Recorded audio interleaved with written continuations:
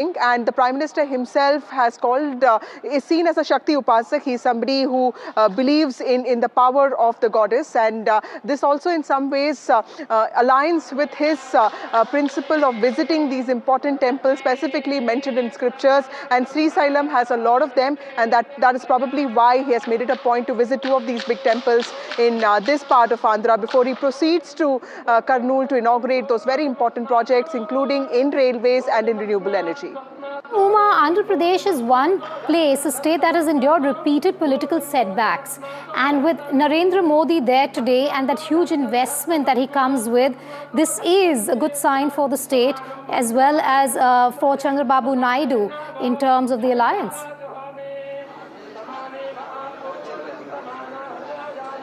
See, Andhra Pradesh, after the bifurcation especially, has been feeling like a neglected son of the soil, yes, or a neglected state in the country. And they felt that, with the kind of relationship that Chandrababu Naidu and the Janasena, rather the TDP and the Janasena together, having that partnership with the BJP, even though BJP may not have a huge presence on the ground, but the Prime Minister's presence in Andhra Pradesh, even in the run-up to the May 2024 elections, and subsequently, the kind of relationship that they have maintained with the centre has brought in so much in terms of not just the prominence to the state, the kind of, the profile that the state has been able to manage to build. And yes, Chandrababu Naidu has ridden on the kind of a position that he enjoys with the centre, the MPs that he brings to the centre, and saying that he and the vision of the Prime Minister are very much aligned. Time and again, Chandrababu Naidu speaks about how he has developed Hyderabad and how that became a magnet for growth for the city of Hyderabad, getting that profile more than 25 years ago. And now, once again, he's speaking about Andhra Pradesh becoming that, yes, kind of a magnet which can invest in growth and becoming the economic driver, not just for the state of Andhra Pradesh alone, but for the country. That's why he's showcasing the quantum valley that we're talking about, quantum computing that he speaks about.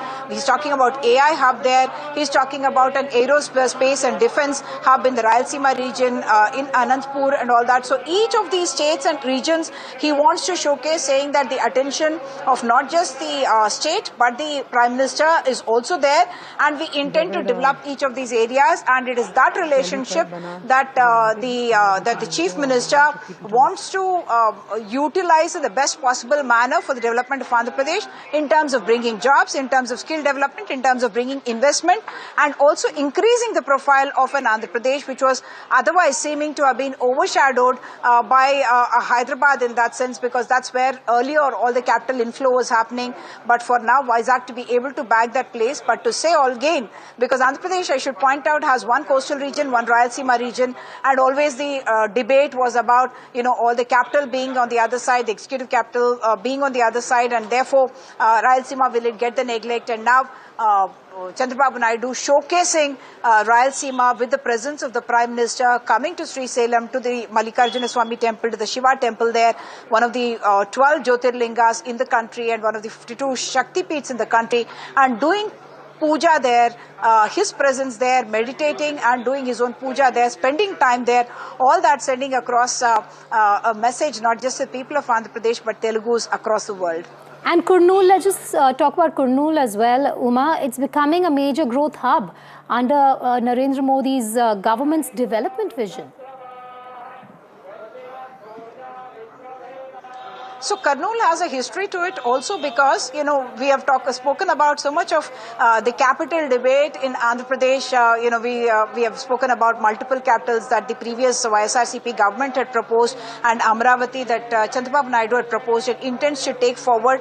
Kurnool at one point was also proposed as a capital for the state of Andhra Pradesh after it was it got the bifurcation from the earlier Madras state, as we call it, when the Telugu states came together, and in 1956, after the struggle, Poti Sriramulu was a fast that happened, and therefore there is a lot of historic importance to the district of Kurnool itself, and that is the reason why there was a proposal at one point to have a judicial capital in the Kurnool region in order to ensure that Rayalaseema, which has really actually been quite backward compared to the coastal region, does not feel neglected and feels very much part of the development story of Andhra Pradesh. And that's what the new NDA government is trying to do by saying that we are bringing investments to Visakhapatnam, all right, but yes, we are going to capitalize on our Anantapur, which is a short distance away from Bengaluru, and therefore if there are problems in Bengaluru, Nara Lokesh has been more than proactive in to try and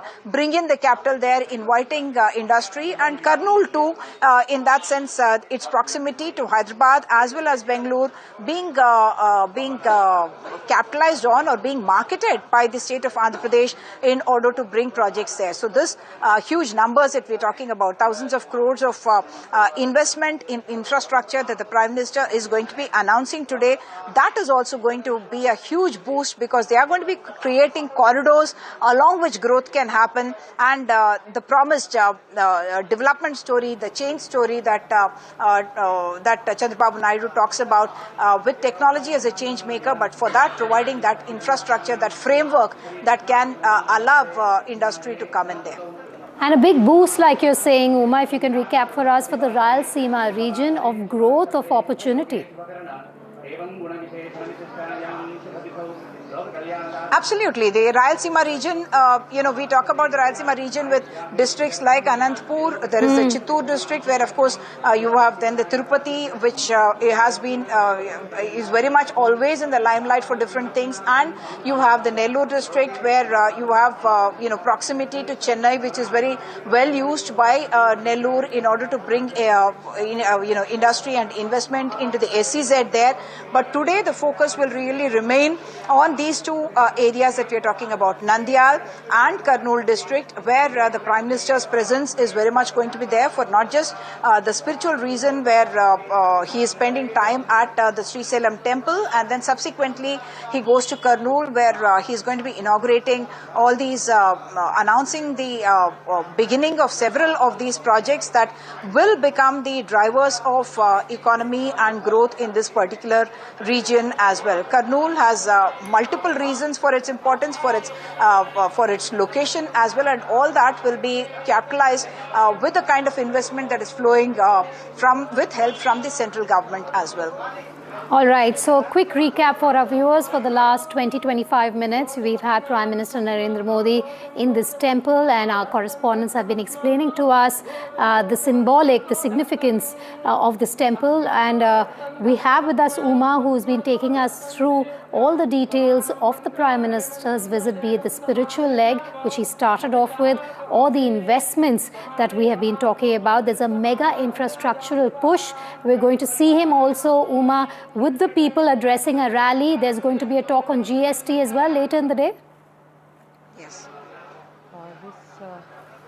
Yes, indeed. So we are talking about multiple projects, and not just in the Rayalaseema region, but in the coastal region as well. If I can just tell for our viewers what all the Prime Minister has promised to bring with his visit. Of course, 13,430 crore rupees of projects in Kurnool, and it includes very critical sectors like the foundation stone for the Oravakal industrial area and the Koparthi industrial area. There's the inauguration of an advanced night vision products factory at Nimaluru, that of course is in the Krishna district, which is part of the coastal belt near Vijayawada. And then there's a power and gas dedication of the GAIL India Limited, Srikakulam, which is really far coastal region, where Angul natural gas pipeline and the foundation stone for the transmission system and strengthening at the Kurnool 3 pooling station as well. And then there is going to be roads and railways that gets attention here. There is foundation for several highway projects, including a 6-lane greenfield highway from Sabavaram to Shilanagar, and various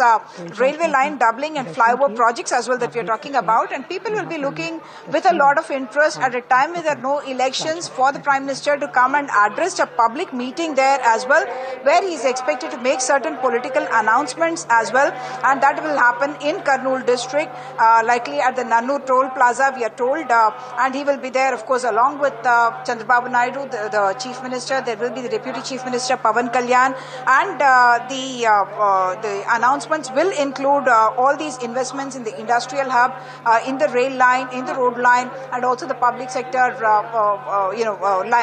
investments that the Prime Minister is expected to make in that. And yes, in this very important place also is that proposal for a drone city. As you know, Chandrababu Naidu is someone who always takes credit for having put Hyderabad on the IT map, and rightly so, at a time when Hyderabad was perhaps nowhere in the radar.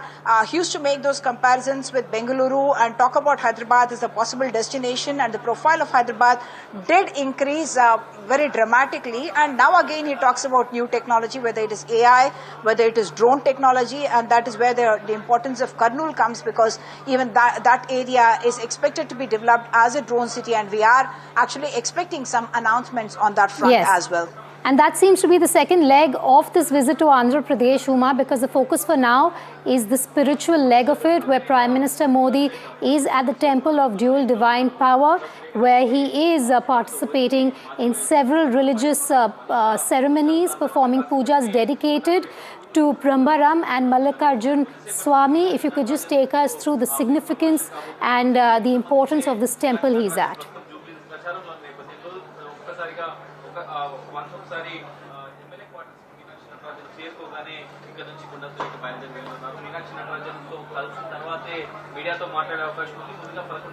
Uma, if you can hear me, I was talking to you about the Prime Minister being at this temple. It's been a while, and he has started his visit to Andhra Pradesh with taking time at this temple. He's been performing the rituals there dedicated to Brahmaram and Mallikarjun Swami.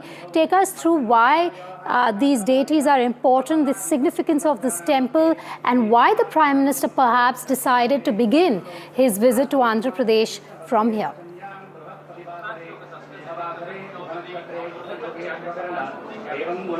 So very often when we talk about big project inaugurations, whereas an election campaign beginning, all of that very often happens for all political parties in Andhra Pradesh from a Tirupati. But Srisailam is another area of huge religious and spiritual importance for the people, not just in the Telugu states, but from elsewhere as well, from across the country. People come visiting to Srisailam.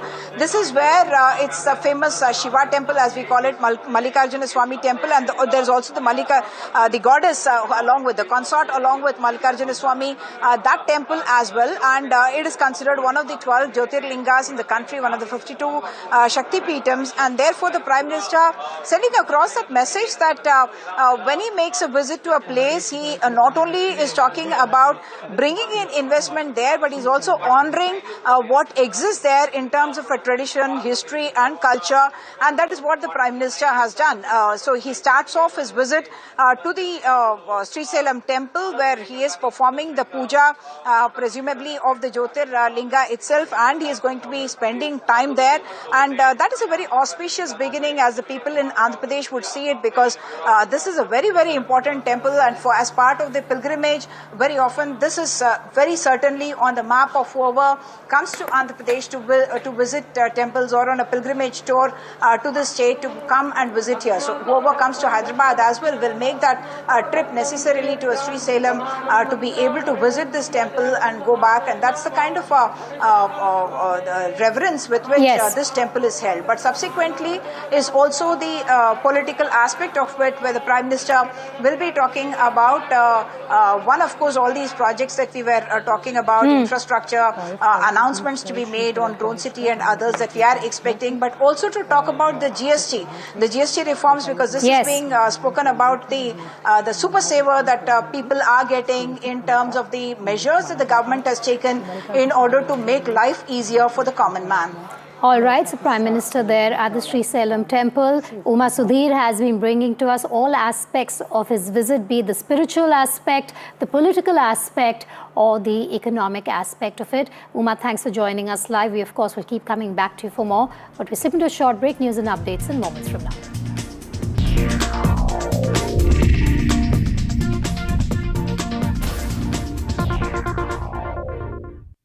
Motorola Edge 60 Pro, most stunning true color pro grade camera.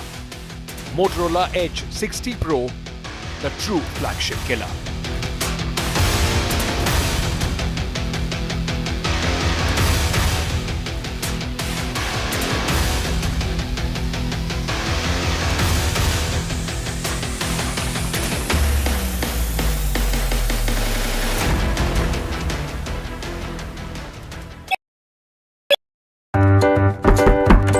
Volume कम करेंगे?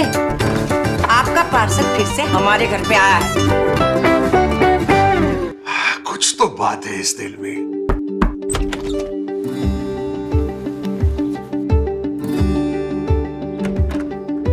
माँ भी हमेशा पीमाक mustard oil में ही खाना बनाती थी, ये आपके लिए।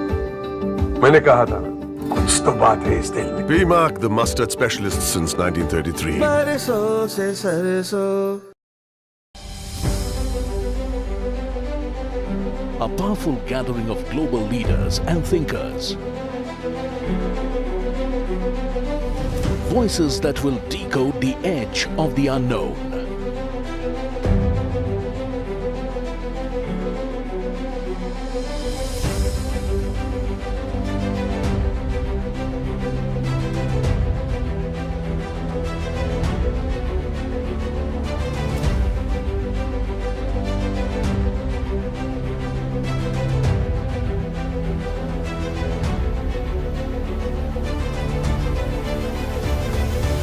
NDTV World Summit 2025, 17th and 18th October on the NDTV network. 5 round fire. Every takeoff is like, gives you the pump, gives you the adrenaline back.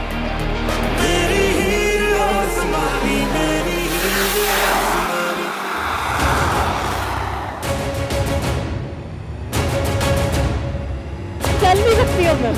Okay, let's go, guys. Come on, guys. जीत तो गई. Ball, guys.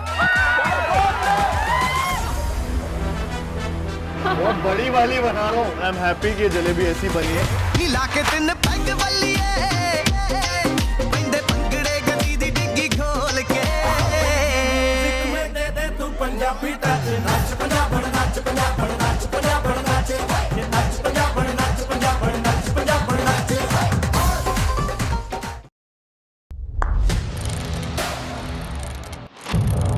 What seems settled for me is unfinished business. So I rewind, I pause, I reflect, I dig until what's buried stands up to be counted. Breaking ground, not just headlines, the meaning behind them. This is Breaking Ground with me, Vedika Sud.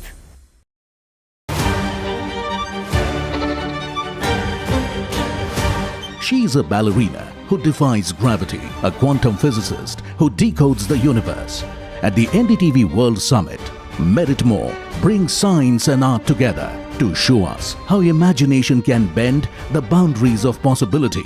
Catch ballerina and quantum physicist Merit More at the NDTV World Summit. Live and exclusive at the NDTV World Summit 2025, 17th to 18th October on the NDTV network.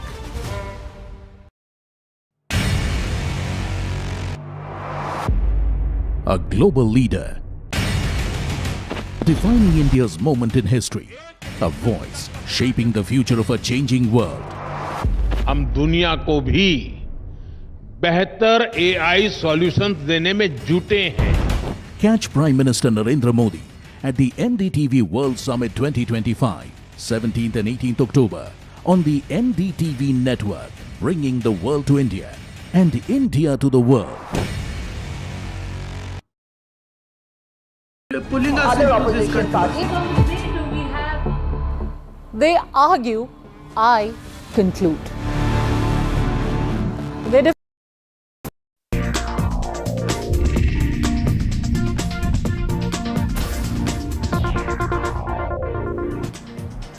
You're watching Breaking Ground. I'm Vedika Sud. A quick check on the headlines at the top of 1 p.m. Countdown begins to NDTV World Summit. Former UK Prime Minister Rishi Sunak in Delhi for summit meets JP Nadda. Lankan Prime Minister Harini also in India for the summit amid the 3-day state visit. Biggest global voices on one platform here on NDTV 24/7. Indian government response to US Donald Trump's oil claim, says priorities to safeguard national interest, asserts ensuring stable prices and securing supplies are goal. Infosys founder Narayana Murthy and his wife Sudha Murthy have refused to participate in the ongoing Karnataka government's socio-economic survey after the court made it clear that it is not mandatory but voluntary. Nara Lokesh takes a dig at Karnataka, says Andhra investment as spicy as its food. This after Google's big investment in the state. Also, Prime Minister Modi is in Andhra Pradesh to inaugurate several projects, offers prayers at Sri Salem Temple to launch projects worth 13,430 crore rupees.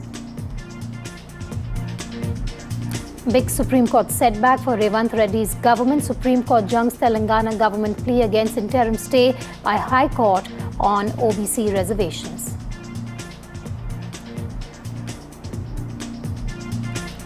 Political showdown over SIR in Bengal. Bengal ministers threaten to destroy Malda if voters deleted. BJP hits back, says SIR in Bengal is the need of the hour.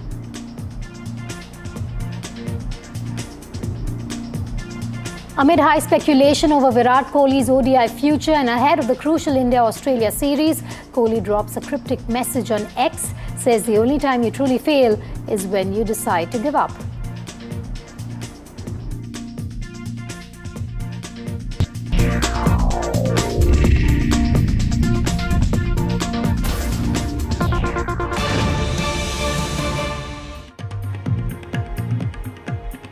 News just coming in. There's been a big Supreme Court setback for the Revanth Reddy government. The Supreme Court has junked the Telangana government's plea against interim stay by the High Court on OBC reservations. The move by the Telangana government was made ahead of the elections to local bodies to effectively take total reservations to 67%, but the High Court had stayed that move. Nupur now joins me on the phone line. Nupur, huge setback to the Revanth Reddy government. Tell us more.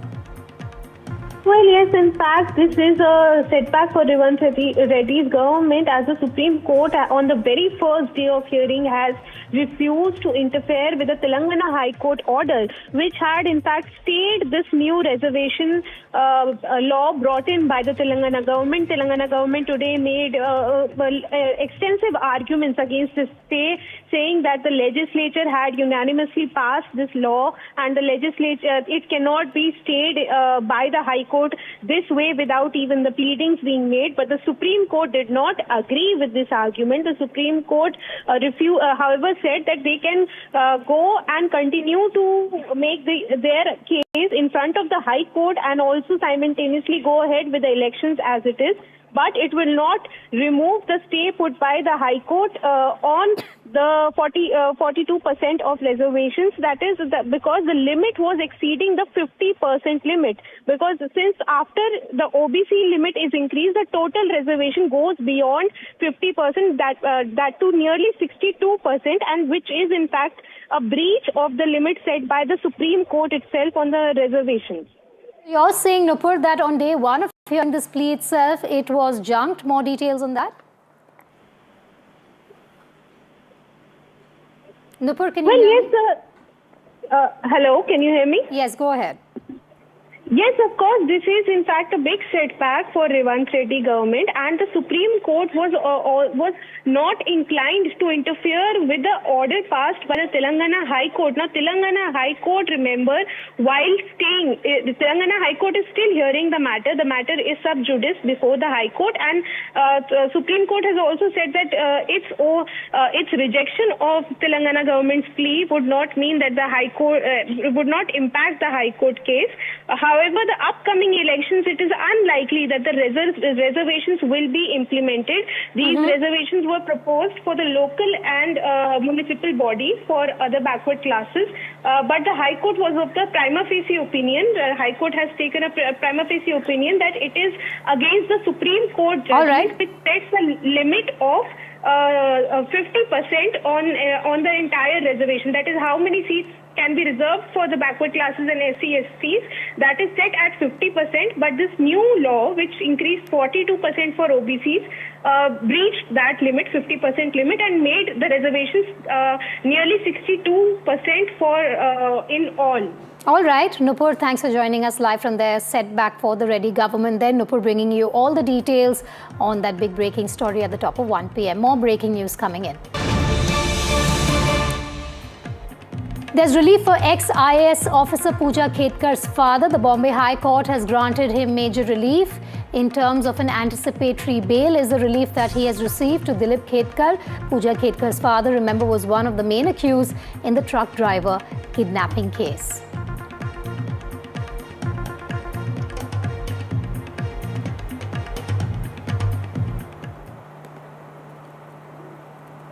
All right, we're now going to go to our next story, which is Home Minister Amit Shah's Bihar tour begins today. Home Minister Amit Shah will arrive in Patna this evening to hold important organizational meetings. This meeting will be attended by the Bihar BJP Assembly election in charge and key state BJP leaders. Prabhakar with us. Prabhakar, we now know that Amit Shah will be, or rather is, in the state, but this comes at a time when we've had a lot of murmurs. We've had allies of the BJP come out in the open and first say all is not well, and then now they're saying that mostly everything is intact ahead of the elections. But this is also going to be a challenge for the Home Minister. He's always seen as a troubleshooter, and he's going to be in the state today.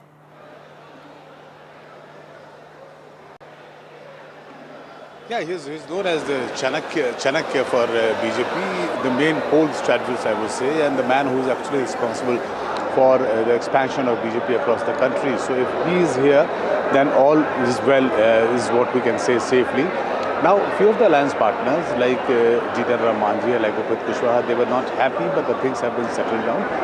We know for sure that day before yesterday, when Upit Kushwaha actually went down to Delhi and met him, had a meeting with Amit Shah for 1.5 hours, things were settled down. Though they are not happy with the number of seats they have got and the choice of seats which were allotted to them, but now the election mode is on, and I am right now at one of the spots where the maiden public rally happened by Yogi Adityanath, the Uttar Pradesh Chief Minister. The dais behind me is where Yogi Adityanath made the first, this is the first public rally of BJP, of NDA in entire Bihar. So it's a maiden rally. And now the Bihar gets into the election mode. So you will see multiple rallies like this happening. As far as Amit Shah's visit is concerned, he's arriving here today evening, and he's not holding public rallies here. Basically, he'll be holding a series of meetings for the strategy, for the discussing their strategy, the poll strategy. So those meetings will be with the senior BJP leaders and all those who are involved in the BJP election campaign. But today being the second last day of nomination, we have a very hectic schedule at Bihar here. 4-5 chief ministers, deputy chief ministers, they're all here, and BJP has made this nomination filing a mega event. So you have Yogi Adityanath visiting at 3 places. You have Madhya Pradesh Chief Minister, you have Chhattisgarh Chief Minister, you have Chhattisgarh Deputy Chief Minister, you have Deputy Chief Minister from Uttar Pradesh and Rajasthan. So they're all here, and BJP has ensured that this nomination filing of the NDA candidates turns into a mega event. All right, Prabhakar, do stay with me. We will keep coming back to you for more on the Bihar alliances and the comments and the impact of it all on the ground. But the political chessboard in Bihar is shifting fast. In the latest, there is discord between the RJD and the VIP over seat sharing. As per sources, the VIP has sought 24 seats and is not ready to climb down. In fact, Tejasvi Yadav has given an ultimatum to the VIP chief, Mukesh Sahni, asking him to settle the seat share deal by today or else exit the alliance. The Congress has put out its first list of 12 candidates, but there's still no formal seat sharing agreement or announcement with the RJD. This at a time when the NDA has already started releasing its lists. The BJP has already announced all 101 of its candidates. The JDU has named 57 of the 101, while Chirag Paswan's LJP has released its first list of 14, and Upendra Kushwaha's RLM has declared 4 of its 6 nominees.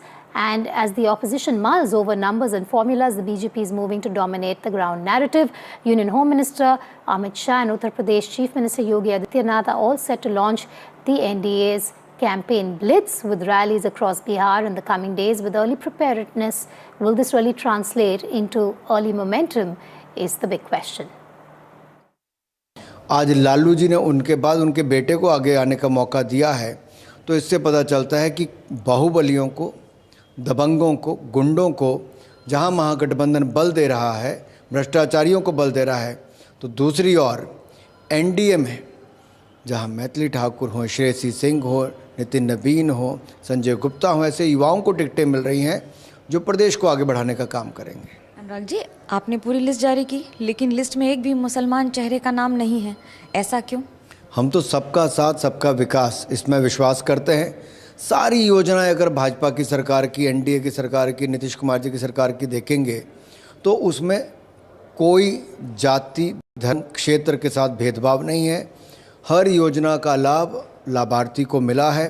उसमें कोई हिंदू मुसलमान, जैसे आप सवाल पूछने में करते हो, वैसे उन योजनाओं में कोई हिंदू मुसलमान नहीं होता। टिकट मिलती है जीत को देख के। एनडीए में तो एक सीट पर दो दल, तीन दल उसके नामांकन कर रहे हैं, और ये वहां पर कौन किसके साथ है किसी को नहीं मालूम है। और नीतीश कुमार ब्रेंडेड हो चुके हैं, और जो दिल्ली में 2 बैठे हुए जो गुजराती हैं उनके नियंत्रण से बिहार बाहर है। इंडिया गठबंधन के नेतृत्व में तेजस्वी यादव मुख्यमंत्री बनेंगे। Moving on, Sanjay Kapoor, who died on the 12th of June in the UK after suffering a heart attack during a polo match, would have turned 54 on the 15th of October. On his birth anniversary, Karishma Kapoor shared a picture of a birthday cake on her Instagram story. The cake has "Happy Birthday Dad" written on it. Karishma didn't write any caption with that picture. Kareena Kapoor reshared the picture on her Instagram story and wrote a message. Now, Sanjay Kapoor's widow, Priya Sachdev, also shared a birthday post in memory of him. The montage features Sanjay Kapoor's moments of joy spent with Priya Sachdev and their children. Karishma Kapoor is business tycoon Sanjay Kapoor's second wife. They are parents to a daughter Samaira and son Kian. Karishma and Sanjay had a grand wedding back in 2003. In 2014, they filed for a divorce by mutual consent. 2 years later, their separation got legal approval. But the bigger issue here right now is the legal battle that is being fought inside the courtroom over his legacy.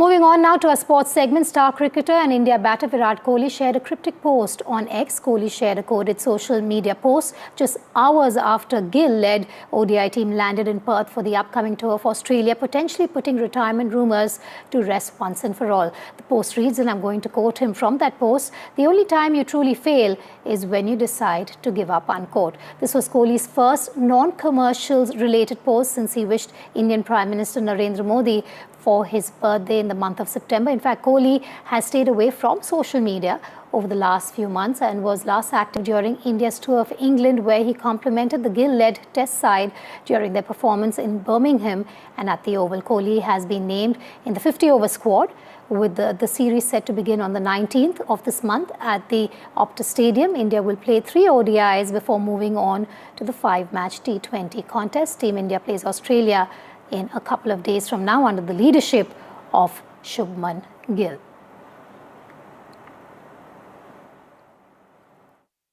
Boria, cryptic post from Virat Kohli ahead of the all-important India-Australia series. How would you decode this? Yeah, I mean, it is a cryptic post. It is a very cryptic post, but it defines the mentality and gives us an insight into the mind of Virat Kohli. You see, I mean, Virat has always been defined by fight. And this post that you don't, you only fail when you give up is a clear indication that he's in no mood to give up. It tells you that he wants to prove a point in Australia. It tells you that he wants to go beyond that. It tells you that he is certainly not in a mood to retire at any point in time soon. So this sets it up. This sets it up quite beautifully, adds spice to the series, and is very Virat Kohli. Not going down without a fight, without a combat. So this adds a lot of verve and a lot of spice to the series. Borja, there's a lot of conversation around whether Virat Kohli will play the next World Cup. Some months back, if you remember, he did mention he's keeping his options open. Will a lot depend on his performance in this series in terms of his position, his place in the team? It is difficult to say whether or not he will play World Cup 27. If you read the tweet, it tells you he doesn't want to give up. It tells you that he's got fight left. It tells you that he wants to prove a point and has game left and wants to contribute. If you go by Gautam Gambhir, 2.5 years is a lot of time.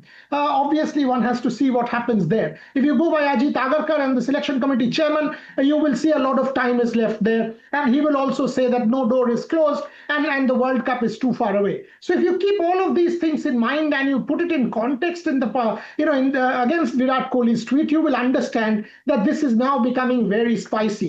I don't think there will be any push. No one can tell any cricketer to retire. And I've said this multiple times. No one can say you retired. Captaincy can be taken away, much like Rohit Sharma's case. But in Virat Kohli's case, nobody is in any frame of mind or has any right to tell Virat Kohli to retire. The only thing that will decide is his performance. There is no entitlement to playing for India. Having said that, if he performs, he has the fitness, he has the game, he has the potential, and he has the mental zeal, he can certainly continue. Borja, last word with you on this. Finally, this is a big test for Gill, not only as captain, but he's also captaining two legends on his team. It's going to be a tough balancing act. Yes, it is a big test for Shubman Gill. Make no mistake, it is a big test for Shubman Gill in England to have a dressing room which is his own, to have a dressing room which is more or less full of seniors except a KL Rahul. This is a certainly different scenario. A Virat Kohli and a Rohit Sharma in that change room means you have two towering legends who are there. But Shubman Gill has captained Gujarat before, legends have played there, and Shubman Gill will know he has complete support of Gautam Gambhir, plus the presence of Gautam Gambhir, and Rohit and Virat, from what I know of them, will also want to support the young man. Having said that, it will be a challenge with the presence of these two people, but it will also mature Shubman Gill as captain, and that's what we are waiting to see, how he goes about this particular series. That was consulting editor Borja Mazumdar on his perspective on what Virat Kohli had said in that coded message on social media. In a video shared by RCB on social media, Kohli has also revealed that he was backed by MSD and Kirsten, not because he was the most prolific player or technically sound player, but because of what he brought to the field. Listen in. Gary and MS made it very clear to me that we are backing you to play at number 3, and this is what you can do for the team, and what you represent on the field, your energy, your engagement, that is of the biggest value to us. So we want you to play that way. So I was never looked at as this outright match winner who can change the game from anywhere. But I had this thing of, I'm going to stay in the fight. I'm not going to give up. And that is what they backed. So that very thing that God blessed me with, that helped me to improve my game, my technique, everything. And I've never been shy to admit that I was not the most, technically sound and naturally gifted player. I evolved a lot while I was playing because I was very keen to learn and I was very keen to get better. And I wanted to be the best. There is no denying that I wanted to be the best. And that hunger, that desire to keep improving, eventually to win more games for your team is what helped me improve my game.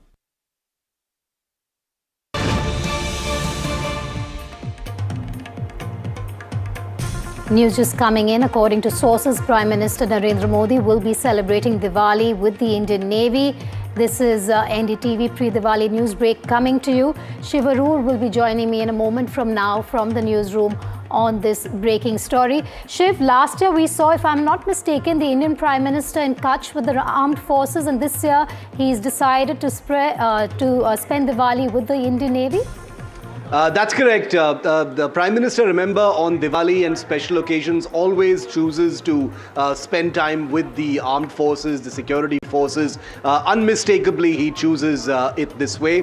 Remember, this Diwali comes a few months after Operation Sindoor. The Prime Minister has also already spent quite a bit of time with the Indian Air Force as well as the Indian Army in the forward areas. So it stands to reason somewhat that he would spend time with the Indian Navy. So it wasn't really expected, but we are hearing from our sources that he will be on board a warship to spend Diwali with the Indian Navy. We're not sure yet of what the location will be. That will be announced, I presume, by the Prime Minister's office very shortly. But this is a big NDTV pre-Diwali news break that the Indian Navy gets to host the Prime Minister this Diwali. He takes a lot of pleasure, a lot of time out to spend with the security forces. When I've spoken on the couple of occasions that I've been able to interact with the Prime Minister, he's always made it a point to mention that he values spending time with our men and women in uniform. He learns a lot from them. He loves hearing their stories about being deployed, combat operations, etc. This time the context is very special because remember, the Indian Navy was very much a part of Operation Sindoor, but Phase 3, which never came because the ceasefire came in between, meant that the Indian Navy's devastating potential role in Operation Sindoor, didn't need to be actioned, which is a good thing, obviously, because Pakistan wanted that ceasefire very desperately. So all of those stories, which the Prime Minister already knows, he'll get them first-hand from the people who were actually out there. So incredible Diwali for the Prime Minister. Interesting, but also before the Indian Navy gets to host him, NDTV will also be hosting him, Shiv. That is correct. On Friday evening, the Prime Minister will be the showstopper at the NDTV World Summit, and we're all looking forward to it, aren't we?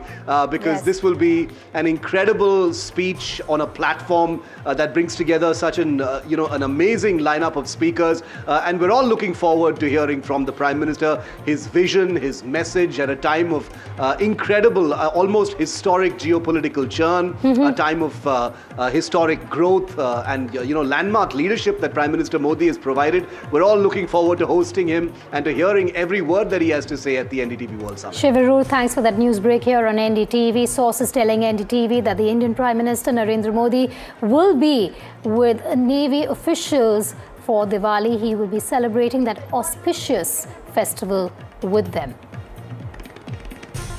With that, we slip into a short break. News and updates will continue here on Breaking Ground. Stay tuned.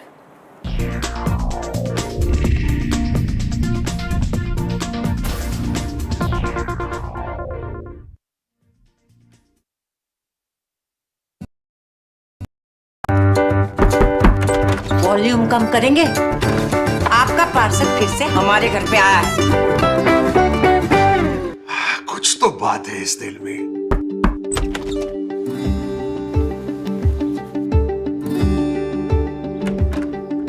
माँ भी हमेशा पीमाक mustard oil में ही खाना बनाती थी, ये आपके लिए। मैंने कहा था ना, कुछ तो बात है इस दिल में। PMAC, the mustard specialist since 1933. बरसों से सरसों।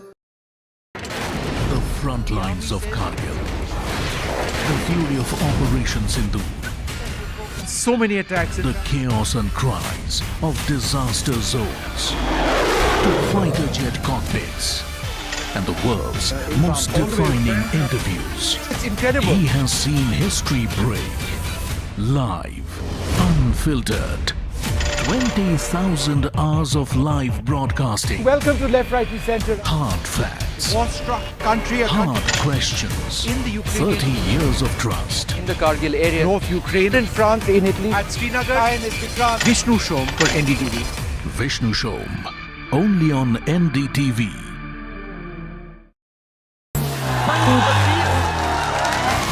What does the youth of Bihar want in this election? I will dissect and explain. When it comes to elections, I crunch numbers and tell you what others miss. Bihar elections, the what, why and how. I read Bihar politics like no one else. For over 4 decades now, I have had a ringside view of some of India's biggest election. This time, I will bring to you the twists and turns of Bihar elections. Understand the real election dynamics in Bihar. With me on Bihar Battleground. The ultimate battle for Bihar. NDTV unites the biggest voices, unmissable debates and data discourse. Battleground Bihar on NDTV 24/7.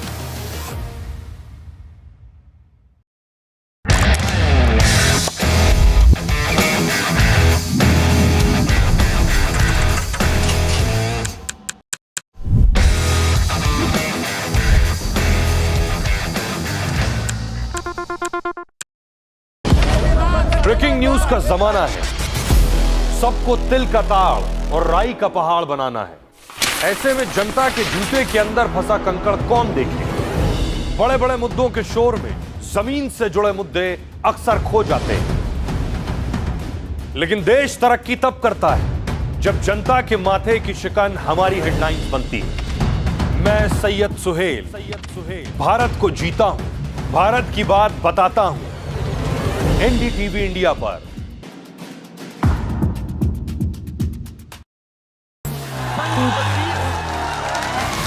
What does the youth of Bihar want in this election? I will dissect and explain. When it comes to elections, I crunch numbers and tell you what others miss. Bihar elections, the what, why and how. I read Bihar politics like no one else. For over 4 decades now, I have had a ringside view of some of India's biggest election. This time, I will bring to you the twists and turns of Bihar elections. Understand the real election dynamics in Bihar. With me on Bihar Battleground. The ultimate battle for Bihar. NDTV unites the biggest voices, unmissable debates and data discourse. Battleground Bihar on NDTV 24/7. The best app to use is the NDTV app.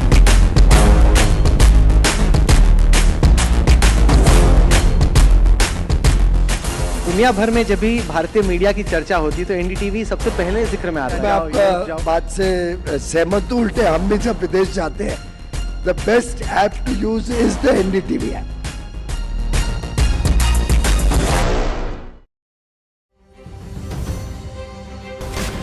At a time of global uncertainty, when leaders balance risk with resolve, the most definitive leadership conversation unfolds in New Delhi this October.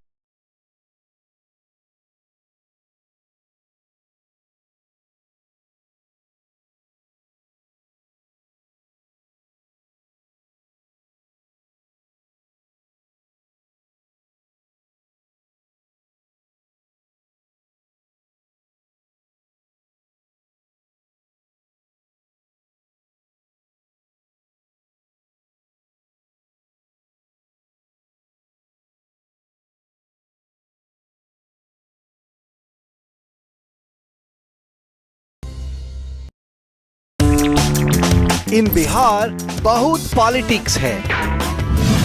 The year's election super final. Can Jai Veeru storm the palace?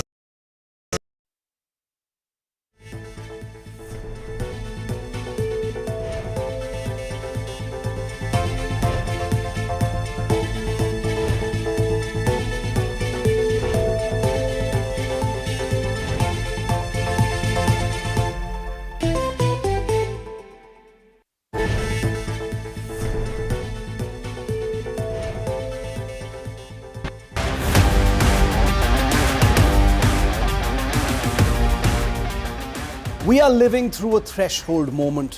The uncertainties that once governed our world are dissolving, making space for new possibilities, new paradigms and new questions. It is in this dynamic, uncertain now that the NDTV World Summit 2025 sets its compass towards what must be discovered, what needs to be imagined and what we should define collectively.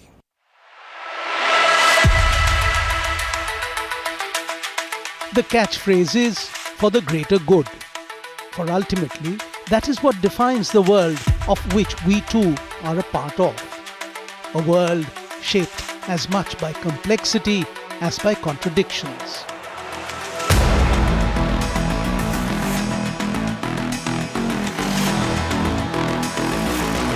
It is in this world that such a summit aims but for an aggregation of conversations.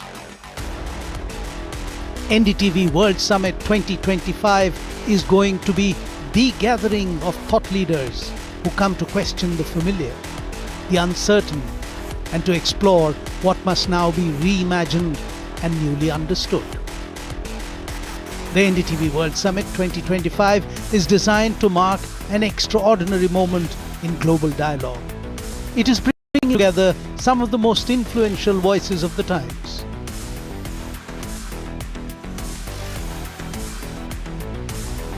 Among them, two serving Prime Ministers, Narayana Murthy of India and Harini Amarasuriya of Sri Lanka.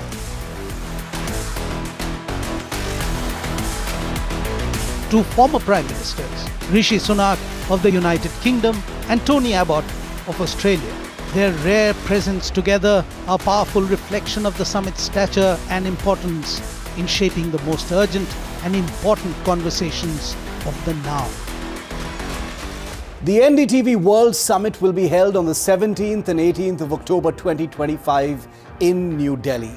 The theme of the 2025 edition, Edge of the Unknown, Risk, Resolve, Renewal. It captures the essence of this threshold moment in history.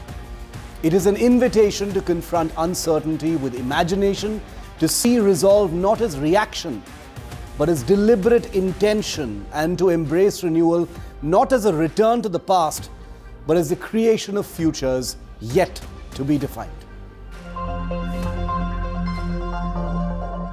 The 2025 edition of the NDTV World Summit will bring together an extraordinary gathering of minds, heads of state, business architects, innovators, and voices of moral imagination to engage in a new kind of dialogue. A dialogue rooted in courageous questioning, in thought exploration of what it means to navigate complexity with clarity and conscience.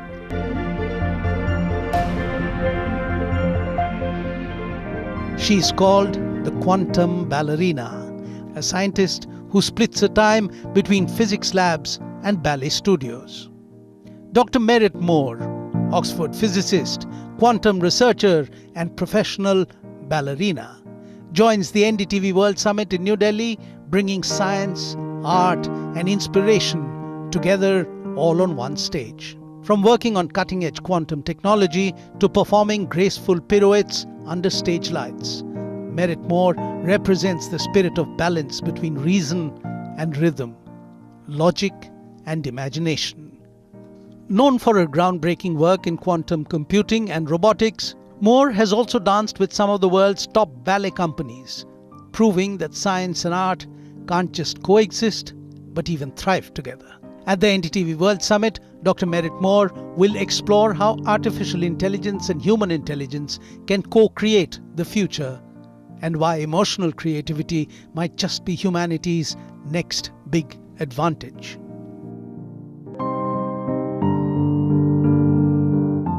As the world moves between contradiction and creativity, between exhaustion and emergence, the NDTV World Summit 2025 will stand as a stage for reconciliation, for possibility and for vision. It will be where dissolving certainties are confronted and tomorrow's ideas are forged. It will be where India's story of ambition, reinvention and resilience is placed at the center of the global dialogue. For nearly 3 decades, Professor Tarun Khanna studied entrepreneurship as a means to social and economic development in emerging markets. Today, he teaches a course titled Contemporary Developing Countries at Harvard Business School. Professor Khanna has been teaching at the Harvard Business School since 1993, courses of significance to the growing mind, courses on strategy, international business, and economic development. At the NDTV World Summit, Professor Khanna will be sharing his views on emerging markets and entrepreneurship and talking about his personal experiences with the interdisciplinary exploration of the roots of meritocracy while sharing lessons on entrepreneurship in the context of societal attributes like dynamism, and inequality. Under the stewardship of Neil Thompson, NDTV World Summit 2025 will probe the concept of the rise of machines in a world of human needs. Does it lead to command or does it lead to chaos? Neil Thompson is the expert to guide this conversation, as he is an innovation scholar at MIT's Computer Science and Artificial Intelligence Lab and the Initiative on the Digital Economy. He did his PhD in Business and Public Policy at UC Berkeley, where he also did a master's in Computer Science and Statistics. Additionally, he has a master's in Economics from the London School of Economics and undergraduate degrees in Physics and International Development. Neil Thompson advises businesses and government on the future of Moore's Law and machine learning, and has been on US National Academy's panels on transformational technologies and scientific reliability. He was previously an assistant professor of innovation and strategy at the MIT Sloan School of Management, where he co-directed the Experimental Innovation Lab, the X-Lab. So who better than Neil Thompson to talk about the rise of machines and the human dependency on AI fraught with challenge. Born in March 1970 in Gal on Sri Lanka's southwestern coast, she came to India on a scholarship. Harini Amarasurya enrolled in Delhi University's Hindu College, where she completed her BA Honours in Sociology and went on to earn a Master's in Applied Anthropology and Development from Macquarie University in Australia and a doctorate in Social Anthropology from the University of Edinburgh. She had had no inkling that she would end up as the Prime Minister of Sri Lanka. The universe works in mysterious ways. Her career began in community health, and in 2024, she became the third woman to hold the post of Prime Minister in Sri Lanka. The Prime Minister of Sri Lanka entered mainstream politics when her work in the humanitarian sector brought her in conflict with those who had the power to dictate to the future. In 2011, when the Rajapaksas were in absolute power, Harini was one of those who protested against the government. And when the Maithripala Sirisena government came to power in 2015, she turned left towards the Marxist-Leninist political party Janata Vimukti Peramuna. On day one of the NDTV World Summit 2025, Dr. Harini Amarasurya will speak at length on the subject Tides of Transition, Steering Change in Uncertain Times. Will be my first official visit to India as the Prime Minister of Sri Lanka. So looking forward to participating in the NDTV World Summit, where I will have the opportunity to engage with global leaders and thinkers.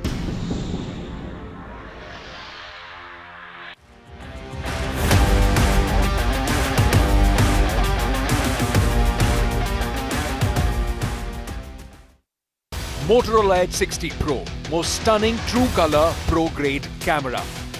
Motorola Edge 60 Pro, the true flagship killer.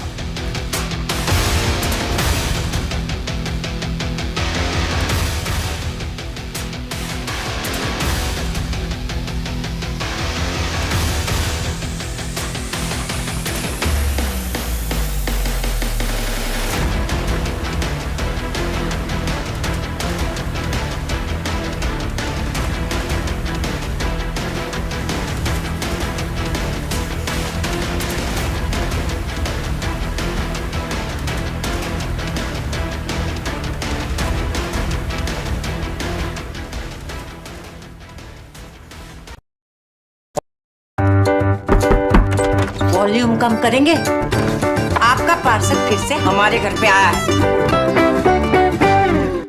कुछ तो बात है इस दिल में।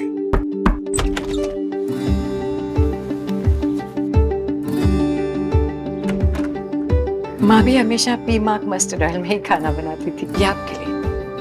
मैंने कहा था कुछ तो बात है इस दिल में। P-Mark, the mustard specialist since 1933. बरसों से सरसों।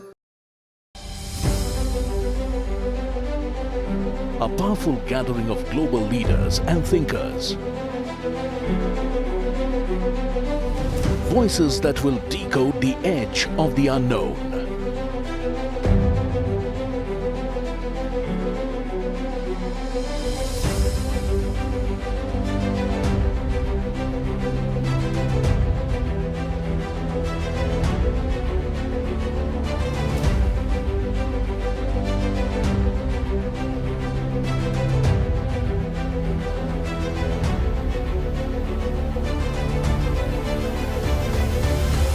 NDTV World Summit 2025, 17th and 18th October on the NDTV network. 5 round fire. Every takeoff is like, gives you the pump, gives you the adrenaline back.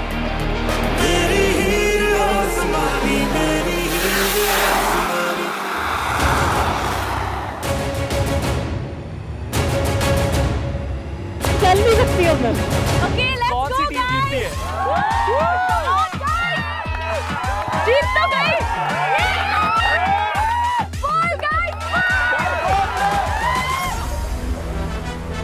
बहुत बड़ी वाली बना रहा हूँ. I'm happy कि जलेबी ऐसी बनी है. हिला के तिन पैग वालिए बंदे पंगड़े गदी दी डिग्गी खोल के में दे दे तू पंजाबी टच नाच पंजाब नाच पंजाब नाच पंजाब नाच नाच पंजाब नाच पंजाब नाच पंजाब नाच.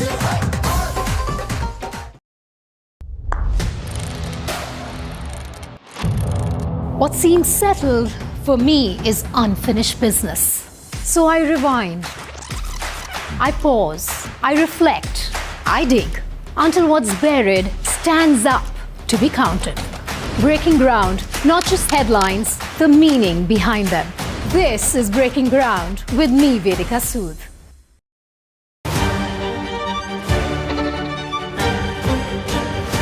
She's a ballerina who defies gravity, a quantum physicist who decodes the universe. At the NDTV World Summit, Merit More brings science and art together to show us how imagination can bend the boundaries of possibility. Catch ballerina and quantum physicist Merit More at the NDTV World Summit. Live and exclusive at the NDTV World Summit 2025, 17th to 18th October on the NDTV network.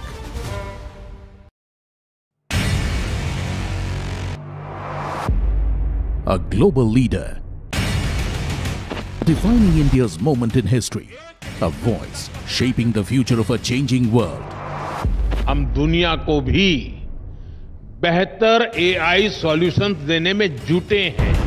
Catch Prime Minister Narayana Murthy at the NDTV World Summit 2025, 17th and 18th October on the NDTV network, bringing the world to India and India to the world. Pulling us into this country. They argue, I conclude. They deflect, I drill down. Stop. This isn't a free-for-all. It's a reckoning. No filler, no fog. Only the facts and where they lead. Every night at 9, the case closes because the buck stops here.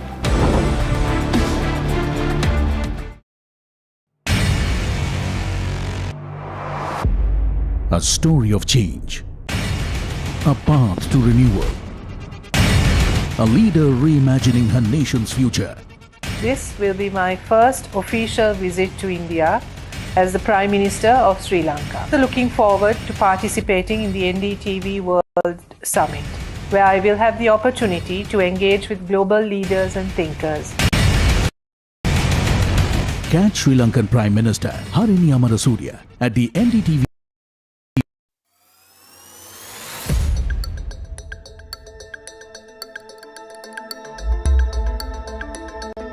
The NDTV World Summit is a crucible of influence where ideas, imagination and intention converge. The presence of two serving prime ministers and two former prime ministers, alongside a wide constellation of change makers and global leaders, is a powerful testimony to the urgency the summit creates. It's a reflection of India's position at the heart of the world's conversation and the country's growing role in shaping a collective future.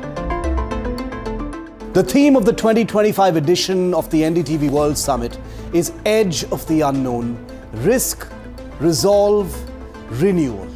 Across several sessions spread over 2 days, the summit this year captures the essence of a threshold moment in history by tracing its trajectory through three distinct arcs: risk, resolve and renewal.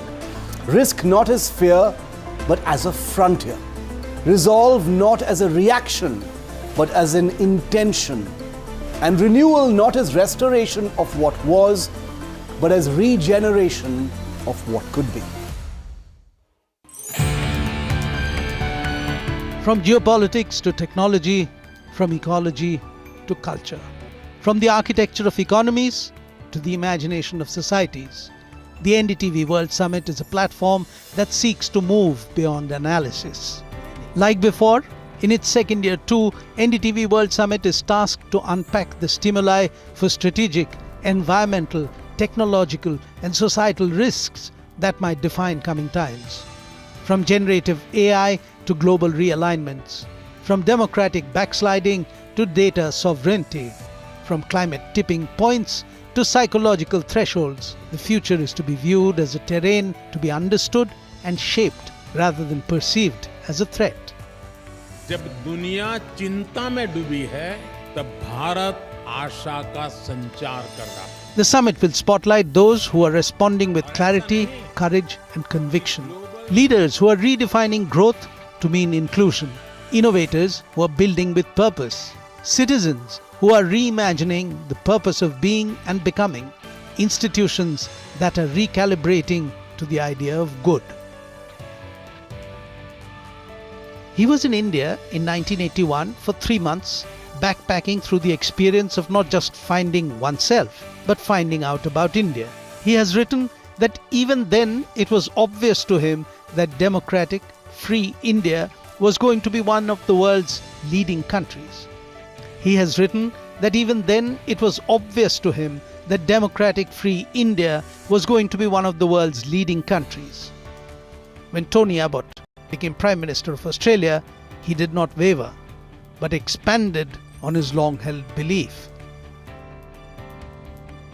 To Tony Abbott, India has emerged as a democratic superpower, more than capable of providing leadership that the world often needs and that America alone cannot always give.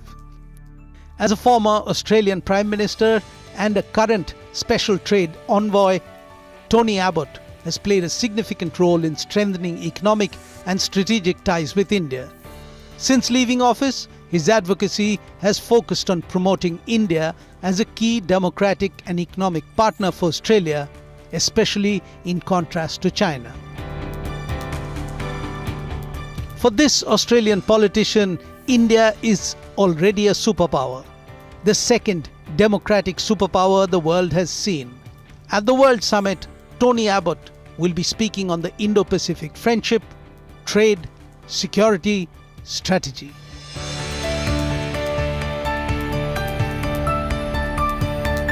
From rewiring global systems to rekindling local communities, the summit will examine how renewal must begin with narrative and how stories shape systems. What do we choose to believe about the future, and how do these beliefs shape the futures we build? This summit will offer a multitude of directions for truth, hope, and transformation, for reconciliation across longitudes in a brave new world.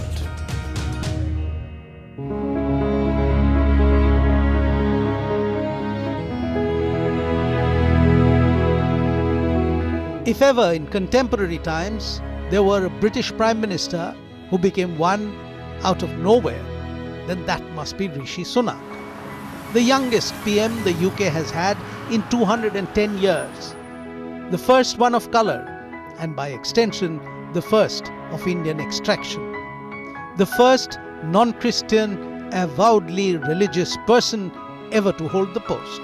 The firsts are many, as were the challenges that he faced. Rishi Sunak was born into a family with immigrant roots, though not directly Indian. His grandparents immigrated from Punjab to East Africa, where his mother and father were born in Tanzania and Kenya. After graduating from Oxford in 2001, Sunak became an analyst for Goldman Sachs, working for the investment banking company until 2004. As a Fulbright scholar pursuing an MBA at Stanford University, he met his future wife, Akshata Murthy, completing the cycle that drew him back to the Indian fold of ethnicity. Akshata is the daughter of Narayana and Sudha Murthy of Infosys fame. Rishi Sunak was Prime Minister for 20 months and he made 5 pledges to the people of UK. He promised to halve inflation, grow the economy, reduce government debt, cut NHS waiting lists and stop illegal immigrants coming to the UK in small boats across the channel.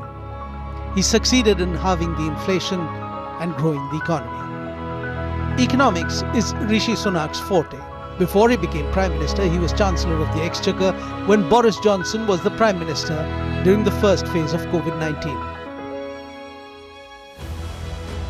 It was Rishi Sunak who planned and executed the much appreciated financial aid initiatives during the lockdowns, including furlough payments and the Eat Out to Help Out scheme for restaurants.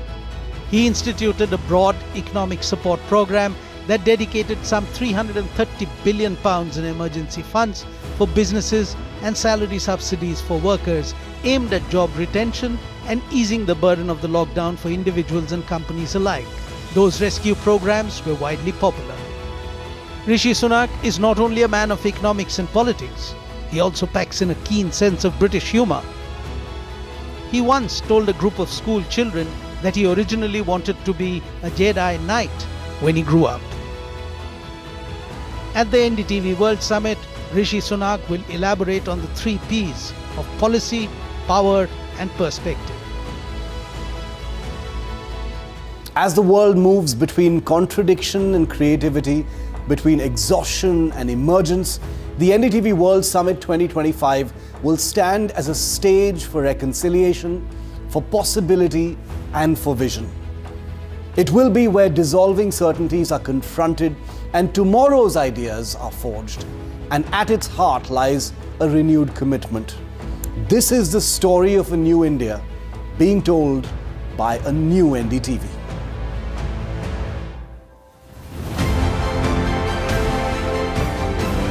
Edge of the unknown. Risk, resolve, renewal. This is an invitation to venture beyond boundaries and borders.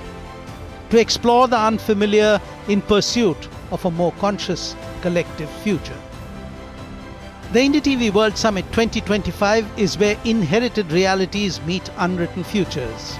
A space to challenge what is, disrupt what no longer serves, and design the world as it ought to be. Because the edge of the unknown is not where things end, it is where they begin.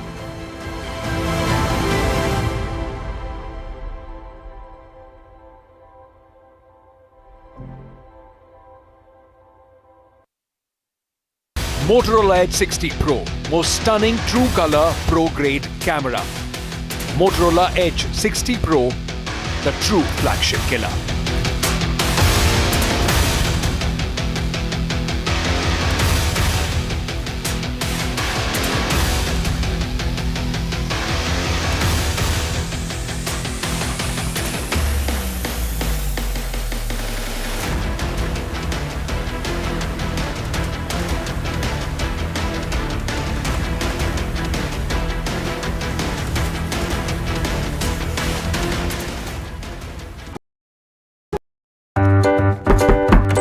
Volume कम करेंगे? आपका parcel फिर से हमारे घर पे आया है। कुछ तो बात है इस दिल में।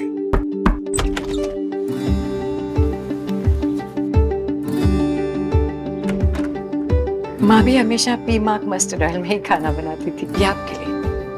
मैंने कहा था कुछ तो बात है इस दिल में। PMark, the mustard specialist since 1933. The front lines of Kargil. The fury of Operation Sindhu. So many attacks. The chaos and cries of disaster zones. To fighter jet cockpits. And the world's most defining interviews. It's incredible. He has seen history break. Live. Unfiltered. 20,000 hours of live broadcasting. Welcome to Left, Right and Centre. Hard facts. War-struck country. Hard questions. In the Ukraine. 30 years of trust. In the Kargil area. North Ukraine. In France. In Italy. At Srinagar. And Vikrant. Vishnu Shom for NDTV. Vishnu Shom. Only on NDTV.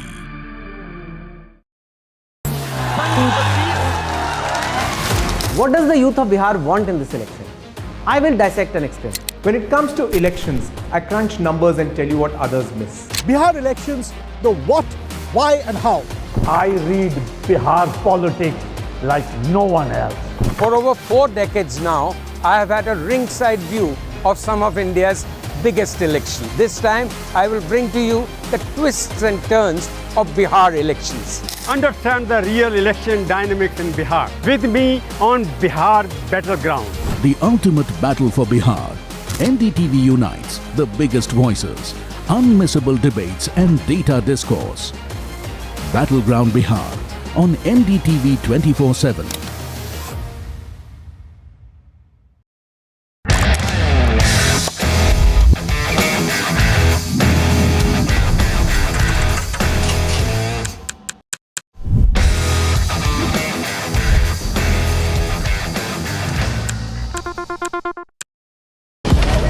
Breaking news का जमाना है। सबको तिल का ताड़ और राई का पहाड़ बनाना है। ऐसे में जनता के जूते के अंदर फंसा कंकड़ कौन देखे? बड़े बड़े मुद्दों के शोर में जमीन से जुड़े मुद्दे अक्सर खो जाते हैं। लेकिन देश तरक्की तब करता है जब जनता के माथे की शिकन हमारी हेडलाइंस बनती है। मैं सैयद सुहेल भारत को जीता हूं, भारत की बात बताता हूं। एनडीटीवी इंडिया पर।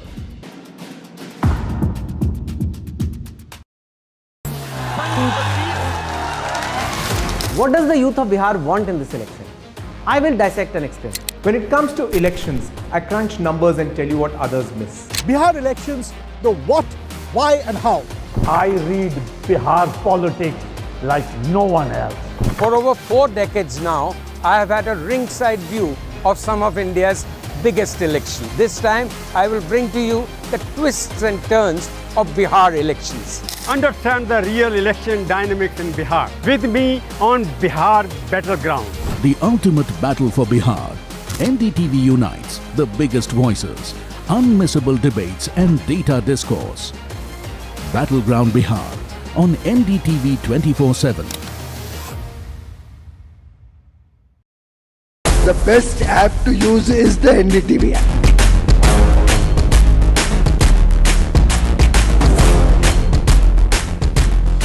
दुनिया भर में जब भी भारतीय मीडिया की चर्चा होती है तो एनडीटीवी सबसे पहले जिक्र में आता है। मैं आपका बात से सहमत हूं। उल्टे हम भी जब विदेश जाते हैं, the best app to use is the NDTV app.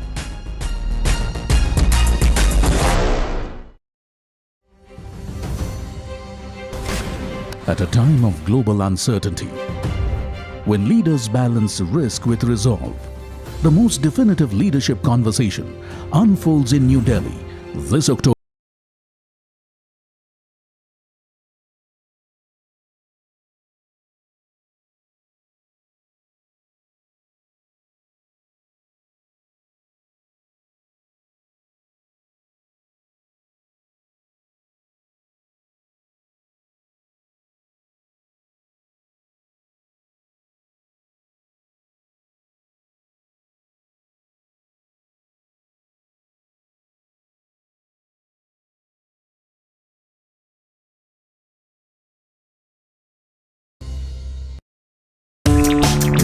In Bihar, बहुत पॉलिटिक्स है.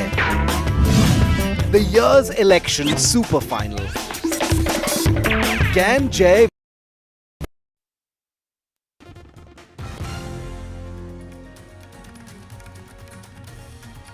Hello and welcome. You're watching NDTV 24/7. I'm Osama Shah. It's the big one, the NDTV World Summit, which is kicking off tomorrow right here in the national capital. It is going to be a power-packed lineup, a global stage and conversations that shape the world. In fact, breaking news that is coming in at this point of time. The Sri Lanka Prime Minister, she has landed in Delhi for the World Summit. She was speaking to the media. She said she's looking forward to the World Summit. She's going to be attending the NDTV World Summit tomorrow. In fact, 2 current Prime Ministers, 2 former Prime Ministers, and 1 single stage. That is where we are going to see all these bigwigs. In fact, listen in to what the Sri Lankan Prime Minister had to say. Focus on your current visit. Sorry? What is your current focus of this visit, ma'am? Well, I'm here to speak for at the NDTV summit. Yeah. And you'll be meeting the officials, ma'am. What is the Yes. focus of your meeting with the officials, ma'am? Further increasing, strengthening our relationship. Ma'am, if you could give a word to NDTV about your experience up to until now and forward looking onto Sri Lanka and India ties. It's been great so far. This has been my first day, and I look forward to the summit very much. Yeah, ma'am. Please allow us to our World Summit. I'm very excited. I'm looking forward to it very much tomorrow and to meeting Prime Minister Modi as well. All right. Thank you so much. Well, the stage is set for the NDTV World Summit. From the corridors of power to the world of entertainment, sports, business and technology. The who's who, they will be there, and leading the charge will be the Prime Minister, Narayana Murthy, set to headline the sessions. Over the next 2 days, we expect ideas, we expect insight and inspiration as world leaders, these visionaries and change makers, they come together under one roof in order to discuss, to debate and to define the future. The NDTV World Summit, where the world's biggest names, they meet India's biggest questions, on NDTV tomorrow. Do not miss it. In fact, let's listen in once again what the Sri Lankan Prime Minister had to say. Focus on your current visit. Sorry? What is your current focus of this visit, ma'am? Well, I'm here to speak for at the NDTV summit. Yeah. And you'll be meeting the officials, ma'am. What is the Yes. focus of your meeting with the officials, ma'am? Further increasing, strengthening our relationship. Ma'am, if you could give a word to NDTV about your experience up to until now and forward looking onto Sri Lanka and India ties. It's been great so far. This has been my first day, and I look forward to the summit very much. Yeah, ma'am. Please allow us to our World Summit. I'm very excited. I'm looking forward to it very much tomorrow and to meeting Prime Minister Modi as well. All right. Thank you so much. Well, the excitement, it is palpable. The NDTV World Summit, it promises to be an extraordinary event, bringing together the global leaders, the visionaries and change makers in order to shape the future. With the Prime Minister Narayana Modi, he's set to headline this event. The stakes are quite high. The summit's diverse lineup, it will undoubtedly spark insightful discussions, debates and ideas that will resonate globally. In fact, my colleague Vasudha Venugopal joins us to get us more on this. Vasudha, there is a lot of excitement as far as the NDTV World Summit is concerned. The Sri Lankan Prime Minister, she's already here. How does her presence to India, her visit to India, reflect the current state of the relationship that India and Sri Lanka enjoy? Well, Osama, Harini Amarasuriya has already reached India. In fact, she was also at the Hindu College today morning. She also took part in a ceremony there, in a function there. Remember, she was a student of sociology at Delhi University, and she also got very nostalgic about her days at Delhi University, Hindu College. And it's a matter of great pride for India, because a university and educational institution in the country had a role to play in shaping the public intellectual, in the politician that Harini Amarasuriya is right now. And remember, she's also a significant voice when it comes to gender reforms, labor reforms, constitutional reforms in Sri Lanka. This is also her first official visit to India after she assumed charge. So clearly very important for India and Sri Lanka. It was only, I think, in the month of May that the Prime Minister thanked the President of Sri Lanka for taking care of Indian interest as well. So there was a lot of speculation as to how this government will behave, but India and Sri Lanka ties are on track, and there is a lot of expectation on how these will only improve in the days to come. Let me also tell you how this event is shaping up. This is where this main event, NDTV World Summit 2025, is going to take place. That's the stage that's being set now. All preparations, the final markers are being put in place. The finishing touches are being given. The audio and the consoles are being set up.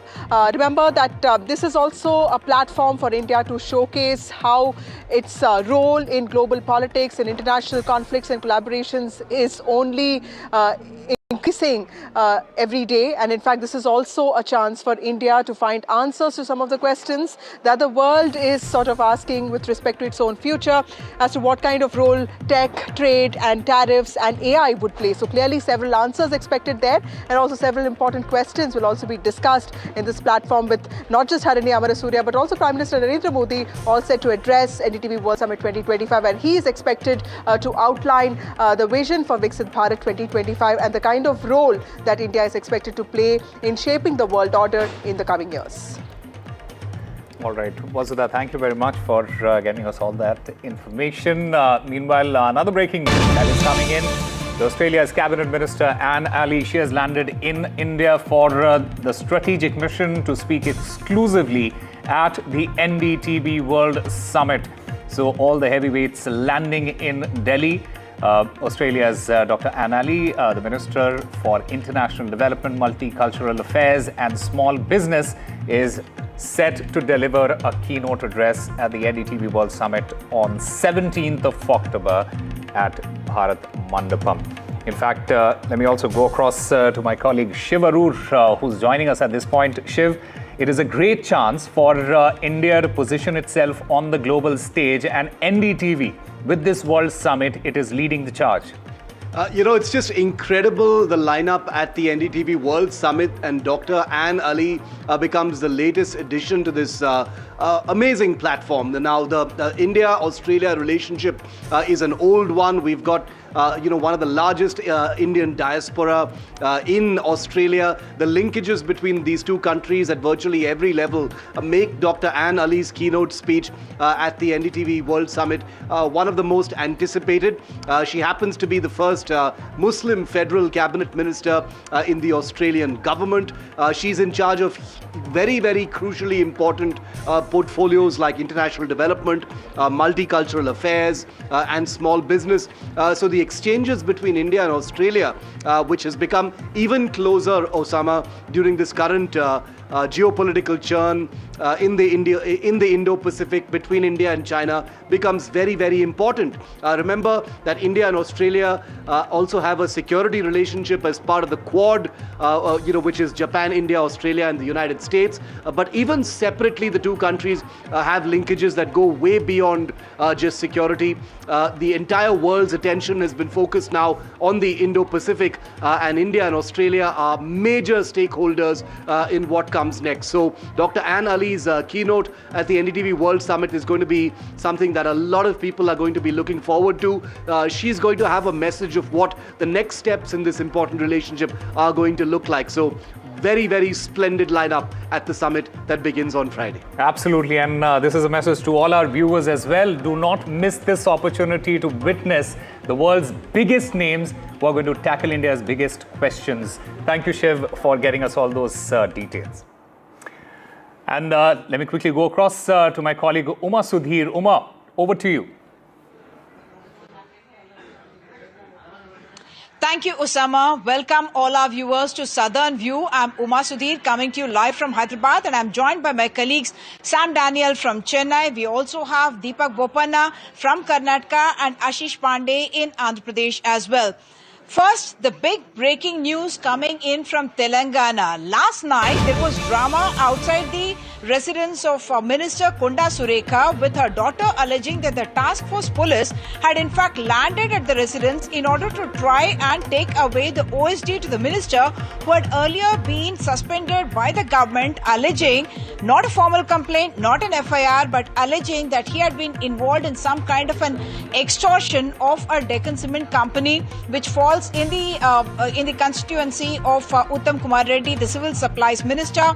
The minister himself has declined that he had made any kind of a formal comment, but what the daughter of Kunda Surekha, which is Sushmita, said was that her mother was being targeted despite being a woman, despite belonging to the backward classes Padmashali community. And I spoke to Sushmita a short while ago, and she told me that the instructions have come in from the central leadership asking the minister as well as the family to not talk anymore, because they would try and reach some kind of a rapprochement some, this build-up has been happening about tensions between this minister and very key people in the cabinet, and the daughter of the minister, in fact, told NDTV as well that they are directly blaming the chief minister, Mr. Revanth Reddy, another senior minister, Ponguleti Srinivas Reddy, as well as Kadiyam Srihari, who also happens to be the same Warangal district. And this is what Sushmita had said on camera last night. Let's listen in. Deccan Cements ki సంబంధించి exactly Deccan cements అనే సంస్థలో ఇప్పుడు నేను చెప్తా అండి. ఇప్పుడు మీరు అడిగినగా exactly the correct point I tell you. ఇది సిఎంఓ నుంచి వచ్చిన సిఎంఓ నుంచి ఎవరు ఇప్పుడన్నా మీరు చెప్పిన పేరేంటిది? రోహిన్ రెడ్డి. ఆయన ఎవరు? సీఎం కి ముఖ్యమంత్రికి దగ్గరగా ఉంటారు. అతను పక్కన ఉంటాడా? ఆయన వచ్చి సుమంత్ ని ఏంటిది మ్యాటర్ అని అడిగాడు డెక్కన్ సిమెంట్స్ గురించి.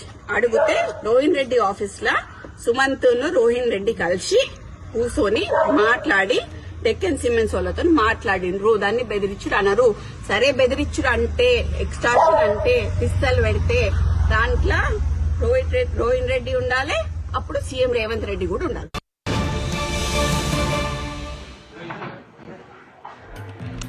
So before we go into the breaking news, I must just tell you that I am at the official residence of Kunda Surekha. She is sitting inside along with her family members. We are told that she is in touch with several other backward class ministers and other members, cabinet colleagues as well, and all of them have been in discussions with each other because all of this has come wide open, the split wide open, and in a short while from now at 3 p.m. is when the chief minister will be hosting a cabinet meeting in which they are supposed to discuss the setback to the OBC community that happened in the High Court, that there is a stay that was put on OBC reservations being implemented in the local body elections that are to happen. So even as all that is happening, this crisis within the Telangana cabinet with involving a backward classes minister who happens to be a woman, and she is saying that she is being targeted by the chief minister and certain other ministers in the cabinet who are close to the chief minister.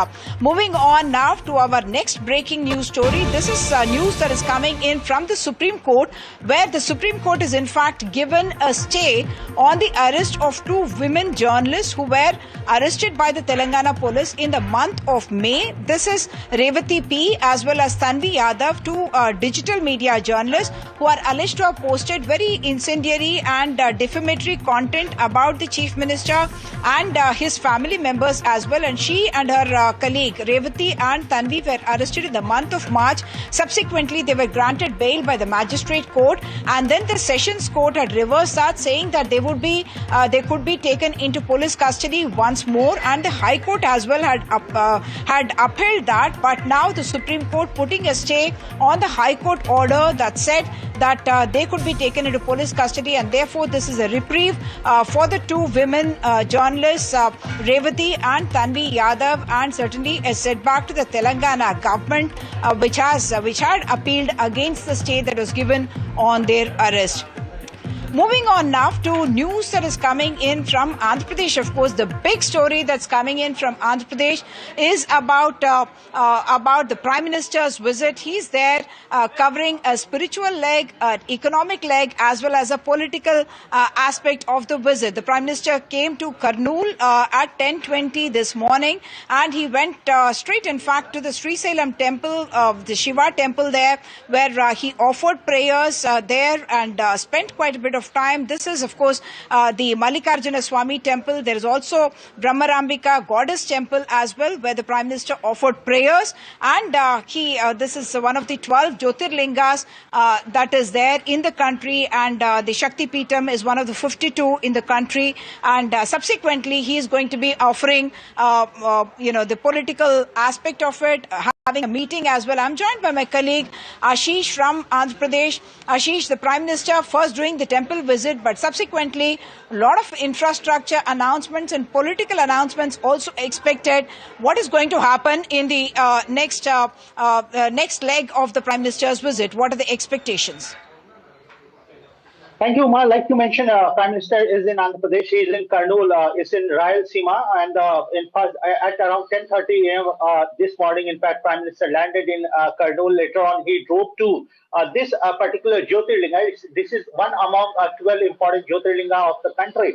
Srisalam Mallikarjun Swami Jyotirlinga. There, he offered prayer. If I go by what officials have told us, that at 11:38 a.m., in fact, Prime Minister left the guest house and reached to the temple, and there were rituals were performed. He went inside the temple through Nandi Mandapam circle, and 8,000 Shiva sevaks. They chanted Har Har Mahadev chant during the PM's visit. So it was a massive kind of arrangement. Later on, Rudra Abhishekam were performed, several other rituals were performed. PM participated in several of the rituals there at the temple, and he was interestingly he was with Chief Minister of Andhra Pradesh, Chandrababu Naidu, Deputy Chief Minister of Andhra Pradesh, Pawan Kalyan, along with these two important leaders from Andhra Pradesh state. One is from TDP, which is alliance partner in NDA government. Second one is Janasena. Pawan Kalyan is president of Janasena party. That is also all three dignitaries, they offered prayer. They visited the temple. They offered prayers. From there, they have left the temple premises for another program. This is quite a significant program. What we have been told that Prime Minister will be inaugurating some 13,430 crore worth of development projects from Karnool of Andhra Pradesh. Remember, the temple is in Nandyal district. It's inside Srisalam Forest Reserve. It's a very ancient temple. Now he'll be addressing gathering there in Karnool while inaugurating and while laying foundation stone, while dedicating several of the projects to the country. And another important story from Andhra Pradesh we are reporting. Remember, Google has made and announced investment in a coastal city of Visakhapatnam, some 15 billion, around 15 billion rupees, billion dollars. In fact, investment has been announced by the Google in Visakhapatnam. The event took place in Delhi, but it has triggered politics in southern part of the country. The investment has triggered politics in Karnataka, and reactions are coming from Andhra Pradesh. What Minister Nara Lokesh, the IT Minister of Andhra Pradesh, when we asked, in fact, yesterday we've been with IT Minister of Andhra Pradesh, Nara Lokesh, and we specifically asked about the political reaction coming out from the state of Karnataka. Nara Lokesh has said that healthy competition is always right for the growth and development of the country. But today morning, Nara Lokesh makes a witty tweet, and that tweet has further triggered political reactions in Karnataka. Listening to all these reactions which we have from Karnataka. Andhra, because it's they have got an advantage, right? It's a very common sense. They have got more number of seats. Because of that only they get 50,000 crores extra given by the central government only. So what's big deal in it? No, he's taking a drive at Karnataka government that you are unable to get that project. Okay, they are getting the project. Ma'am, we are not a small kid in politics. If that is the case, no, tell him to withdraw the support. Tell him to withdraw the support. Let's see what's going to happen. Tell him to withdraw the support. No, what's going to happen? They are in a part of a government. It's a very common thing. What's the big deal about it? If he was you, he would have got more money. If you were him, he would have got more money. I don't want to react to Nara Lokesh or anyone. You can't match Karnataka, Bangalore infrastructure, Bangalore human resources, Bangalore innovation, Bangalore startups, 25 lakh people are working here, with 2 lakh foreigners working here. What has Bangalore contributed to all the growth here? And we are giving 39% to 40% of the revenue to the central government. I don't want to compete with him. For them, they are marketing themselves. Let them do whatever they want. Every day, I am receiving how many leaders from a different part of the world. I know how many meetings they are calling me. I have given time to them. We all will sit, myself, Industries Minister, IT/BT Minister, Science and Technology Minister. We will sit, we will discuss. Earlier, they were working in rented places. Now all of them wanted to set up their own campuses. This is the strength of Bangalore. I don't want, let them do whatever they want, let them market, let them do whatever, let central government or help. But there is no match to Bangalore in this entire country. Yeah, first and foremost, there is no issue for us. There was no issue, there is no issue, and there will be no issue for us with any other state. But if somebody points a finger at us, then definitely we have to answer them back. That's as simple as that. Because for so many months it's been going on, and honestly, we have never spoken about either Karnataka or the government there or what they are doing or the infrastructure, whatever. We have never spoken. The only thing we said is, if any investor is having any problem in any other state, they can always come back to Andhra Pradesh, because we are giving the best of policies. We have the best of infrastructure. We have everything best for the state, and we are the youngest state, and that's the reason we have got the highest investment also yesterday. So now, but we have been constantly, demeaned and, spoke bad about, which I think is not good. Like, for example, the other day, a minister from Karnataka has spoken very, very, I think that's not fair on his part to speak low about us. But then again, we even today, when Lokesh ji has tweeted this, that there's nothing wrong in it, right? Obviously, there was this thing also. Neighbors envy, owners pride, isn't it? So what's wrong in saying that they already, if they feel the spiciness of it, and if they feel that indigestion in their stomach, we can't help it. I'm sorry. Interesting, spicy politics of Andhra Pradesh. Now we'll go to Bangalore, where my colleague Deepak will tell you updates related to Karnataka and its politics. Well, thank you, Ashish. And as far as Karnataka is concerned, there's not a day that goes by without any sort of, politics either within the government or between the government and the opposition here. Now, it's of course the RSS that's become a topic of discussion in the state of Karnataka. Just a few days ago, we had Minister for ITBT, Mr. Priyank Kharge, write a letter to the Karnataka Chief Minister saying that the RSS activities in government premises should be banned. In another letter now that has surfaced, he has urged the Chief Minister to take disciplinary action and enforce the rule that exists in the state of Karnataka that government employees should not participate in RSS programs. And he's seeking that the government takes stern, action and measures in this regard. Not just that, it's also the state government through the Chief Minister's office which have put out an old letter during the time of the BJP in February 2013 where they had denied permission to the RSS to hold an event in a school. So the government here is trying to say that the rules already exist. It was enforced even during the time of the BJP, and this is nothing new that the state government is talking about. But the BJP here is saying that this is an attempt to really belittle an organization that has been there for decades, a century in fact, and it will not really help the Congress party in any way. And in the past as well, they've really burnt their hands trying to get involved with the RSS is the charge that comes in from the BJP. But the Congress ministers, of course, are defiant, and they say that they are only saying what is in the rules. Let's listen to a host of political reactions that are coming in. You cannot participate in political organizations or organizations that have political affiliations. That is not their job. They have been given a specific job within the government to ensure better governance is delivered to the people. If they want to preach religion, if they want to preach RSS philosophy, we will be more than happy to allow them for voluntary retirement and let them actually join the party. Let them join the association. Let them join the Sangh. We have no problems with that. But as long as you are taking salaries from the government of Karnataka, you have to follow the conduct rules of Karnataka government. We should really look into it. As a government, definitely it's high time that definitely we'll have a look into it and definitely we'll apply a mind and see to that what next has to be done. Is this something that's going to be discussed in the cabinet today, sir, about banning RSS activities in government premises and things like that? The subject is not there today as such. So whatever it is, maybe politically we have to think and apply a mind towards the government and see what we can do.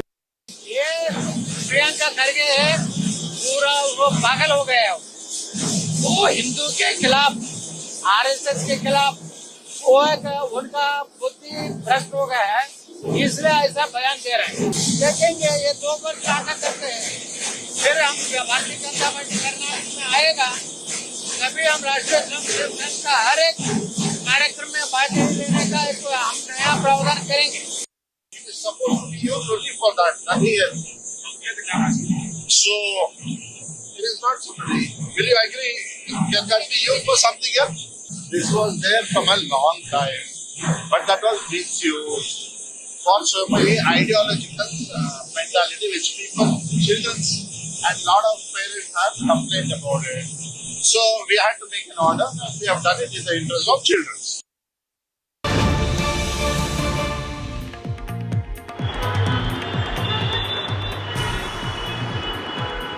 Meanwhile, we have some breaking updates coming in. This is as far as Sudha Murthy and Narayana Murthy, the founders of Infosys, refusing to give their information when enumerators arrived for the socio-economic and educational survey in Bengaluru. They went on to say that they do not belong to any, backward class, and the data that they provide is not in any way going to benefit the government or them, and they've decided to stay out of the survey. Now, to that, of course, Minister Priyank Kharge has gone on to say that, they should set an example, coming from a position that they are in. And more importantly, they could have at least participated in the survey and refused to answer questions if they didn't want to, but not participating sends out a wrong message is what he has opined. Let's listen to what the minister had to say. It is surprising that a member of parliament says such things. Obviously, I think it is an inspiration from other BJP leaders or the court direction saying it is voluntary. But more is expected of people like them, because they inspire a lot of. They've inspired a lot of generations, and they continue to do so. But saying that I will not participate in a government survey is not good. You could have refused to answer a few questions at the most. But giving it in writing, I don't think it's in good lines. So in fact, it's similar reactions that are coming in from other cabinet ministers as well. As far as the deputy chief minister is concerned, he says that he cannot force anybody. It's a voluntary survey. Mr. Santosh Lad as well, cites the same excuse, and then also goes on to say that will Sudha Murthy and Narayana Murthy in fact even boycott or refuse to participate in the caste census that is going to be carried out by the centre in the days to come. Let's listen to these reactions as well. Sir Sudha Murthy ಅವರು ಸಮೀಕ್ಷೆಯಲ್ಲಿ ಭಾಗವಹಿಸಲ್ಲ ಅಂತ ಹೇಳಿ declaration ಕೊಟ್ಟಿದ್ದಾರೆ sir. ನಾವ್ಯಾರಿಗೂ ಯಾರಿಗೂ ಬಲವಂತ ಮಾಡೋಕ್ಕಾಗಲ್ಲ, ಅವರ ಸ್ವಇಚ್ಛೆ.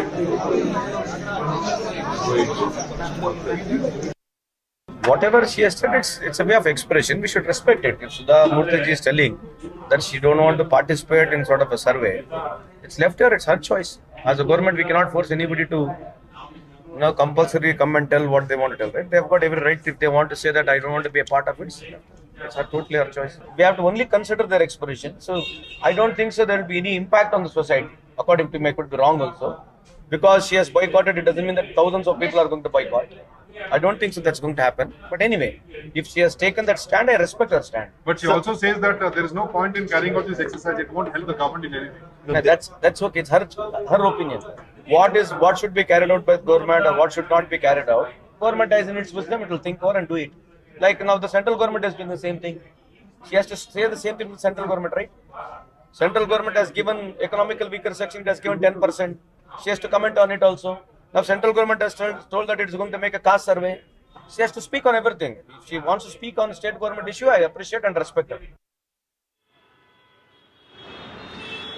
Well, meanwhile in Karnataka, it seems like the politicians, of course, don't really understand how to speak to women or speak in any topics concerned to women. In yet another sexist remark that has been made by a Congress Neta, this is an MLA from Davangere, Baswaraj Shivaganga, who is referring to a woman officer of the forest department because she was absent from a meeting that he had called, starts to take on her, starts to insult her, and that too pertaining to her pregnancy.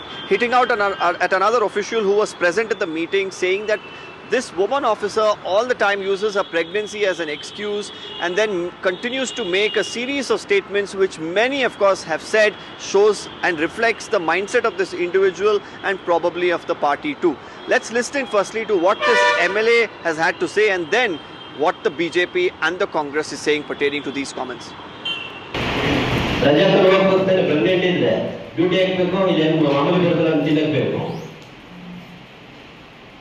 ಮಾಮೂಲಿ ತಿನ್ನೋದು ನಿಮಗೆ duty ಬೇಕು meeting ಕರೆದು pregnant ಇರ್ತಾರೆ. ನಾಚಿಕೆಗಲ್ಲ ಹೇಳಕ್ಕದಲ್ಲ ಉತ್ತರನ.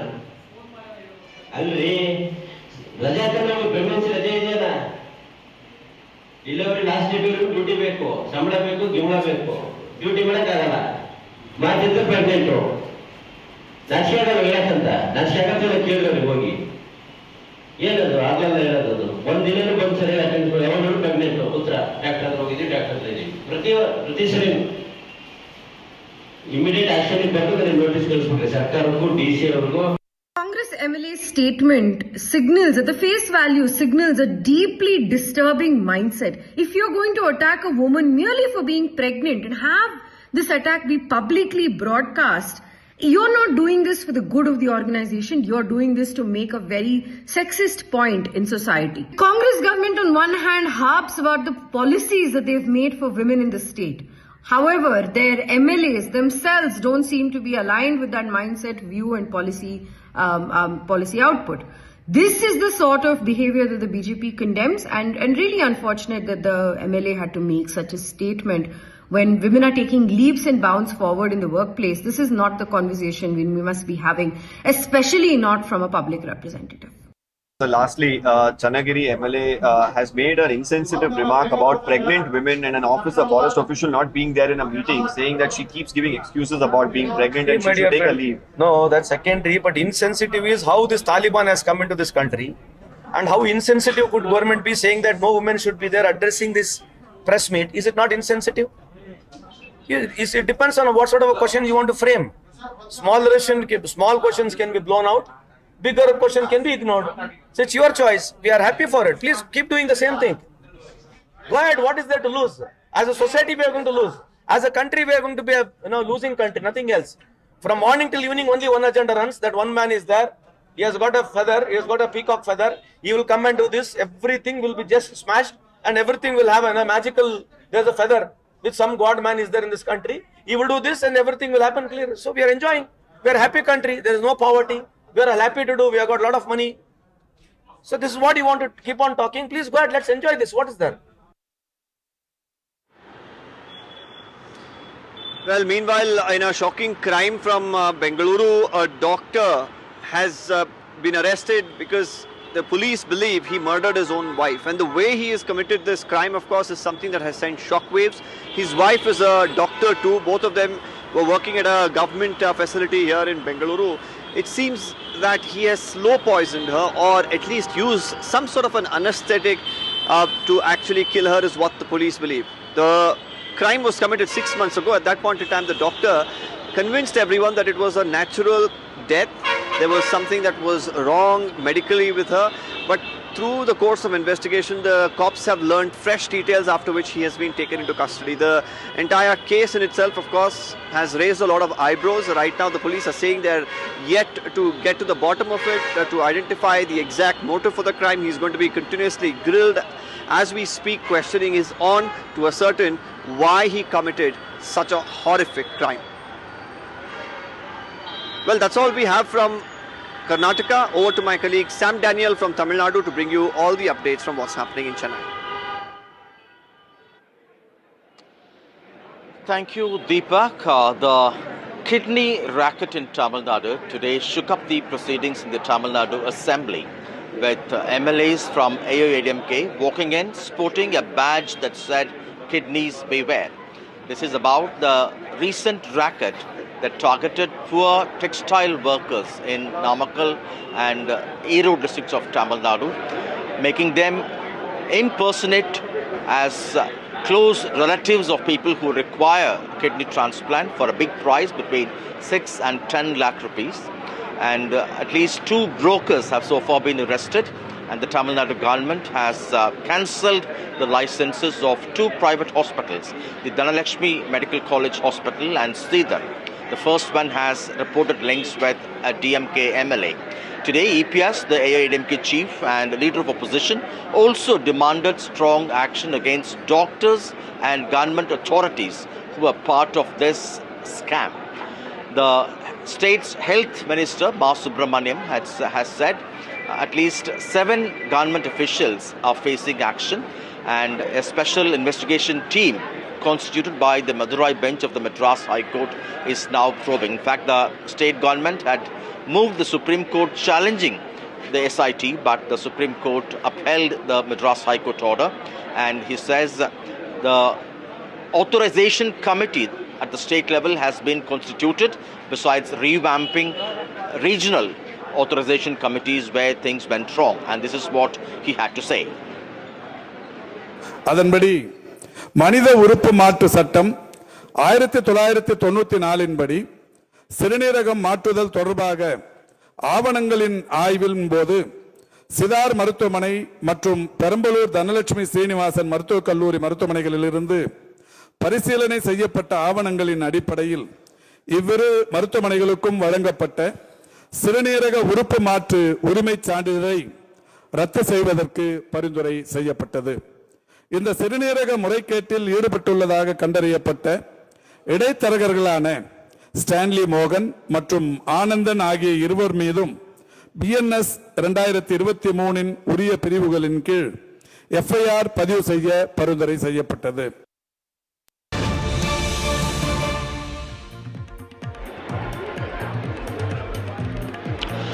Some breaking story again from the Tamil Nadu Assembly. Chief Minister M.K. Stalin today moved and got a resolution adopted against Tamil Nadu Governor R.N. Ravi. This is with respect to some suggestions Governor R.N. Ravi had made while he sent back a bill passed by the Tamil Nadu Assembly in 2022. This is the Tamil Nadu Siddha University Amendment Bill.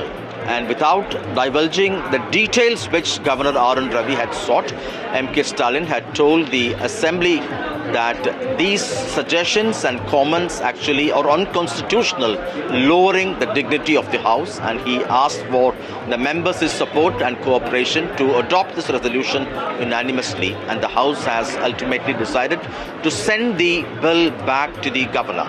This comes in the backdrop of a landmark judgment by the Supreme Court recently, telling or making it clear to the Governor that he ought to abide by the aid and counsel of the ministers in the state, and he does not have any discretionary powers. Only yesterday, the Tamil Nadu government had yet again moved the top court, saying that the Governor has illegally referred the Tamil Nadu Sports University bill to the President. And this, of course, comes amid the Madras High Court staying elements of the bill which actually vest the powers of appointment of Vice Chancellor to the State University from the Governor as Chancellor to the State Government.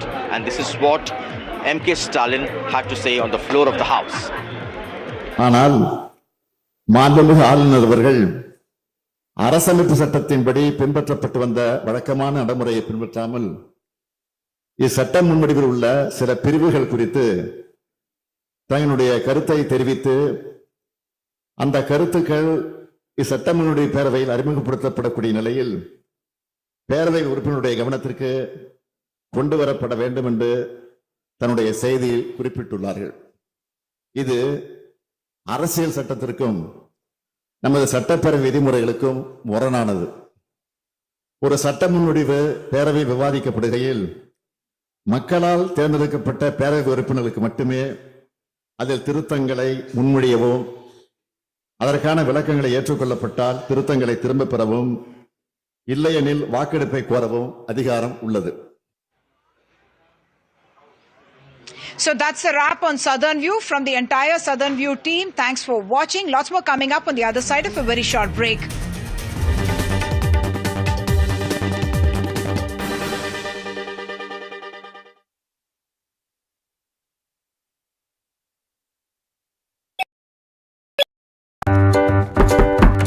Volume कम करेंगे? आपका parcel फिर से हमारे घर पे आया है। कुछ तो बात है इस दिल में।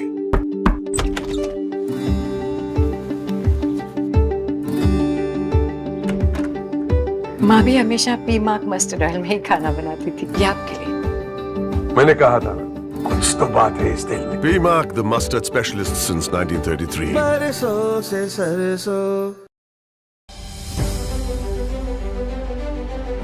A powerful gathering of global leaders and thinkers. voices that will decode the edge of the unknown.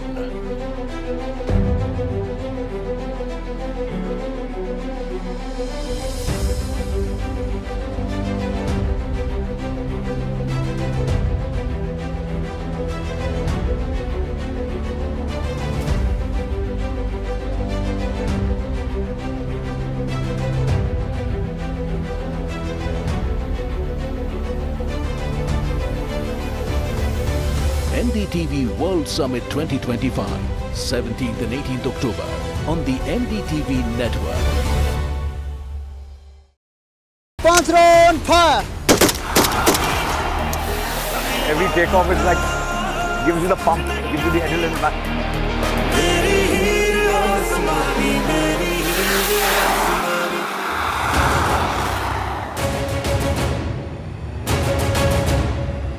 चल नहीं सकती अब मैं। Okay, let's कौन सी go, टीम जीतती है? Come on, guys! जीत तो गई! Four, guys! बहुत बड़ी वाली बना रहा हूँ। I'm happy कि जलेबी ऐसी बनी है। नीला के तीन पैग वाली है, बंदे पंगड़े गदी दी डिग्गी खोल के। म्यूजिक में दे दे तू पंजाबी टच, नाच पंजाब नाच पंजाब नाच पंजाब नाच, नाच पंजाब नाच पंजाब नाच पंजाब नाच।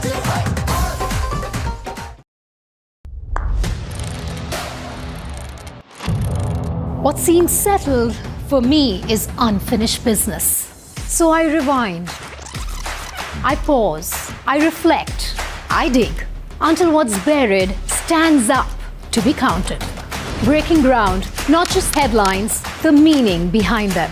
This is Breaking Ground with me, Vedika Sud.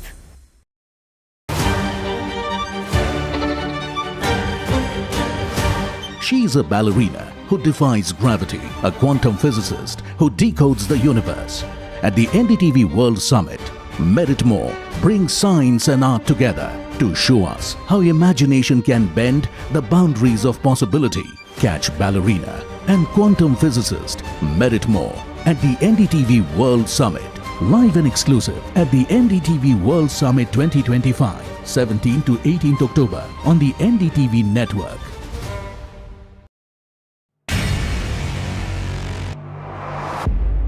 A global leader, defining India's moment in history, a voice shaping the future of a changing world.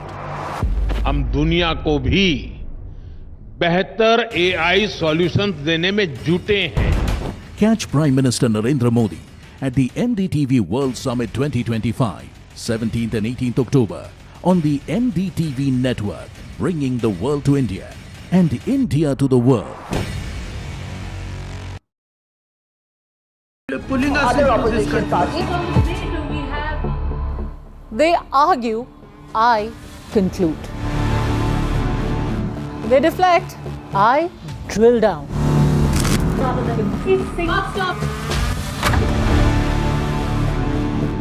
This isn't a free for all. It's a reckoning. No filler, no fog. Only the facts and where they lead. Every night at 9, the case closes because the buck stops here.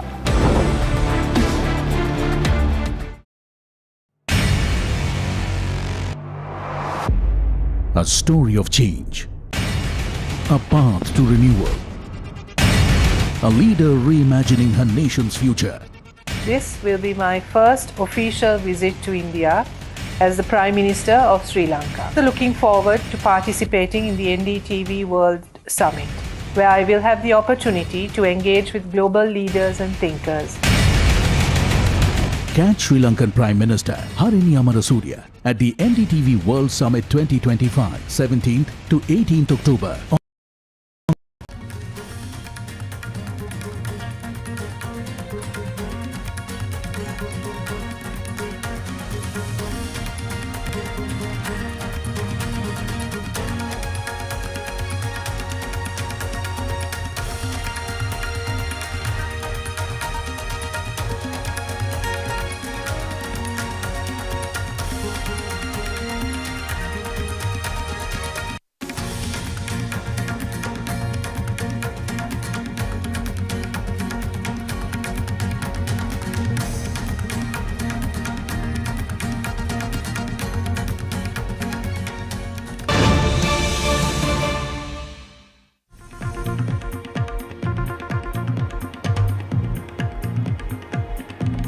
Well, breaking news coming in. Australia's Cabinet Minister Anne Ali, she has landed in India for the strategic mission to speak exclusively at the NDTV World Summit. The Australian Cabinet heavyweight is in Delhi. Australia's Dr. Anne Ali, the Minister for International Development, Multicultural Affairs and Small Business, is set to deliver a keynote address at the NDTV World Summit. That summit is taking place from 17th of October, that is tomorrow, at Bharat Mandapam. My colleague Aditya Rajkal now joins us to get us more on this. Aditya, what insights can we expect from Minister Ali's keynote address at the NDTV World Summit? Well, Osama, it's going to be a power-packed, never-seen-before summit. The NDTV World Summit is certainly going to have the top thinkers, top diplomats, and of course, top politicians and leaders from all across the globe. From Prime Minister Modi to the Sri Lankan Prime Minister Harini Amarasuriya, who would be in fact speaking there. But now we have a confirmation from the Australian Senior Minister. We have Anne Ali, who would be in fact speaking. She's on an India visit and in fact has taken out time to speak at the NDTV World Summit. Tomorrow at noon, she will be addressing a keynote at the NDTV World Summit, where she will speak about the multicultural society, the people-to-people connect between India and Australia, and how there will be cooperation between small businesses and international development between these countries. These are the three major portfolios that she handles. Remember, Australia and India, Canberra and New Delhi have had a very significant diplomatic partnership. There's a lot of bonhomie between Prime Minister Albanese and, of course, Prime Minister Narendra Modi. Australia and India have gone from strength to strength, apart from the Quad Summit as well. And these are some of the aspects that will be discussed when the Australian Senior Minister Anne Ali speaks at the NDTV World Summit at Bharat Mandapam in New Delhi on the 17th, that is tomorrow at 12 noon. Apart from that, of course, we will have keynote from Prime Minister of India, Prime Minister Narendra Modi, and of course, Prime Minister of Sri Lanka, Harini Amarasuriya. We'll also have former Prime Ministers from Australia, Tony Abbott, and the former Prime Minister of UK, Rishi Sunak. So, never seen before galaxy of leaders coming together, converging, thought leaders, discussing some global issues at a time when we are seeing a deeply divided world. And India perhaps is coming out as a ray of hope, as someone that has encouraged diplomacy dialogue in a world that is facing a crisis. Right, Aditya, also, there are many pressing issues like climate change, economic inequality, geopolitical tensions. We are expecting that all the speakers who are going to be present there at the NDTV World Summit, they address some of these issues as well. Oh, absolutely. You know, not just the geopolitical tension that's happening, the two global conflicts. We've had the Russia-Ukraine war for more than 2.5 years now. And we have the Israel-Hamas conflict that's been ongoing, but there's a peace agreement that has been achieved there. But apart from that, economically speaking, there's been a kind of a trade war, a tariff war that has been continuously happening with the new policies that have been adopted by the US President Donald Trump. Of course, US and India trade negotiations are happening always over the last few weeks. There could be some solution perhaps in the next few days. And apart from that, as you mentioned, there are pressing issues, including climate change, the environment crisis globally, and other significant aspects, be it, China and the domination of China when it comes to, the debt trap and several other key significant issues, and India and its neighborhood as well. And that's why Sri Lankan Prime Minister plays a very significant role, where Harini Surya will be in fact speaking about her journey, because she has studied in New Delhi. So she has an India connect, and India and Sri Lanka have been very close diplomatically, and otherwise there have been very long-lasting, historic people-to-people contacts. So a lot of diplomatic issues, apart from geopolitical tension, climate change, artificial intelligence, and a lot of disruptions in technology that are being made will be discussed at this power-packed summit, NDTV World Summit, that will be happening at Bharat Mandapam on 17th and 18th. And a galaxy of leaders from all domains are now converging under one platform, NDTV World Summit. All eyes now at the summit, the inaugural happening at 10 a.m. Tomorrow at the Bharat Mandapam. All right, Aditya Rajkal, thank you very much for getting us all those details.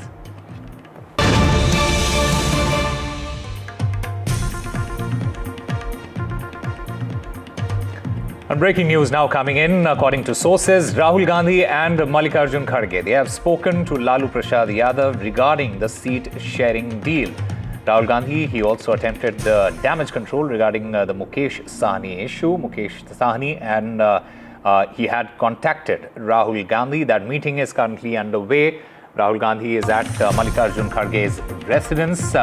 And talks are ongoing over the Mahagathbandhan seat sharing formula. My colleague Aishwarya Jain, he joins us to get us more on this. Aishwarya, take us through the details. Well, remember this morning we got the information that it is RJD's Tejasvi Yadav who has given an ultimatum to Mukesh Sahni and had stated that within 24 hours Mukesh Sahni should come down to the numbers as they are not willing to give at least 24 seats to contest from the VIP, and certainly it is not just 24 hours. In fact, by this evening Mukesh Sahni should get back to the India Gathbandhan. Otherwise, they will, be forced to tell Mukesh Sahni that it will be VIP, that will not be a part of Mahagathbandhan anymore. Now, it is an important meeting that is going on between Rahul Gandhi and Mallikarjun Kharge at Congress President's residence. It is Rahul Gandhi and Kharge who has also spoken to Lalu Prasad Yadav regarding the seat sharing as well, and Rahul Gandhi has also attempted to damage control regarding Mukesh Sahni issue. The sources clearly indicating to us that it is Rahul Gandhi and Congress particularly who does not want any sort of disbalance in the Mahagathbandhan. They want every political party, be it the CPI-ML or the VIP or the RJD, to stick together so that India alliance should be stronger in the upcoming Bihar Assembly elections. All right, Aishwarya Jain, thank you very much for getting us all those details. Time for a very short break. More news and updates on the other side.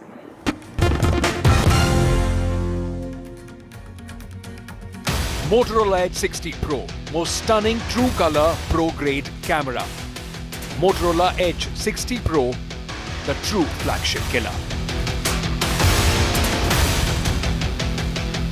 Countdown begins to NDTV World Summit. Former UK Prime Minister Rishi Sunak is in Delhi for the summit. The Lankan Prime Minister Harani is also in India for the summit amid the 3-day state visit. This is going to be the biggest global thought ideas platform, top thought leaders on one stage. Indian government response to US President Donald Trump's oil claim says that the priority is to safeguard national interest, asserts ensuring stable prices and securing supplies is India's goal. Infosys founder Narayana Murthy and his wife Sudha Murty have refused to participate in the Karnataka government's socio-economic survey.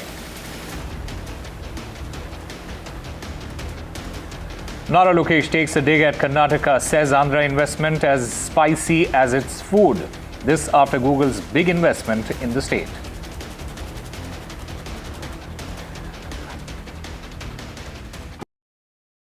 The front lines of Kargil. The fury of Operation Sindhu. So many attacks. The chaos and cries of disaster zones. To fighter jet cockpits. And the world's most defining interviews. It's incredible. He has seen history break. Live, unfiltered. 20,000 hours of live broadcasting. Welcome to Left, Right and Centre. Hard facts. War-struck country. Hard questions. In the Ukraine. 30 years of trust. In the Kargil area. North Ukraine. In France, in Italy. At Srinagar. Vishnu Shom for NDTV. Vishnu Shom. Only on NDTV. Volume कम करेंगे? आपका parcel फिर से हमारे घर पे आया है। कुछ तो बात है इस दिल में।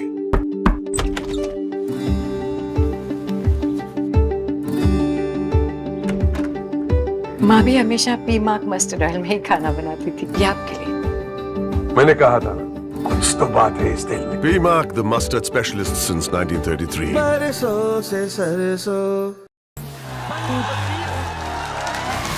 What does the youth of Bihar want in this election? I will dissect and explain. When it comes to elections, I crunch numbers and tell you what others miss. Bihar elections, the what, why and how.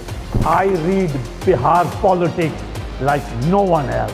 For over 4 decades now, I have had a ringside view of some of India's biggest elections. This time, I will bring to you the twists and turns of Bihar elections. Understand the real election dynamics in Bihar. With me on Bihar Battleground. The ultimate battle for Bihar. NDTV unites the biggest voices, unmissable debates and data discourse.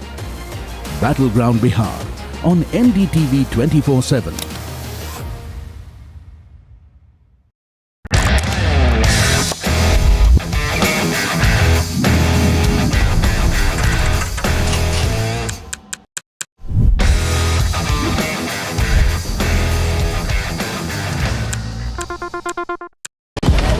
Breaking news का जमाना है।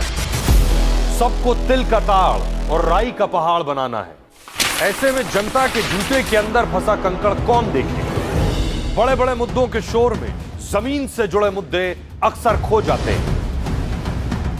लेकिन देश तरक्की तब करता है जब जनता के माथे की शिकन हमारी हेडलाइंस बनती है। मैं सैयद सुहेल भारत को जीता हूं, भारत की बात बताता हूं। एनडीटीवी इंडिया पर।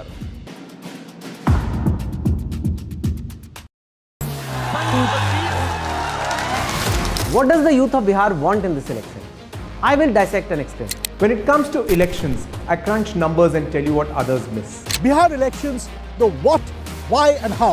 I read Bihar politics like no one else. For over 4 decades now, I have had a ringside view of some of India's biggest election. This time, I will bring to you the twists and turns of Bihar elections. Understand the real election dynamics in Bihar. With me on Bihar Battleground. The ultimate battle for Bihar. NDTV unites the biggest voices, unmissable debates and data discourse. Battleground Bihar on NDTV 24/7. The best app to use is the NDTV app.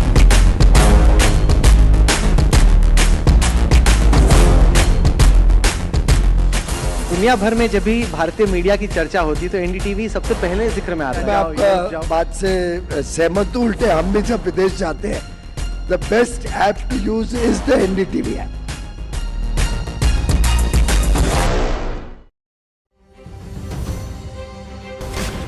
At a time of global uncertainty, when leaders balance risk with resolve, the most definitive leadership conversation unfolds in New Delhi.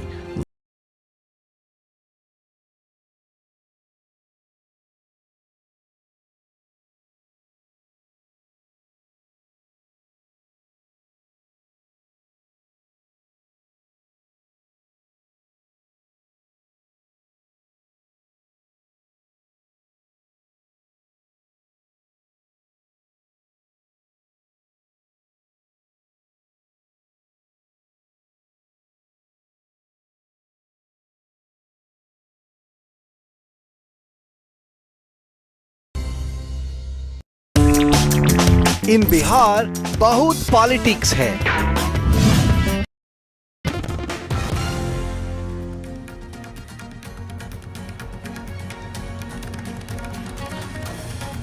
Countdown begins for the NDTV World Summit. Former UK Prime Minister Rishi Sunak is in Delhi. He met JP Nadda.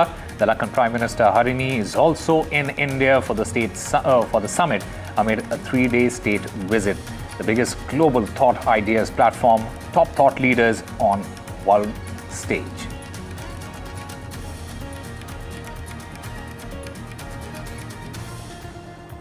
Prime Minister Narayana Modi is in Andhra Pradesh to inaugurate several projects. He offered prayers at Sri Sailam Temple. The Prime Minister is set to launch 13,430 crore rupees worth of projects next.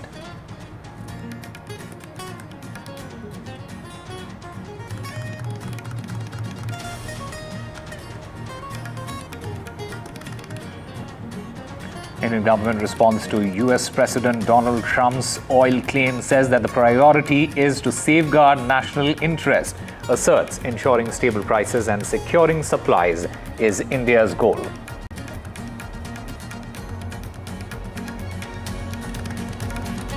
Sources indicate that Rahul Gandhi and Congress Chief Mallikarjun Kharge, they have spoken to RJD Chief Lalu Prasad Yadav regarding seat sharing. Rahul Gandhi's bid for damage control amid seat share tussle with VIP chief.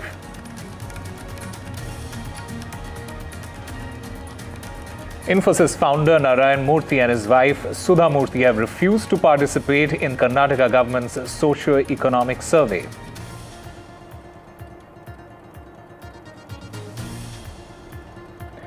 Nara Lokesh takes a dig at Karnataka, says that Andhra investment is as spicy as its food. This after Google's big investment in the state.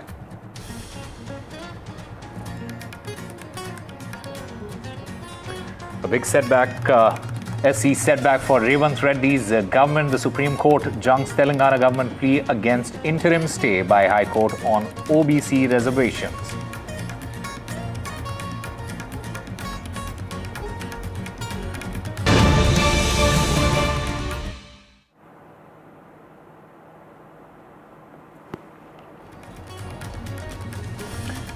Well, breaking news coming in at this point of time. Uttar Pradesh Chief Minister Yogi Adityanath, he has raked up yet another debate on burqa in poll-bound Bihar.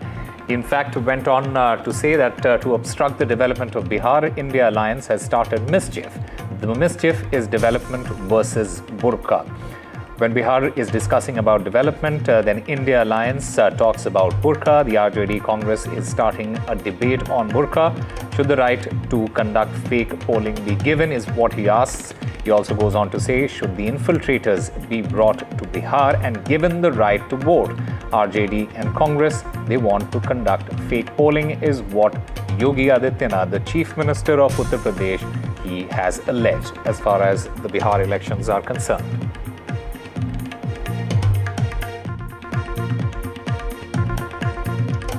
Bihar में विकास की इस दौड़ में बिहार की इस नई प्रतिस्पर्धा को बाधित करने के लिए फिर से आरजेडी और कांग्रेस में और उनके सहयोगी दलों में इंडी गठबंधन में फिर से एक उन्होंने शरारत शुरू की है और वह शरारत शुरू की है विकास बनाम बुरके का। जब विकास की प्रतिभा को लेकर के बिहार का नौजवान आगे बढ़ना चाहता है, तब यहां पर बुरके को लेकर के कांग्रेस ने, आरजेडी ने नई बहस को आगे बढ़ाने का कुत्सित प्रयास किया है। आप मुझे बताइए, क्या इनको फर्जी पोलिंग करने का अधिकार दिया जाना चाहिए? So the Uttar Pradesh Chief Minister, he has raked up yet another controversy, a debate as far as the elections in Bihar is concerned. In fact, I'm currently joined by Mr. Mrityunjay Tiwari of the RJD. Mr. Tiwari, how do you respond to Mr. Yogi Adityanath's allegations that RJD and Congress, they are raising this burqa debate and burqa issue in order to obstruct the government of the development of Bihar? देखिए, आदरणीय योगी जी अगर development की बात करते तो बताते कि उत्तर प्रदेश में कितने नौजवानों को नौकरियां दी, इस सरकार में बिहार में कितने लोगों को नौकरियां मिली, केंद्र सरकार में 11 वर्षों से कहां है 22 करोड़ नौकरियां, इस पर तो बात नहीं कर रहे। हमारे नेता तेजस्वी यादव जी, हम लोग तो पढ़ाई, कमाई, दवाई, सिंचाई, सुनवाई, कार्रवाई वाली सरकार की बात कर रहे हैं। इनको बुर्का हो, इनको हिंदू हो, इनको भारत हो, पाकिस्तान हो, मंदिर हो, मस्जिद हो, इन्हीं मुद्दों पर बात करनी है, विवाद खड़ा करना है। इससे आगे ये कुछ नहीं बता सकते। इतने में सरकार में है, बताते ना अपनी उपलब्धि क्या किया, भारत के अलावे और क्या दिया यूपी को, गंगा जमुनी तहजीब को खराब किया, तो उनसे इससे ज्यादा उम्मीद नहीं किया सकती है। यहाँ डेवलपमेंट की बात तेजस्वी यादव जी हमारे महागठबंधन करती है कि हम बिहार को विकास के रास्ते पर ले जाएंगे। बिहार आज पलायन में, गरीबी में, बेरोजगारी में नंबर 1 है। क्यों है? योगी जी को बताना चाहिए ना। 20 वर्षों से डबल इंजन की सरकार है यहाँ, तो ये तो आते ही है। इसीलिए ये सब करने के लिए किसी के भी धार्मिक भावनाओं को नहीं भड़काना चाहिए। यहाँ ये देश की खूबसूरती है, विभिन्न तरह के रंग हैं, भेष हैं, भूषा है, भाषा है, तो इसमें क्यों इस तरह की बात करते हैं जिस नफरत की बू आती है। मृत्युंजय जी, वोटर वेरिफिकेशन के ऊपर भी काफ़ी सवाल उठ रहे हैं, काफ़ी कॉन्वर्सेशंस हो रही हैं। ये जो डायरेक्टिव है कि जो बुर्का पहनी हुई महिलाएं हैं उनका वेरिफिकेशन होना चाहिए, आपको लगता है कि एक सर्टेन सेक्शन ऑफ सोसाइटी को टारगेट किया जा रहा है, उनके मताधिकार से उनको वंचित किया जा रहा है, ऐसा आपको लगता है? देखिए, ऐसा है कि जो भी संविधान, नियम, कानून बने हैं, जो वोटर हैं उनके लिए कौन कैसे वोट देगा ये तो बना हुआ है, लेकिन आप बेवजह का ऐसे चीजों पर विवाद खड़े करते हैं। बीजेपी की यही नियति है, यही उनकी मंशा रहती है कि जनता को इधर उधर की बातों में उलझा दो, काम की बात, मुद्दे की बात कब कीजिएगा। अगर कोई बुर्का पहन रहा, अगर कोई घूंघट ले रहा, अगर कोई, तो उसमें ये सवाल कहाँ उठता है कि आप जब वोटर आई कार्ड हो चाहे आधार कार्ड हो, जो भी है, जो लेकर अपना पहचान पत्र जाते हैं, उसमें सब चीज प्रमाणित है, सब चीज का साक्ष्य है, सब चीज देखा जाता है। अब बुर्का उठा जिनके ऊपर संदेह होंगे तो उनको उठाया जाना चाहिए, लेकिन बुर्का को इस तरह का इशू बनाया जा रहा है, इससे पता चलता है कि ये एजेंडा यहाँ सेट करने के लिए आए हैं। हिंदू मुसलमान करेंगे, धर्म के नाम पर नफरत बांटेंगे, कलम बांटने का काम तेजस्वी जी कर रहे हैं, नौकरी बांटने का काम तेजस्वी जी कर रहे हैं। इन लोगों से इससे ज्यादा उम्मीद बीजेपी वालों से नहीं कर सकते हैं नफरत बांटने के अलावा। Okay, all right. That was Mrityunjay Tiwari of the RJD was speaking to us on NDTV. I also have my colleague Prabhakar Kumar joining us at this point of time. Prabhakar, this entire burqa debate, will it have any sort of impact in these elections, which is already polarized to a certain level at this point of time? Not really as of now, but you never know, because as the election campaign kicks in and as the pitch starts getting louder and louder, you might actually hear this narrative, especially in the area where the Muslim-dominated areas of Bihar, which is the Simanchal area of Bihar. So this actually was raised by the BJP in one of the meeting with the election commission team when they had visited here, and this issue of burqa or ghungat was raised by the BJP. Now, acting upon that, the Election Commission has already deputed female officers on every booth to verify the face behind the burqa. But as it was the first meeting today, the maiden meeting, election meeting of NDA, headed by Yogi Adityanath, the UP Chief Minister, and he raised this issue from that very dais. He raised the issue of immigration, the illegal immigration from Bangladesh and other countries, and also this burqa issue. So one thing is sure and certain, that the BJP would keep on raising this issue. How it plays, how the opposition reacts to it is yet to be seen. But as the election campaign kicks in, you'll hear more of this. Right, Prabhakar, stay with us, because another big story that we are getting you at this point of time. Workers of Mukesh Sahni's VIP party, they clashed with each other. These workers, they are gathered for a press conference at the Moria Hotel.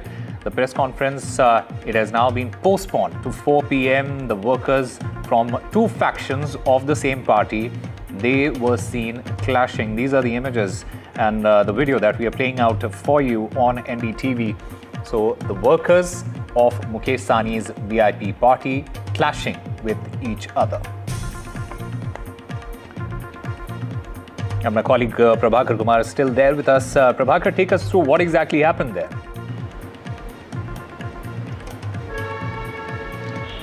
See, there was a scheduled press conference at 12 p.m. By Mukesh Saini to clarify his party's stand on the ongoing confusion in the Mahagathbandhan, that is India Alliance, and his supporters, especially the ticket aspirants, they had not gathered there with the supporters. So the two section of aspirants actually who were wanting ticket from the same constituency, they clashed with each other. It created ugly ruckus over there, the ugly scene over there, and then the press conference had to be postponed.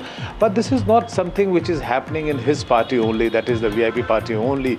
Yesterday at Patna airport, we saw a similar kind of situation with the Congress workers clashing with each other. So in most of the political parties, even if that's not a physical brawl, there's still kind of clashing. The supporters of various ticket aspirants actually clashing with each other, abusing each other, raising slogans against each other, and this would only settle down till all the tickets are distributed.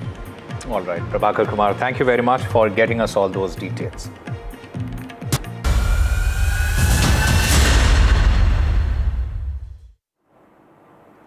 And the political chessboard in Bihar, it is shifting fast. According to sources, Congress MP Rahul Gandhi and the Congress chief Mallikarjun Kharge, they have spoken to Lalu Prasad Yadav regarding seat sharing. This as seat sharing tussle continues between the RJD and VIP. As per sources, the VIP has sought 24 seats and is not ready to climb down. Tejasvi Yadav, in the meanwhile, has also given an ultimatum to the VIP chief Mukesh Saini, asking him to settle the seat share deal by today or else exit the alliance. Sources indicate that Rahul Gandhi is trying to control the damage after speaking to Mukesh Saini. This at a time when the NDA has already started releasing its list.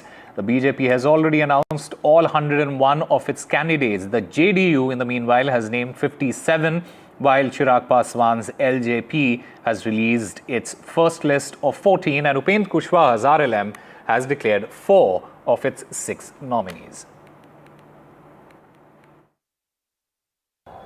अब बिहार में यहाँ के विकास को कोई बाधित नहीं कर सकता।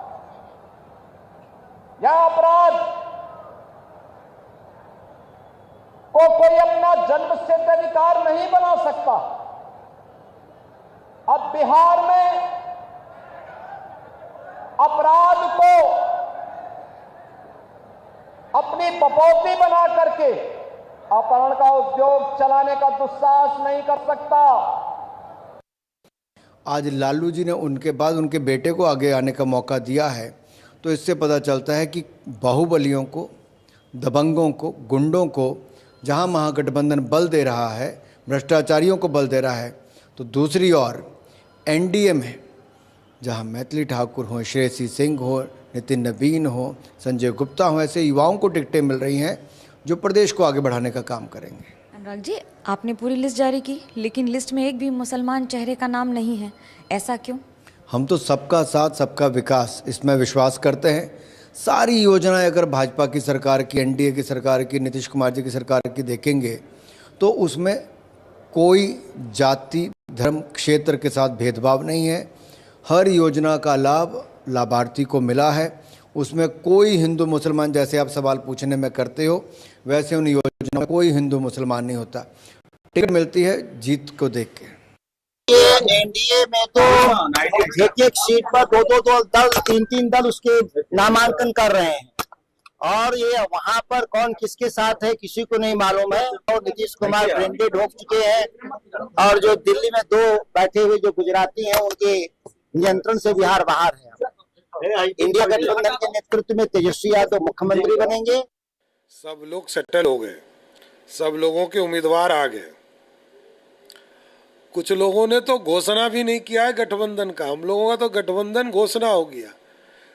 99.9% विवाद खत्म हो चुके, तो एनडीए तो आगे बढ़ चुका।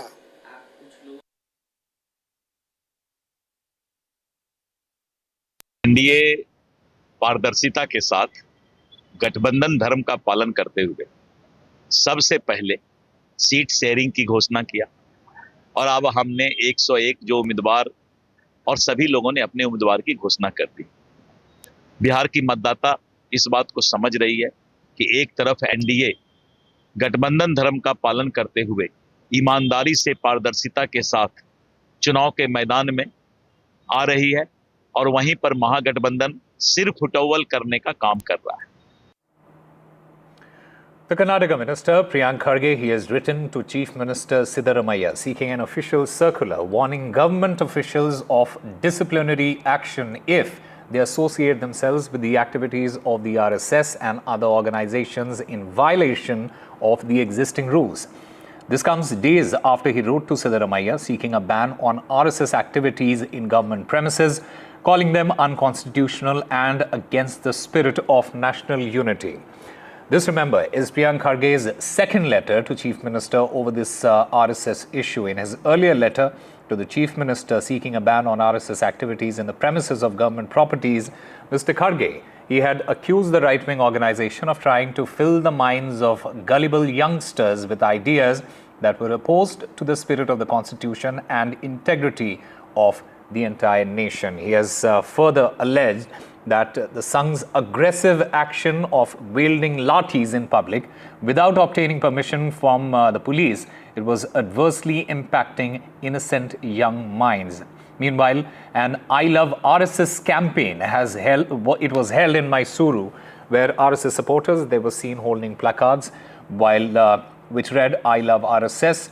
The former MP Pratap Simha, he also took part in this campaign. We cannot participate in political organizations or organizations that have political affiliations. That is not their job. They have been given a specific job within the government to ensure better governance is delivered to the people. If they want to preach religion, if they want to preach RSS philosophy, we will be more than happy to allow them for voluntary retirement and let them actually join the party. Let them join the association. Let them join the Sangh. We have no problems with that. But as long as you are taking salaries from the government of Karnataka, you have to follow the conduct rules of Karnataka government. We should really look into it. As a government, definitely it's high time that definitely we'll have a look into it and definitely we'll apply mind and see to that what next has to be done. Is this something that's going to be discussed in the cabinet today, sir, about banning RSS activities in government premises and things like that? The subject is not there today as such. So whatever it is, so maybe politically we have to think and apply mind towards the government and see what we can do. It's supposed to be used only for that, nothing else. So it is not somebody. Will you agree? Can that be used for something else? This was there from a long time, but that was misused for so many ideological mentality which children and lot of parents have complained about it. So we had to make an order and we have done it in the interest of children. Priyanka Kharge का मानसिक संतुलित वो तो बिगड़ गया है. His only credibility is he is a son of Mallikarjuna Kharge. उसके ही जिला में भाग्यवती सुसाइड किया. क्यों किया? लाइब्रेरियन थी, 3 महीने से उसको पगार नहीं दिया, करंट बिल पे करने के लिए पैसा नहीं था, अरेंजमेंट हो रही थी, इसके लिए वो सुसाइड किया. प्रियंका खरगे उसके बारे में सोचना चाहिए. He should not think about RSS. No one could do anything. If they cannot do anything for RSS, then how you can do? You are a joker. ये प्रियंका खरगे है, पूरा वो पागल हो गया. वो हिंदू के खिलाफ, RSS के खिलाफ, वो उनका बुद्धि भ्रष्ट हो गया है, इसलिए ऐसा बयान दे रहे हैं. देखेंगे ये 2 वर्ष आगे करते हैं, फिर हम भारतीय जनता पार्टी करना इसमें आएगा, तभी हम राष्ट्रीय संघ का हर एक कार्यक्रम में बातें लेने का हम नया प्रावधान करेंगे. A big political storm has broken out in West Bengal and it began on the podium at Trinamool Congress Vijay Sammelan in Malda. 2 state ministers, Sabina Yasmin and Tajmul Hussain, they were recorded making explosive remarks about the statewide intensive revision of electoral rolls, warning of ruckus and even destruction of their localities if any voter names are removed due to the SIR exercise. Remember, the elections in Bengal, they are scheduled to take place next year. The opposition, it has reacted sharply, with the BJP accusing the Bengal ministers of trying to create terror. The BJP has also demanded elections in the state under precedence rule.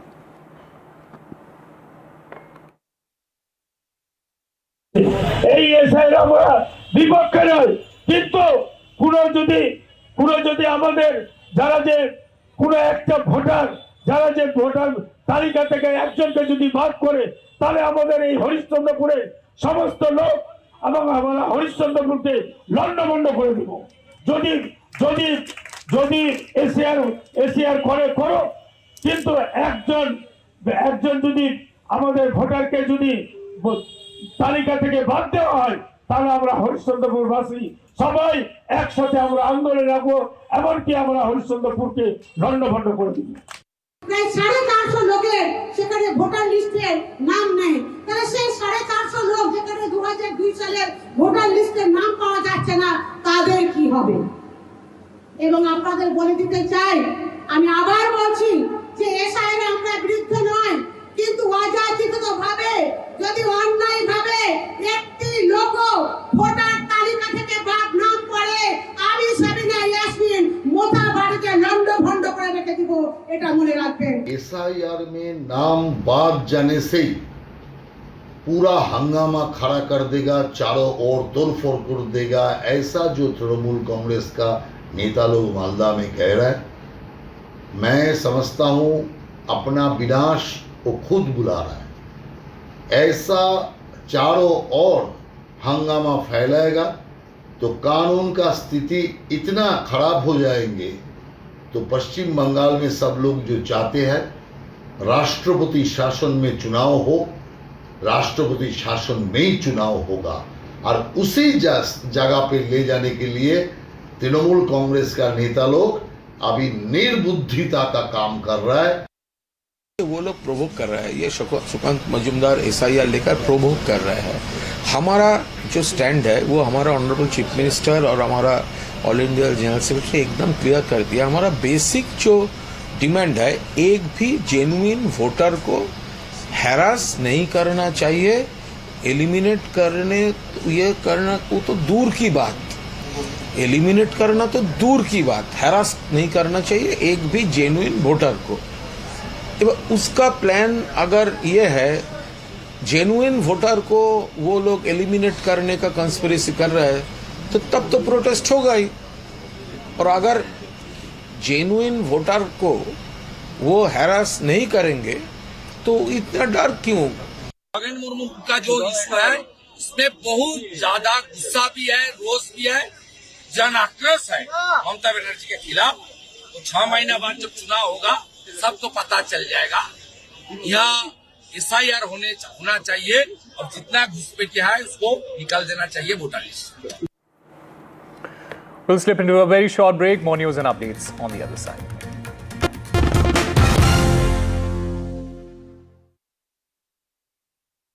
Motorola Edge 60 Pro, most stunning true color pro grade camera. Motorola Edge 60 Pro, the true flagship killer.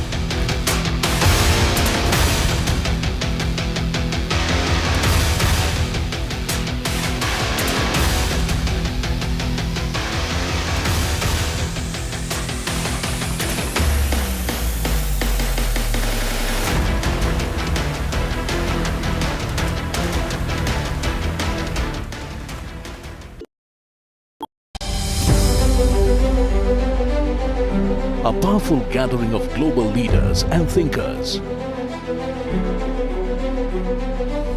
Voices that will decode the edge of the unknown.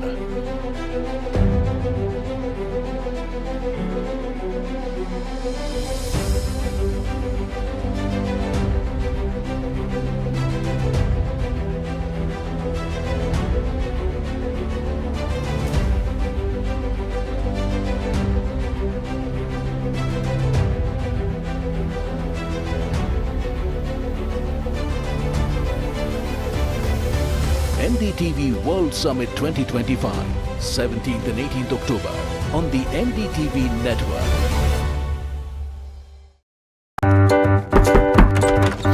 कम करेंगे? आपका parcel फिर से हमारे घर पे आया है। कुछ तो बात है इस दिल में।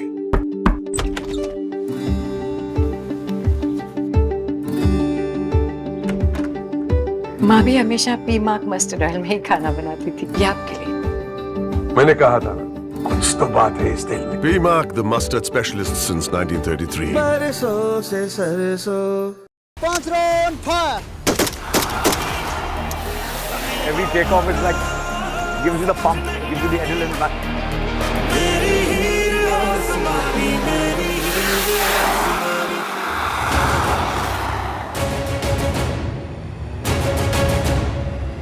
चल नहीं सकती अब मैं।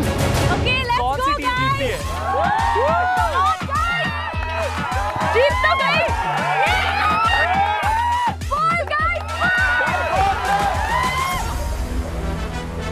बहुत बड़ी वाली बना रहा हूँ। आई एम हैप्पी कि जलेबी ऐसी बनी है। नीला के दिन पैग वाली है, बंदे पंगड़े गदी दी डिग्गी खोल के। में दे दे तू पंजाबी टच, नाच पंजाब नाच पंजाब नाच पंजाब नाच, नाच पंजाब नाच पंजाब नाच पंजाब नाच।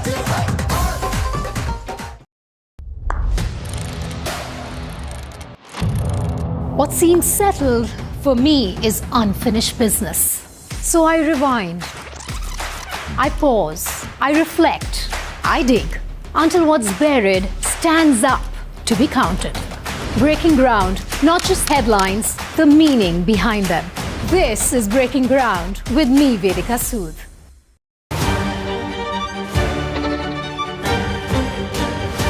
She is a ballerina who defies gravity, a quantum physicist who decodes the universe. At the NDTV World Summit, Merit More brings science and art together to show us how imagination can bend the boundaries of possibility. Catch ballerina and quantum physicist Merit More at the NDTV World Summit. Live and exclusive at the NDTV World Summit 2025, 17th to 18th October on the NDTV network.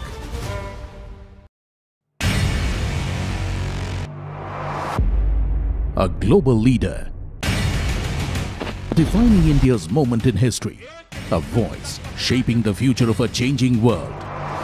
हम दुनिया को भी बेहतर AI solutions देने में जुटे हैं। Catch Prime Minister Narendra Modi at the NDTV World Summit 2025, 17th and 18th October on the NDTV network, bringing the world to India and India to the world. Pulling us into this country. They argue, I conclude. They deflect, I drill down.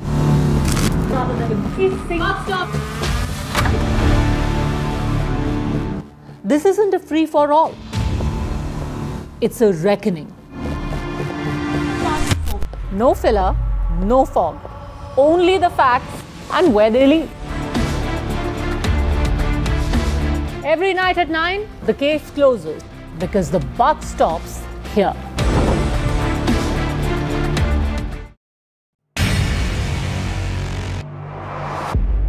A story of change, a path to renewal, a leader reimagining her nation's future. This will be my first official visit to India as the Prime Minister of Sri Lanka. So looking forward to participating in the NDTV World Summit, where I will have the opportunity to engage with global leaders and thinkers. Catch Sri Lankan Prime Minister Harini Amarasuriya at the NDTV World Summit 2025, 17th to 18th October on the NDTV network. The front lines of Kargil, the fury of Operation Sindhu, So many attacks. the chaos and cries of disaster zones, to fighter jet cockpits, and the world's most defining interviews. It's incredible. He has seen history break. Live, unfiltered. 20,000 hours of live broadcasting. Welcome to Left, Right and Center. Hard facts debates, war-struck country hard questions, in the Ukrainian 30 years of trust. in the Kargil area, North Ukraine, in France, in Italy, at Srinagar, and Vishnu Shom for NDTV. Vishnu Shom, only on NDTV.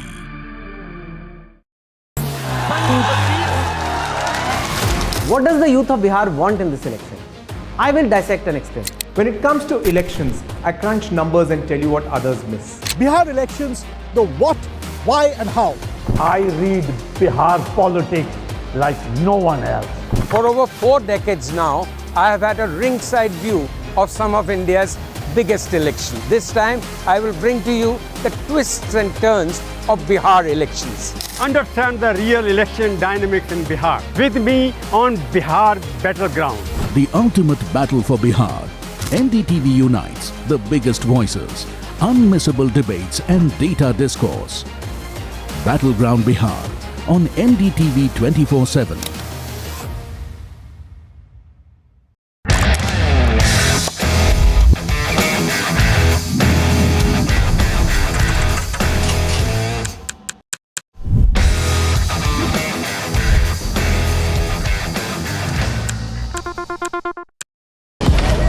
Breaking news का जमाना है।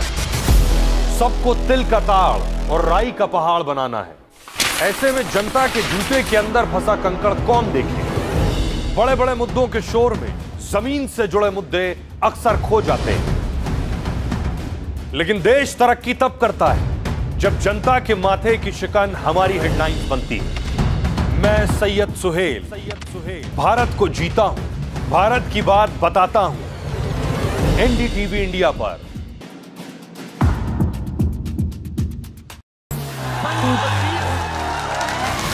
What does the youth of Bihar want in this election? I will dissect and explain. When it comes to elections, I crunch numbers and tell you what others miss. Bihar elections, the what, why and how. I read Bihar politics like no one else.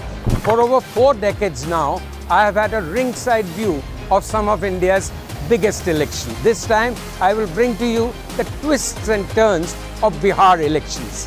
Understand the real election dynamics in Bihar. With me on Bihar Battleground. The ultimate battle for Bihar. NDTV unites the biggest voices, unmissable debates and data discourse. Battleground Bihar on NDTV.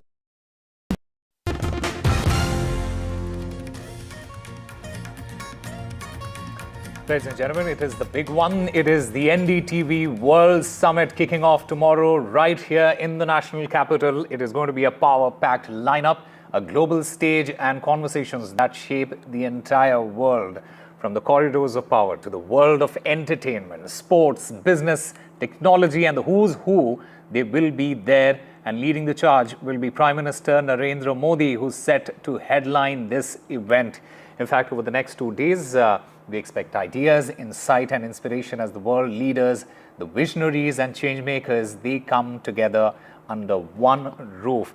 And meanwhile, the Sri Lankan Prime Minister, she is here in India. It's a 3-day state visit and she will also be speaking, giving a keynote address at the NDTV World Summit tomorrow. Sorry? What is your current focus of this visit, ma'am? Well, I'm here to speak for at the NDTV summit. Yeah. And you'll be meeting the officials, ma'am. What is the Yes. focus of your meeting with the officials, ma'am? Further increasing, strengthening our relationship. Ma'am, if you could give a word to NDTV about your experience up to until now and forward looking on to Sri Lanka and India ties. It's been great so far. This has been my first day, and I look forward to the summit very much. Yeah, ma'am. Please allow us to our World Summit. I'm very excited. I'm looking forward to it very much tomorrow and to meeting Prime Minister Modi as well. All right. Thank you so much. This is the same classroom where she was at. She used to study here, and we're being joined by a lot of sociology students here, a lot of excitement and buzz in the air with respect to the PM's visit to her alma mater college. Let us straight get talking to some students here to understand what is the general vibe right now. The fact that the Sri Lankan PM also used to be in the very same classroom that you've been studying at. So hi, my name is Murty, and it's just an honor to see her as a Prime Minister. She's our alma mater, just coming from Sociology Department. We are honored to have her as our, seniors, and we are just studying the same subject. And we got to know from our teachers, who is still teaching us right now. She told us that she used to sit in the same classroom, room number 27. She must be using the same benches, the same we are using. I think sociology as a discipline really is really close to all of us. And Dr. Ms. Harini is not just a Prime Minister, is a well-regarded sociologist as well. And we are glad that we are studying from the same faculty. In fact, we have a teacher in the faculty that has taught Ms. Harini. I feel really grateful, and I'm so lucky to be taught by the same teachers who were teaching Dr. Narayana Murthy Sudha, Honorable Prime Minister. So not just her, I mean, there were a lot of alumni who were taught by the teachers who were teaching us, and we also used to hear about their classroom experiences with such members and who reached great heights. So I'm so glad that I'm here in sociology. Well, the countdown has begun for the NDTV World Summit. All the world leaders, they have started arriving in India for the NDTV World Summit, including two current Prime Ministers and two former Prime Ministers as well. In fact, the ex-UK Prime Minister, Rishi Sunak, he is also in Delhi for the NDTV World Summit. He in fact met with the BJP chief, JP Nadda, today. From geopolitics to technology, from ecology to culture, from the architecture of economies to the imagination of societies. The NDTV World Summit, it seeks to move beyond analysis to reimagination, reinvention and renewal. NDTV World Summit, it is taking place tomorrow and day after. My colleague Vasudha Venugopal gets you a report.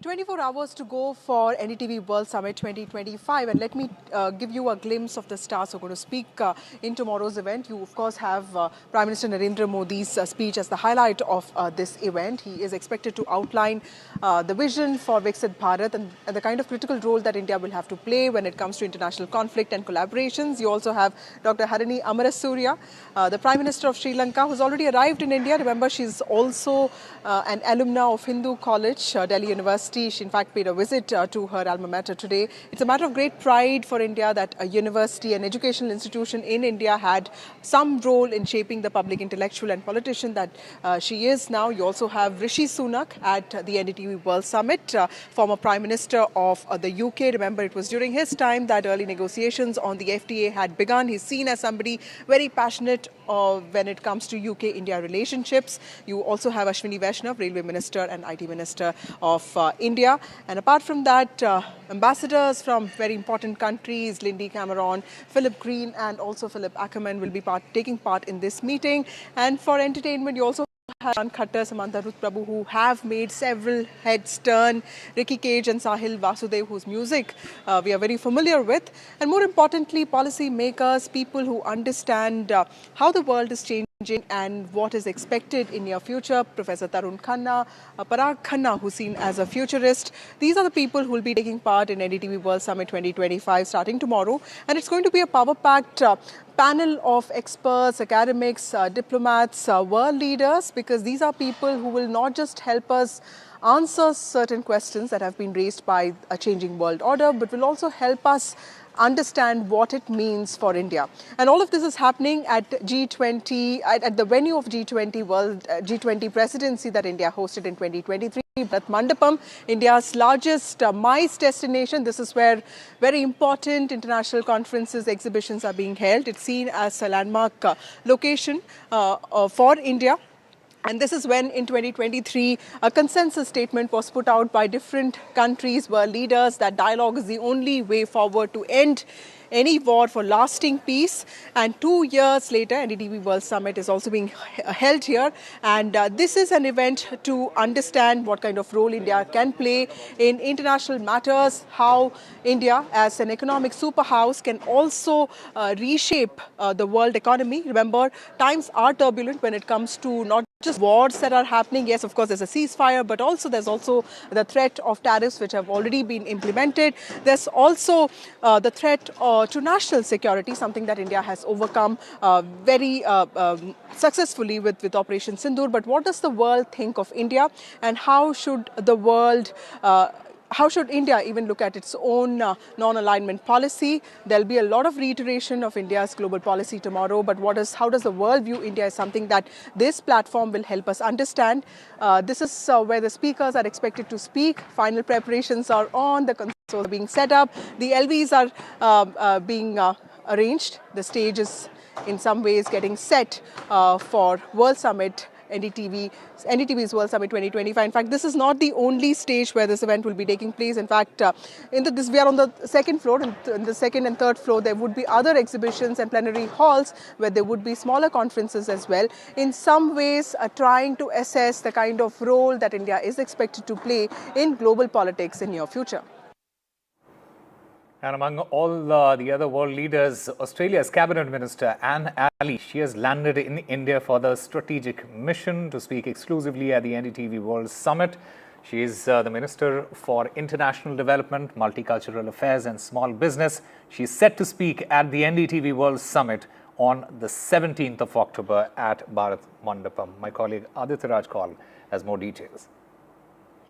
It's going to be a power-packed, never-seen-before summit. The NDTV World Summit is certainly going to have the top thinkers, top diplomats, and of course, top politicians and leaders from all across the globe. From Prime Minister Murty to the Sri Lankan Prime Minister Harini Amarasuriya, who would be, in fact, speaking there. But now we have a confirmation from the Australian Senior Minister. We have Anne Ali, who would be, in fact, speaking. She's on an India visit, and in fact has taken out time to speak at the NDTV World Summit. Tomorrow at noon, she will be addressing a keynote at the NDTV World Summit where she will speak about the multicultural society, the people-to-people connect between India and Australia, and how there will be cooperation between small businesses and international development between these countries. These are the three major portfolios that she handles. Remember, Australia and India, Canberra and New Delhi have had a very significant diplomatic partnership. There's a lot of bonhomie between Prime Minister Albanese and, of course, Prime Minister Narendra Modi. Australia and India have gone from strength to strength, apart from the Quad Summit as well. And these are some of the aspects that will be discussed when the Australian Senior Minister, Anne Ali, speaks at the NDTV World Summit at Bharat Mandapam in New Delhi on the 17th, that is tomorrow at 12 noon. Apart from that, of course, we will have keynote from Prime Minister of India, Prime Minister Narendra Modi, and of course, Prime Minister of Sri Lanka, Harini Amarasuriya. We'll also have former Prime Ministers from Australia, Tony Abbott, and the former Prime Minister of UK, Rishi Sunak. So never seen before galaxy of leaders coming together, converging, thought leaders discussing some global issues at a time when we are seeing a deeply divided world. And India perhaps is coming out as a ray of hope, as someone that has encouraged diplomacy dialogue in a world that is facing a crisis.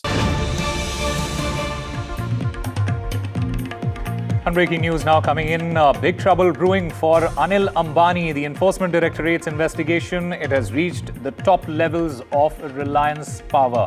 Anil Ambani's aide, he has been sent to judicial custody. The CFO, he is in judicial custody. He is the CFO of Reliance Power. The next bank fraud court, it is going to be heard on the 18th of October is what we understand at this point of time. My colleague Nupur Dogra joins us to get us more on this. Nupur, what exactly are the charges on by the ED in probing against Reliance Power and Anil Ambani's aide? Well, Osama, this is in fact, this case dates back to 2024 FIR lodged by Delhi police, and basic allegation is that the company, this is a money laundering allegation of sum of nearly 17,000 crore bank security. Now, it is alleged that they had wrongfully they had provided fake bank guarantees for a solar project that the power company was involved in. And this, they had claimed, was from a bank in Philippines, but the bank they named was nowhere to be found in Philippines. The bank name, it was said that it does not have any branch there. So this entire case, where there has been other arrests also at senior level in the past in this case. Now, as far as this arrest, the latest arrest is concerned, it was on Friday that the CFO, the former CFO, Ashok Kumar Pal, was taken into custody.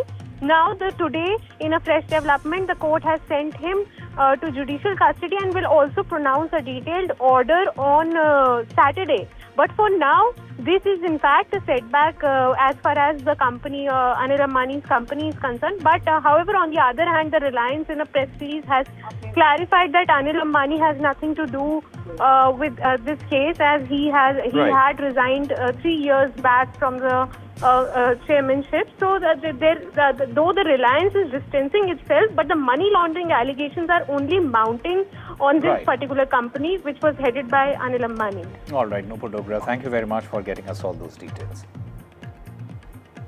Time for a very short break. More news and updates on the other side.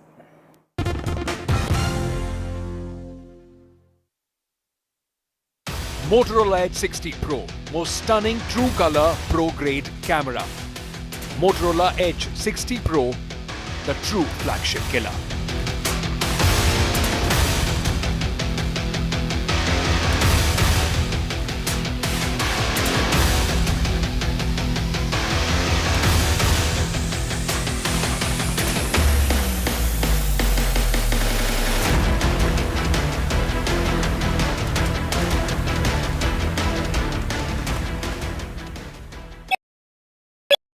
The best app to use is the NDTV app.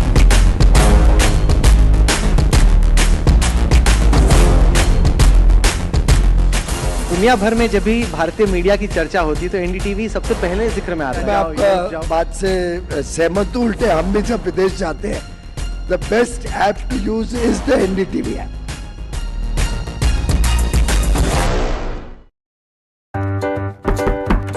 Volume कम करेंगे? आपका parcel फिर से हमारे घर पे आया है। कुछ तो बात है इस दिल में।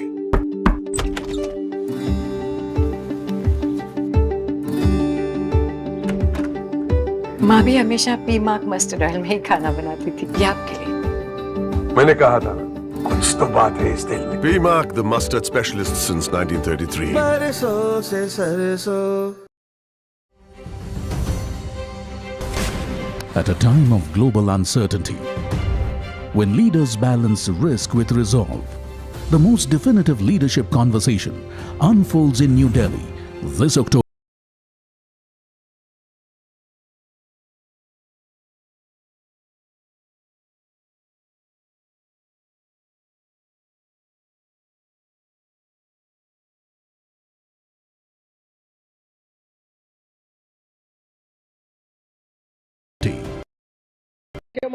పవన్ కళ్యాణ్ గారికి, రాష్ట్ర ప్రభుత్వంలో మంత్రివర్యులు లోకేష్ గారికి, ఇతర మంత్రులకి, బీజేపీ రాష్ట్ర అధ్యక్షులు పివిఎన్ మాధవ్ గారికి, ఎంపీలకు, ఎమ్మెల్యేలకు, ఇంత పెద్ద ఎత్తున ఈ సభని మమ్మల్ని ఆశీర్వదించడానికి విచ్చేసినటువంటి మా సోదర సోదరీమణులకు అందరికీ కూడా హృదయపూర్వక నమస్కారాలు.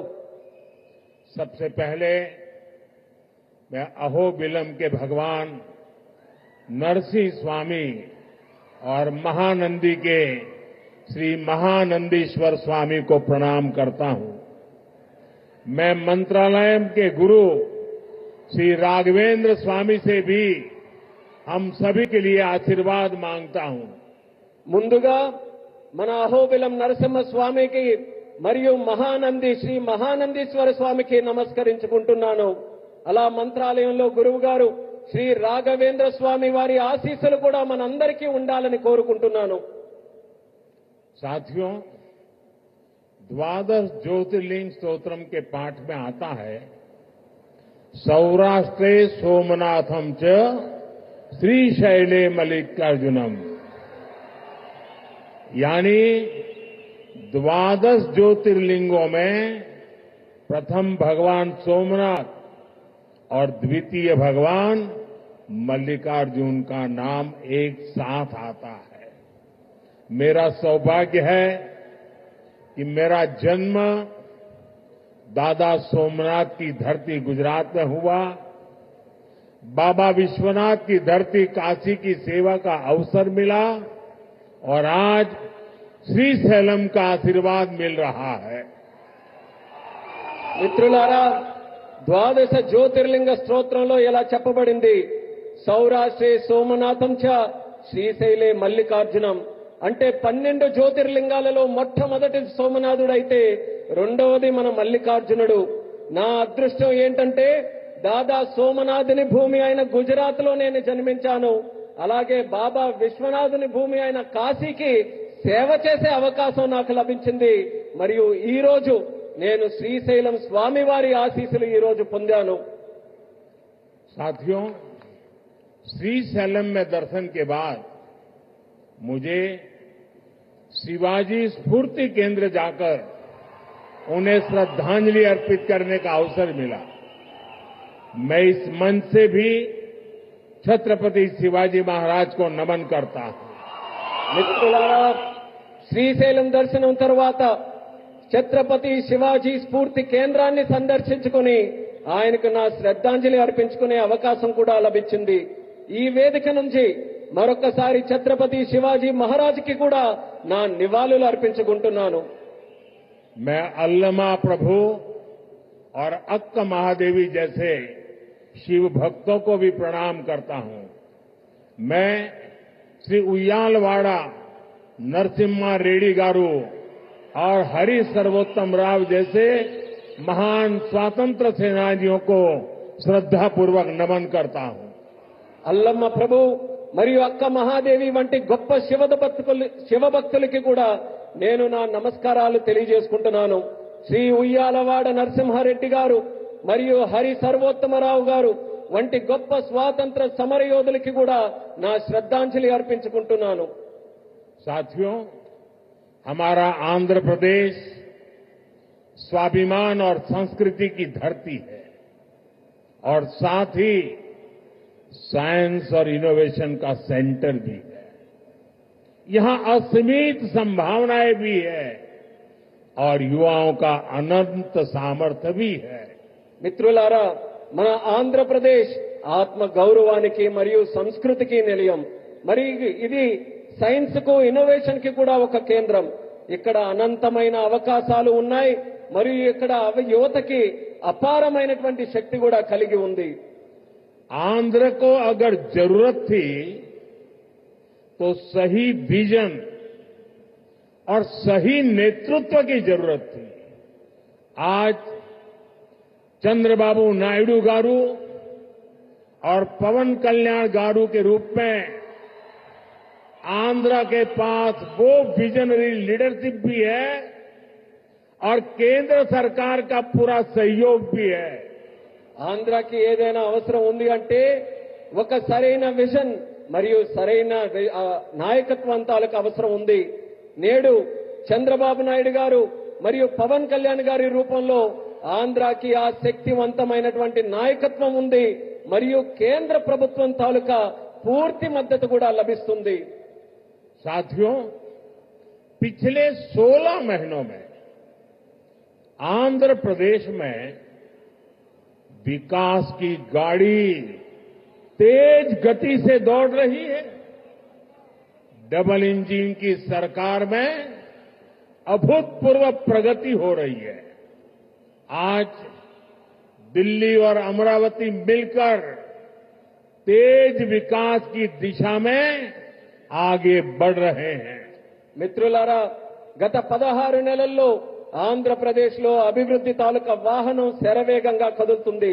డబుల్ ఇంజిన్ ప్రభుత్వంలో రాష్ట్రం అపూర్వమైన ప్రగతి కూడా సాధిస్తుంది. నేడు ఢిల్లీ మరియు అమరావతి ఈ రెండు కలిసి వేగవంతంగా అభివృద్ధి వైపు ముందుకు సాగుతున్నాయి. और जैसा चंद्रबाबू ने कहा, इस तेज गति को देख करके मैं कह सकता हूं कि 2047 में आजादी के जब 100 साल होंगे, विकसित भारत होके रहेगा. చంద్రబాబు గారు చెప్పినట్టు నేను చెప్పగలను. 2047 నాటికి ఎప్పుడైతే భారతదేశం 100 సంవత్సరాలు స్వాతంత్రం సంపాదించుకుని తయారవుతుందో ఆనాటికి ఖచ్చితంగా ఈ భారతదేశం వికసిత భారతదేశంగా తయారవుతుంది. अभी बाबू ने बहुत ही भावना के साथ अपने विचारों को व्यक्त किया, लेकिन मैं विश्वास से कहता हूं कि 21वीं सदी हिंदुस्तान की सदी होने वाली है। 21वीं सदी 140 करोड़ हिंदुस्तानियों की सदी होने वाली है। ఇప్పుడు బాబు గారు ఎంతో ఆవేదనతో భావాలతో మాట్లాడారు. అదే రకంగా నేను కూడా చెప్పగలను. ఈ 21వ శతాబ్దం భారతదేశం తాలూకా శతాబ్దం. ఈ 21వ శతాబ్దం భారతీయులు 140 కోట్ల భారతీయుల తాలూకా శతాబ్దం ఇది. साथियों, आज भी यहां सड़क, बिजली, रेलवे, हाईवे और व्यापार से जुड़े कई प्रोजेक्ट का उद्घाटन और शिलान्यास किया गया है। ये प्रोजेक्ट राज्य में कनेक्टिविटी को मजबूत करेंगे, इंडस्ट्री को बढ़ावा देंगे और लोगों के जीवन को आसान बनाएंगे। మిత్రులారా, నేడు రోడ్లు, విద్యుత్ రంగం, రైల్వే, హైవేలు మరియు వాణిజ్యానికి సంబంధించిన అనేక ప్రాజెక్టులకి శంకుస్థాపన మరియు ప్రారంభోత్సవం చేసుకుంటున్నాం. ఈ ప్రాజెక్టు వల్ల రాష్ట్రంలో కనెక్టివిటీ బలోపేతం అవుతుంది మరియు పరిశ్రమలకి ఊతమిస్తూ మరియు ప్రజల జీవితాన్ని కూడా సులభం చేసే అవకాశం కల్పిస్తుంది. इन परियोजनाओं से करनूल और आसपास के इलाकों को बहुत फायदा मिलेगा। मैं इन परियोजनाओं के लिए राज्य के सभी लोगों को बधाई देता हूं। ఈ ప్రాజెక్టుల వల్ల కర్నూలు మరియు పరిసర ప్రాంతాలకు ఎంతో ప్రయోజనం చేకూరుతుంది. ఈ ప్రాజెక్టుల కోసం రాష్ట్ర ప్రజలందరికీ కూడా మరొక్కసారి నా తాలూకా అభినందనలు తెలియజేసుకుంటున్నాను. साथियों, किसी भी देश और राज्य विकास के लिए एनर्जी सिक्योरिटी बहुत जरूरी है। आज यहां बिजली के क्षेत्र में अराउंड 3000 करोड़ रुपीस का ट्रांसमिशन प्रोजेक्ट शुरू हुआ है। इससे देश की एनर्जी कैपेसिटी और बढ़ेगी। మిత్రులారా, ఏ దేశమైనా రాష్ట్రమైనా అభివృద్ధి చెందాలనంటే ఇంధన భద్రత చాలా కీలకం. నేడు విద్యుత్ రంగంలో కూడా దాదాపు 3000 కోట్ల రూపాయలు విలువైన ట్రాన్స్మిషన్ ప్రాజెక్టులు కూడా మనం ప్రారంభించుకుంటున్నాం. దీని ద్వారా దేశం తాలూకా ఇంధన సామర్థ్యం కూడా మరింత పెరగబోతుంది. साथियों, तेज विकास के बीच हमें पुरानी स्थितियों को भी भूलना नहीं है। 11 साल पहले जब केंद्र में कांग्रेस सरकार थी, तब प्रति व्यक्ति इलेक्ट्रिसिटी की खपत औसतन 1000 यूनिट से भी कम थी। तब देश को ब्लैकआउट जैसी चुनौतियों का भी सामना करना पड़ता था। हमारे गांवों में बिजली का खंभा भी नहीं लगा था। మిత్రులారా, వేగవంతమైన అభివృద్ధి మధ్య మనం గతాన్ని మాత్రం మర్చిపోకూడదు. 11 సంవత్సరాల క్రితం కేంద్రంలో కాంగ్రెస్ ప్రభుత్వం అధికారంలో ఉన్నప్పుడు సగటు తలసరి విద్యుత్ వినియోగం 1000 యూనిట్ల కంటే చాలా తక్కువగా ఉండేది. అప్పుడు దేశం కూడా అనేక విద్యుత్ కోతల వంటి సవాళ్లు కూడా ఎదుర్కొంది. వేలాది గ్రామాలలో కనీసం విద్యుత్ స్తంభాలు కూడా ఏర్పాటు చేయలేనటువంటి దుస్థితి ఉండేది. आज क्लीन एनर्जी से लेकर देश के टोटल एनर्जी प्रोडक्शन तक भारत हर क्षेत्र में नए रिकॉर्ड बना रहा है। आज देश के हर गांव तक बिजली पहुंच चुकी है। प्रति व्यक्ति इलेक्ट्रिसिटी का इस्तेमाल बढ़कर 1400 यूनिट हो गया है। इंडस्ट्री से लेकर हाउस होल्ड तक सबको पर्याप्त बिजली मिल रही है। నేడు భారతదేశంలో క్లీన్ ఎనర్జీ నుంచి టోటల్ ఎనర్జీ ప్రొడక్షన్ వరకు ప్రతి రంగంలో కూడా మన దేశం కొత్త రికార్డుల్ని సమకూర్చుకుంటుంది. నేడు దేశంలోని ప్రతి గ్రామం కూడా మనం చూసుకుంటే విద్యుదీకరణ జరిగింది. తలసరి విద్యుత్ వినియోగం ఇప్పుడు 1400 యూనిట్లకి పెరిగింది. పరిశ్రమ నుండి గృహాల వరకు ప్రతి ఒక్కరికి కూడా తగినంత విద్యుత్ ఈ రోజు చక్కగా లభిస్తుంది. साथियों, देश की इस एनर्जी रिवॉल्यूशन का एक बड़ा केंद्र हमारा आंध्र प्रदेश है। चंद्रबाबू के नेतृत्व में आज यहां श्रीकाकुलम से अनुगुल तक नेचुरल गैस पाइपलाइन प्रोजेक्ट शुरू हुआ है। ये पाइपलाइन लगभग 15 लाख घरों को गैस सप्लाई देगी। మిత్రులారా, దేశంలో ఈ ఇంధన విప్లవానికి మన రాష్ట్రం ఆంధ్రప్రదేశ్ ఒక ప్రధాన కేంద్రంగా ఉంది. మన ముఖ్యమంత్రి వర్యులు చంద్రబాబు నాయుడు గారి నేతృత్వంలో ఈ రోజు శ్రీకాకుళం నుంచి అంగుల్ వరకు సహజ వాయువు పైప్ లైన్ ప్రాజెక్టు ప్రారంభించబడింది. ఈ పైప్ లైన్ సుమారు 15 లక్షల ఇళ్లకు గ్యాస్ సరఫరా కూడా చేయబడుతుంది. आज चित्तूर में एलपीजी बॉटलिंग प्लांट शुरू हुआ है। ये प्लांट रोजाना 20,000 सिलेंडर भरने की क्षमता रखता है। इससे लोकल ट्रांसपोर्ट और स्टोरेज सेक्टर में जॉब बढ़ेगी, युवाओं को नए अवसर मिलेंगे। ఈ రోజు చిత్తూరులో కూడా ఎల్పీజీ బాటిలింగ్ ప్లాంట్ ప్రారంభించబడింది. ఈ ప్లాంట్ రోజుకు 20,000 సిలిండర్లు నింపే సామర్థ్యం కలిగి ఉంది. ఇది స్థానిక రవాణా మరియు స్టోరేజ్ రంగంలో ఉద్యోగాలను పెంచుతుంది మరియు యువతకి మరిన్ని కొత్త అవకాశాలు కూడా కల్పించే బాధ్యత తీసుకుంటుంది. साथियों, विकसित भारत के लक्ष्य तक तेजी से पहुंचने के लिए आज देश में मल्टी मॉडल इंफ्रास्ट्रक्चर का विकास हो रहा है। विलेज से सिटी और सिटी से पोर्ट तक कनेक्टिविटी पर हमारा बहुत जोर है। सब्बवरम शिलानगर से के बीच नया हाईवे तैयार होने से कनेक्टिविटी और बढ़ेगी। మిత్రులారా, వికసిత్ భారత్ అనే లక్ష్యాన్ని వేగంగా సాధించడానికి నేడు దేశంలో మల్టీ మోడల్ ఇన్ఫ్రాస్ట్రక్చర్ ప్రాజెక్ట్స్ శరవేగంగా అభివృద్ధి చేయబడుతున్నాయి. గ్రామాల నుండి నగరాల వరకు, నగరాల నుండి పోర్టుల వరకు కనెక్టివిటీపై మేము బలమైన ప్రాధాన్యత ఈ రోజు ఇస్తున్నాం. విశాఖపట్నంలో సబ్బవరం నుంచి శీలానగర్ మధ్యలో కొత్త హైవే ఏదైతే పూర్తి చేయడం వలన కనెక్టివిటీ మరింత మెరుగుపడుతుంది. रेलवे के क्षेत्र में भी नए युग की शुरुआत हुई है। नई रेल लाइनों की शुरुआत होने से, रेल फ्लाईओवर बनने से यात्रियों को सुविधा मिलेगी और इस क्षेत्र के उद्योगों को नई गति मिलेगी। అలానే రైల్వే రంగంలో కూడా ఒక కొత్త యుగం ప్రారంభమైంది.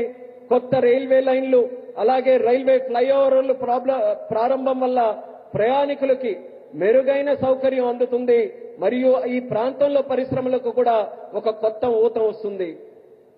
साथियों, आज 2047 के विकसित भारत का संकल्प हम सबके सामने है और इस संकल्प को स्वर्ण आंध्रा के लक्ष्य से नई ऊर्जा मिल रही है। हम सब जानते हैं, जब टेक्नोलॉजी की बात होती है तो हमारा आंध्र और यहां के युवा बहुत आगे रहते हैं। डबल इंजन की सरकार में हम आंध्रा के इस पोटेंशियल को और बढ़ा रहे हैं। మిత్రులారా, ఈ రోజు 2040 నాటికి వికసిత్ భారతదేశం మనం సాధించాలనే సంకల్పంతో అందరం కూడా ముందుకు నడుస్తున్నాం. మరియు ఈ సంకల్పానికి స్వర్ణాంధ్రప్రదేశ్ అనే లక్ష్యం మరింత శక్తిని అందిస్తుంది. మనందరికీ తెలుసు, టెక్నాలజీ విషయానికి వస్తే మన ఆంధ్రప్రదేశ్ అలాగే మరియు ఇక్కడ యువత చాలా ముందుంటారు. డబుల్ ఇంజిన్ ప్రభుత్వంలో మేము ఆంధ్రప్రదేశ్ యొక్క ఈ ప్రత్యేక సామర్థ్యాన్ని మరింత పెంచబోతున్నాం. साथियों, आज भारत की और आंध्र प्रदेश की स्पीड और स्कोप, इसको पूरी दुनिया देख रही है। 2 दिन पहले ही आंध्र प्रदेश में गूगल ने बड़ा निवेश करने का ऐलान किया है। మిత్రులారా, ఈ రోజు భారతదేశం మరియు ఆంధ్రప్రదేశ్ యొక్క వేగం మరియు సామర్థ్యం యావత్ ప్రపంచం గమనిస్తుంది. 2 రోజుల క్రితం గూగుల్ లాంటి ప్రధానమైన సంస్థ ఆంధ్రప్రదేశ్ లో ఒక పెద్ద పెట్టుబడిని కూడా ప్రకటించింది. गूगल यहां हमारे आंध्र प्रदेश में भारत का पहला आर्टिफिशियल इंटेलिजेंस हब बनाने जा रही है। और कल जब मैं गूगल के सीईओ से बात कर रहा था, उन्होंने मुझे कहा कि अमेरिका के बाहर दुनिया के कई देशों में हमारा निवेश है, लेकिन सबसे ज्यादा निवेश अब हम आंध्र में करने जा रहे हैं। इस नए एआई हब में powerful AI infrastructure, data centre capacity, large scale energy sources और एक्सपांडेड फाइबर ऑप्टिक नेटवर्क शामिल है। నిన్న గూగుల్తోనే మాట్లాడుతున్నప్పుడు తెలుసుకున్నాను, వాళ్ళు కూడా నాకు చెప్పారు, అమెరికా బయట చాలా పెట్టుబడులు మా ఉన్నాయి, కానీ అన్నిటికంటే అందులో పెద్ద పెట్టుబడి మేము ఆంధ్రాలో నేడు పెట్టబోతున్నామని వాళ్ళందరూ కూడా నాకు చెప్పారు. ఈ కొత్త ఏఐ హబ్ లో శక్తివంతమైన ఏఐ ఇన్ఫ్రాస్ట్రక్చర్, అలాగే డేటా సెంటర్ సామర్థ్యం, పెద్ద ఎత్తున శక్తి వనరులు మరియు విస్తరించిన ఫైబర్ ఆప్టిక్ నెట్వర్క్ కూడా ఉండబోతున్నాయి. साथियों, गूगल के इस एआई हब इन्वेस्टमेंट में एक नया इंटरनेशनल सबसी गेटवे बनाया जाएगा। इसमें कई इंटरनेशनल सबसी केबल्स शामिल होंगे जो भारत के ईस्टर्न कोस्ट पर विशाखापट्टनम तक पहुंचेगी। మిత్రులారా, ఈ గూగుల్ ఆర్టిఫిషియల్ ఇంటెలిజెన్స్ హబ్ ఏదైతే ఉందో, ఈ పెట్టుబడితో కొత్త అంతర్జాతీయ సబ్సీ గేట్వే కూడా తయారవబోతుంది. ఇందులో అంతర్జాతీయ సబ్సీ కేబుల్ వల్ల మన భారతదేశం యొక్క తూర్పు తీరంలో ఉన్న విశాఖపట్నం నగరం మరింత బలోపేతమై ఈ కేబుల్స్ అన్ని కూడా అక్కడ చేరుకోబోతున్నాయి. साथियों, इस प्रोजेक्ट से विशाखापट्टनम एक एआई और कनेक्टिविटी हब के रूप में स्थापित होगा। ये केवल भारत ही नहीं बल्कि पूरी दुनिया को सेवा देगा। मैं इसके लिए आंध्र का लोगों को विशेष बधाई देता हूं और चंद्रबाबू के विजन की भूरी भूरी प्रशंसा करता हूं। మిత్రులారా, ఈ ప్రాజెక్టు విశాఖపట్నం ఒక ఆర్టిఫిషియల్ ఇంటెలిజెన్స్ మరియు కనెక్టివిటీ హబ్ గా ఏర్పాటు చేయబోతుంది. ఇది కేవలం భారతదేశానికే కాకుండా యావత్ ప్రపంచానికి కూడా ఇది సేవ చేయబోతుంది. దీనికి ఆంధ్రప్రదేశ్ రాష్ట్ర ప్రజలందరికీ కూడా ప్రత్యేక అభినందనలు తెలియజేసుకుంటున్నాను.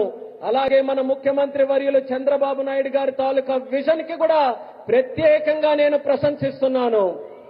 साथियों, भारत के विकास के लिए आंध्र प्रदेश का विकास जरूरी है और मैं मानता हूं आंध्र के विकास के लिए रायलसीमा का विकास भी जरूरी है। आज कर्नूल की जमीन पर जो काम शुरू हुए हैं, ये रायलसीमा के हर जिले में जॉब्स और प्रॉस्पेरिटी के नए दरवाजे खोलेंगे।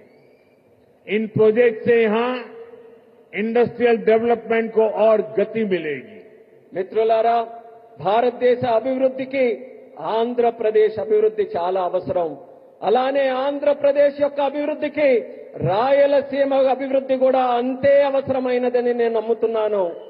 ఈ రోజు కర్నూలు గడ్డపై ప్రారంభమైన పనులు రాయలసీమలోని ప్రతి జిల్లాలో ఉద్యోగాలు సృష్టిస్తాయి మరియు ఈ ప్రాంత ప్రగతికి సరికొత్త ద్వారాలు కూడా తెరిపిస్తాయి. ఈ ప్రాజెక్టుల ద్వారా ఇక్కడ పారిశ్రామిక అభివృద్ధి మరింత వేగవంతంగా ముందుకు నడుస్తుంది.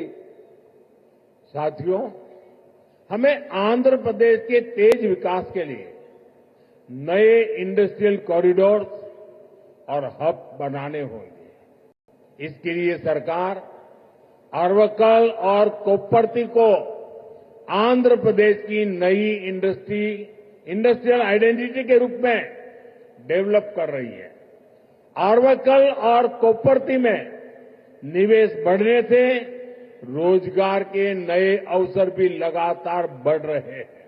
మిత్రులారా, ఆంధ్రప్రదేశ్ వేగవంతమైన అభివృద్ధి కోసం మనం కొత్త పారిశ్రామిక కారిడార్లను మరియు కేంద్రాలని సృష్టించుకోవాలి. ఈ లక్ష్యంతో ఆంధ్రప్రదేశ్ ప్రభుత్వం ఓర్వకల్ మరియు కొప్పర్తి ఈ 2 కొత్త పారిశ్రామిక కారిడార్స్ ను కూడా గుర్తించి అభివృద్ధి చేస్తుంది. ఓర్వకల్లో మరియు కొప్పర్తిలో పెరుగుతున్న పెట్టుబడులతో ఉపాధి అవకాశాలు కూడా క్రమంగా పెరుగుతున్నాయి.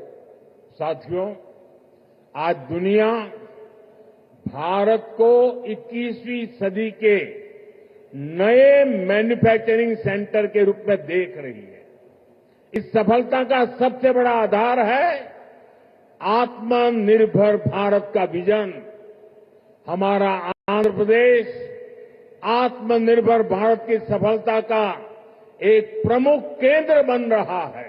మిత్రులారా, నేడు ప్రపంచం భారతదేశాన్ని 21వ శతాబ్దానికి ఒక తయారీ కేంద్రంగా చూస్తుంది.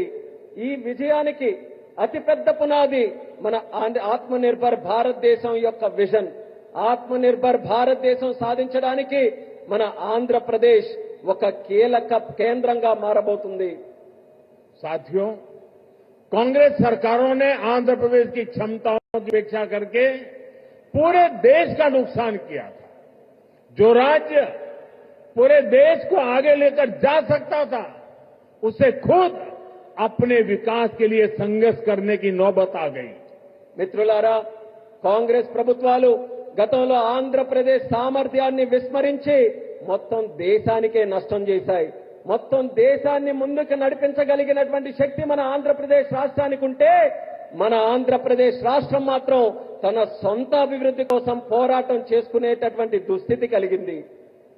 मुझे खुशी है कि अब एनडीए सरकार में आंध्र की तस्वीर बदल रही है. आंध्र प्रदेश चंद्रबाबू जी के नेतृत्व में आत्मनिर्भर भारत की नई ताकत बन रहा है. आंध्र में मैन्युफैक्चरिंग तेजी से बढ़ रही है. నాకెంతో సంతోషంగా ఉంది. ఇప్పుడు మన ఎన్డీఏ ప్రభుత్వంలో ఆంధ్రప్రదేశ్ తాలూకా మొత్తం ముఖ చిత్రం మారుతుంది. ఆంధ్రప్రదేశ్ మన ముఖ్యమంత్రి చంద్రబాబు నాయుడు గారి నేతృత్వంలో ఆత్మనిర్భర్ భారతదేశానికి ఒక సరికొత్త శక్తిగా అవతరించబోతుంది. ఆంధ్రప్రదేశ్ లో తయారీ మరియు తయారీ రంగం కూడా శరవేగంగా అభివృద్ధి ఈ రోజు చెందుతున్నాయి. निम्मलुरु में एडवांस नाइट विजन फैक्ट्री का आरंभ रक्षा क्षेत्र में आत्मनिर्भरता प्राप्त करने की दिशा में एक और कदम है. इस फैक्ट्री से नाइट विजन उपकरणों, मिसाइलों के लिए सेंसर और ड्रोन गार्ड सिस्टम बनाने का भारत का सामर्थ्य बढ़ेगा. यहां बने उपकरण भारत के डिफेंस एक्सपर्ट्स को भी नई ऊंचाई देंगे. और अभी ऑपरेशन सिंदूर में तो भारत के बनी चीजों की ताकत हमने देख ली है. మిత్రులారా, నిమ్మలూరులో అడ్వాన్స్ నైట్ విజన్ ఫ్యాక్టరీ ప్రారంభం మన దేశ రక్షణ రంగంతో ఆత్మనిర్భరత సాధించడానికి మరో అడుగు ముందుకు పడినట్టుగా అయ్యింది. ఈ ఫ్యాక్టరీ భారతదేశ నైట్ విజన్ పరికరాలు, క్షిపణుల కోసం సెన్సార్లు మరియు డ్రోన్ గార్డ్ వ్యవస్థలను తయారు చేసే సామర్థ్యం మన దేశానికి పెంచబోతుంది. ఇక్కడ తయారు చేసిన పరికరాలు భారతదేశ రక్షణ రంగ ఎగుమతులను కొత్త ఎత్తులకు కూడా తీసుకువెళ్లడానికి మనందరికీ కూడా దోహదపడతాయి.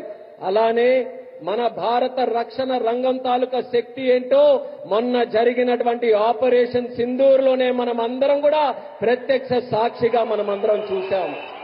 साथियों, मुझे खुशी है कि आंध्र सरकार ने कर्नूल को भारत का ड्रोन हब बनाने का संकल्प लिया है.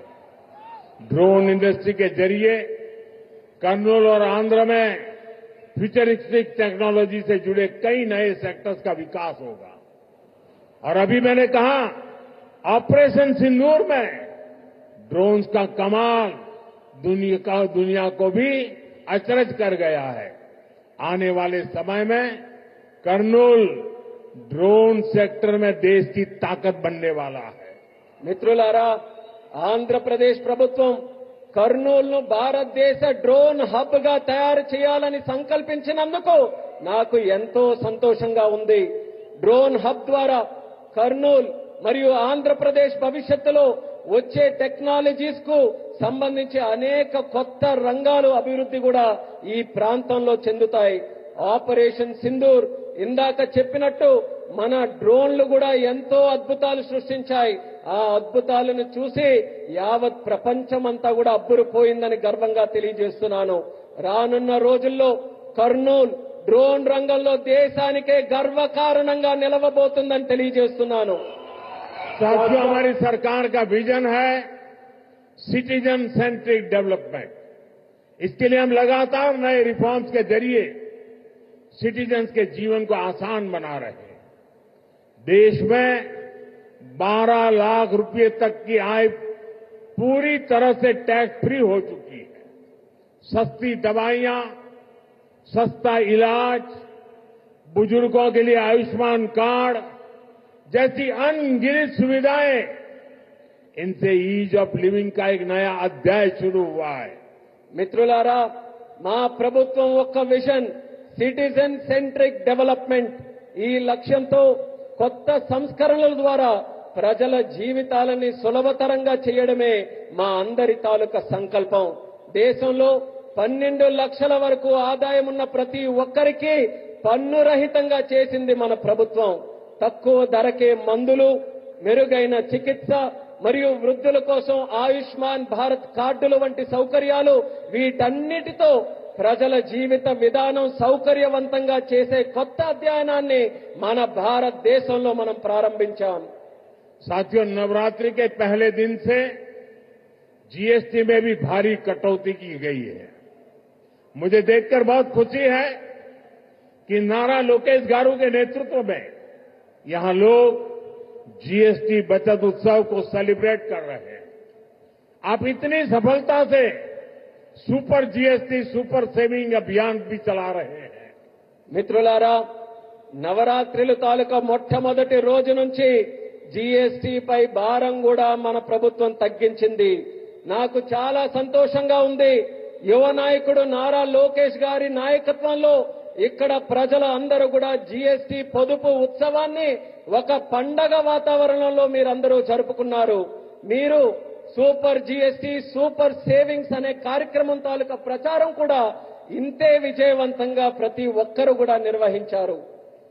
मुझे बताया गया है कि आंध्र प्रदेश लोगों को नेक्स्ट जनरेशन जीएसटी रिफॉर्म से 8,000 करोड़ रुपए से ज्यादा की सेविंग होगी. ये सेविंग इस बार त्योहारों का आनंद और बढ़ा रही है. लेकिन मेरा एक आग्रह भी है, हमें जीएसटी बचत उत्सव को वोकल फॉर लोकल के संकल्प के साथ मनाना है. నాకిప్పుడే చెప్పారు, నెక్స్ట్ జన్ జీఎస్టీ సంస్కరణల ద్వారా ఆంధ్రప్రదేశ్ ప్రజలకు 8,000 కోట్లకి పైగా ఆదా చేసుకునే పరిస్థితి వచ్చింది. ఈ పొదుపులు ఈ పండగ సీజన్ యొక్క ఆనందాన్ని మరింత పెంచబోతున్నాయి. కానీ నా తాలూకా అభ్యర్థన కూడా ఈ రాష్ట్ర ప్రజలందరికీ ఉంది. మనం ఈ జీఎస్టీ పొదుపు ఉత్సవాన్ని ఏదైతే నిర్వహించుకుంటున్నామో ఇందులో మనం స్థానికుల కోసం బలంగా వోకల్ ఫర్ లోకల్ అనే సంకల్పంతో స్థానిక తయారీ రంగాన్ని ప్రోత్సహించే విధంగా జరుపుకోవాలి. साथियों, विकसित आंध्र से ही विकसित भारत का सपना पूरा होगा. मैं एक बार फिर नए प्रोजेक्ट के लिए आंध्र प्रदेश के सभी लोगों को बहुत बहुत बधाई देता हूं. मेरे साथ बोलिए, भारत माता की. మిత్రులారా, వికసిత్ ఆంధ్రప్రదేశ్తోనే వికసిత్ భారతదేశం యొక్క కళ నెరవేరుతుంది. నేను మరోసారి ఈ కొత్త ప్రాజెక్టుల తాలూకా శంకుస్థాపన మరియు ప్రారంభోత్సవం సందర్భంగా ఆంధ్రప్రదేశ్ రాష్ట్ర ప్రజల అందరికీ కూడా హృదయపూర్వకమైనటువంటి అభినందనలు తెలియజేసుకుంటున్నాను. భారత్ మాతాకి. यहां कोई 2 बच्चे कब से वो पेंटिंग लेके खड़े हैं. जरा हमारे एसपीजी के लोग इसको कलेक्ट कर लें. ఇద్దరు పిల్లలు ఇక్కడ చిత్రాలను పట్టుకుని ఉన్నారు. ఎస్పీజీ వాళ్ళు కాస్త ఆ చిత్రాలను నా వరకు పంపించవాలి. उनसे कलेक्ट कर लीजिए वहां से. मेरे साथ बोलिए भारत माता की जय, भारत माता की जय, भारत माता की जय. बहुत बहुत धन्यवाद. అందరికీ ధన్యవాదాలు. All right, the Prime Minister Narendra Modi in Andhra Pradesh, where he was addressing a public rally. Prime Minister's mega infrastructure push in Andhra Pradesh. He is in Kurnool in Andhra Pradesh, sharing the stage with Chandrababu Naidu. He launched projects worth over 13,000 crore rupees. He also went to the Sri Sailam temple to offer his prayers. Prime Minister Narendra Modi in Andhra Pradesh there.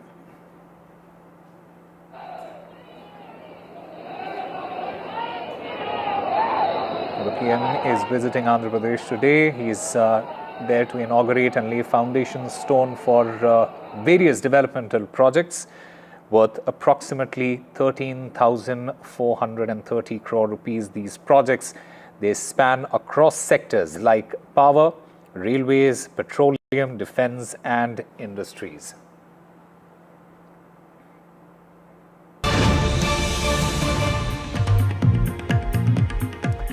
And breaking news now coming in, and this is regarding the Union Home Minister Amit Shah's statement on Naxal terror. He has been actively highlighting the Indian government's efforts to combat the Naxal terror. In fact, he had earlier announced that security forces have dealt a significant blow to Maoist strongholds. He in fact said that Chhattisgarh's Naxal bases are now terror-free and that South Bastar Naxalism is now to be wiped off soon as well. He has promised a Naxal-Mukt India by 2026. Over 258 Naxals, they have already surrendered in Maharashtra and Chhattisgarh in the last 48 hours. So a big statement coming from the Union Home Minister Amit Shah saying that Chhattisgarh Naxal bases are now terror-free.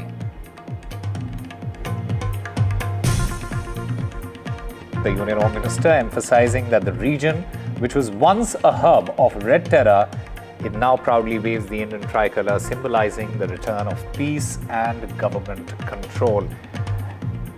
The Home Ministry's strategy, it involves a multi-pronged approach combining tactical aggression with strategic patience as well as developmental incentives.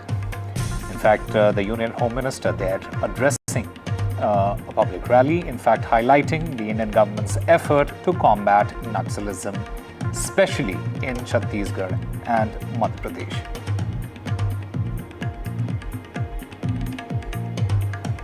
And my colleague Aishwarya Jain joins us to get us more on this. Aishwarya, take us through what the Union Home Minister had to say. Well, it is Home Minister Amit Shah who had stated that it's a landmark day for the country as far as the government of India's battle against Naxalism. It is today at least 170 Naxalites who have surrendered in Chhattisgarh. And just yesterday, remember, there were 27 who had laid down their arms in the state in Maharashtra in front of Chief Minister Devendra Fadnavis. 61 returned to the mainstream. And in total, there are 258 battle-hardened left-wing extremists that have observed violence. It is India's commitment that by March 2026, it would be Naxal-free India. And in that regard, today, it's a big development that has taken place as far as 258 Naxals which have surrendered in Chhattisgarh in last 48 hours. In fact, in North Bastar in Chhattisgarh as well, there was, a chunk of Naxalites which had come to the mainstream, and this is an ongoing process on a daily basis. There are, more than 50 Naxalites which are surrendering. And this time it was 170 Naxalites which have surrendered in Chhattisgarh, and in total till now 258 Naxalites have surrendered. Aishwarya, you mentioned about the 258 Naxals who have surrendered. What exactly prompted this sudden wave of surrenders?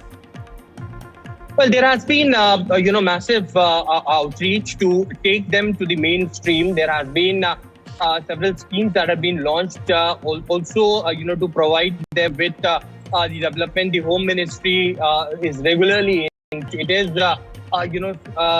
yesterday in Maharashtra, where almost 258 Naxalites which surrendered, and their arms were also taken into the custody of government. It is under the Naxal Mukt Abhiyan by March 26th.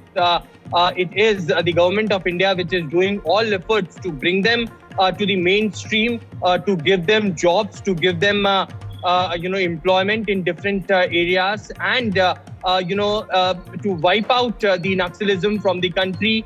Continuous process is being done. There has been several agencies which are involved into it as well, to get them into mainstream, and therefore the reason perhaps a major success as far as Naxalism and Naxalites, particularly in the areas. Yesterday there was a brief list that also came in as far as different districts in the country which have reduced to almost 11, where Naxalites are still there, and the process is going on as far as surrendering of Naxalism from those areas are concerned. CRPF to CISF, heavy deployment of security forces are also can be seen in these particular areas, so that maximum of the Naxalites can surrender, or they had been punished in the last few months as well.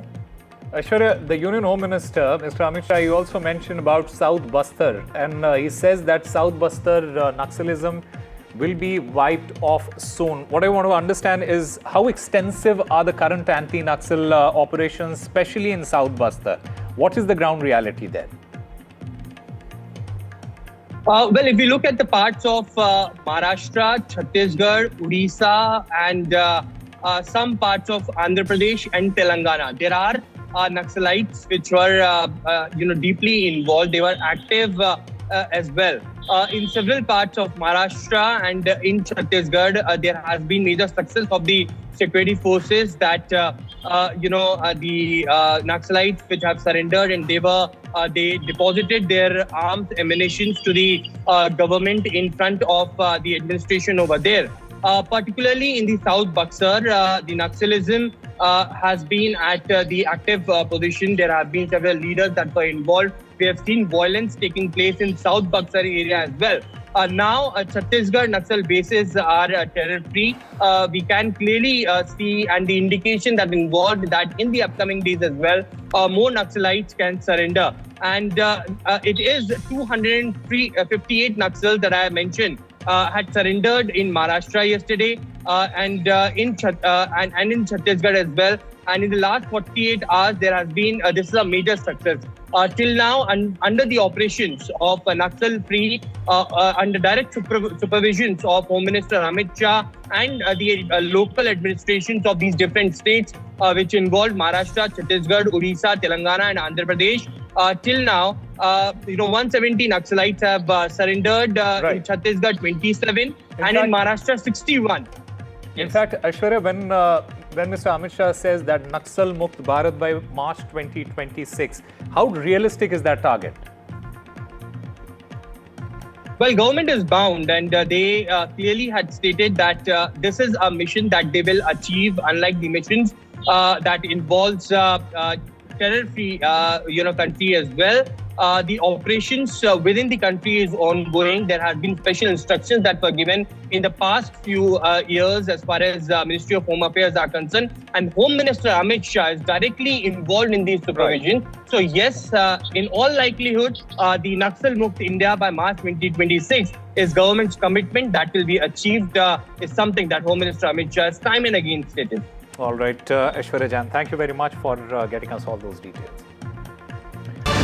While another breaking news that is coming in, Karnataka Cabinet has decided that any event by organizations or groups that will be held at government premises will need compulsory prior permission. These new rules are in this particular regard will be published soon. It comes at the back of the demand to stop RSS events at government premises. Remember, Priyank Kharge, the IT Minister of Karnataka, he had written a letter earlier in fact, 2 letters by Mr. Priyank Kharge, and this is in the aftermath of those letters that the Karnataka cabinet has now decided that any event by organizations or groups that will be held at government premises will need compulsory prior permission.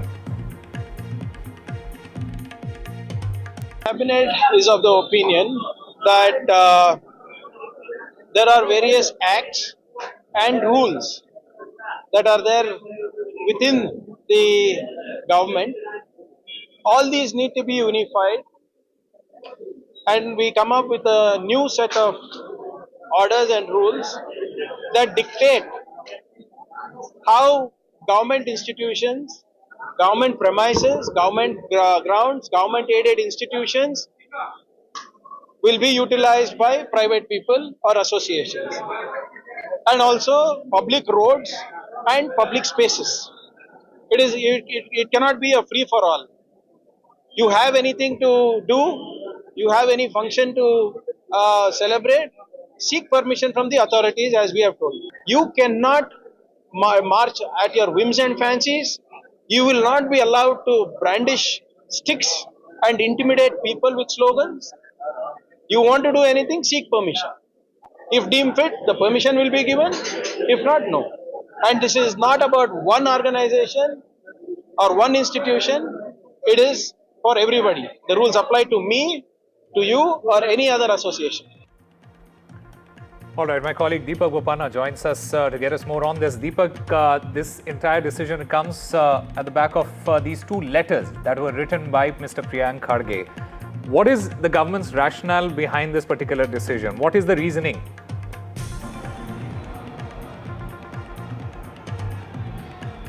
Well, the government is saying that for any event, for any organization to carry out marches, to hold a program, permissions are a must, be it at public roads, be it in, government institutions. This is something that has always been mandated in the past. There are different rules, of course, for different places. Right now, they want to concise all of this and bring in a new rule of sorts, and, hinting at some of the RSS rallies that were carried out. Mr. Priyank Kharge says that anyone who decides to march on the streets with sticks in their hands will not be allowed, and there will be action that will be initiated if permission is not sought. And he says that this applies to anyone, including him, but at the back of the demand coming in for ban on activities of the RSS in government premises, this definitely is a move that will develop politically, and we'll really have to see how the opposition, the BJP in particular, takes up the matter in the days to come.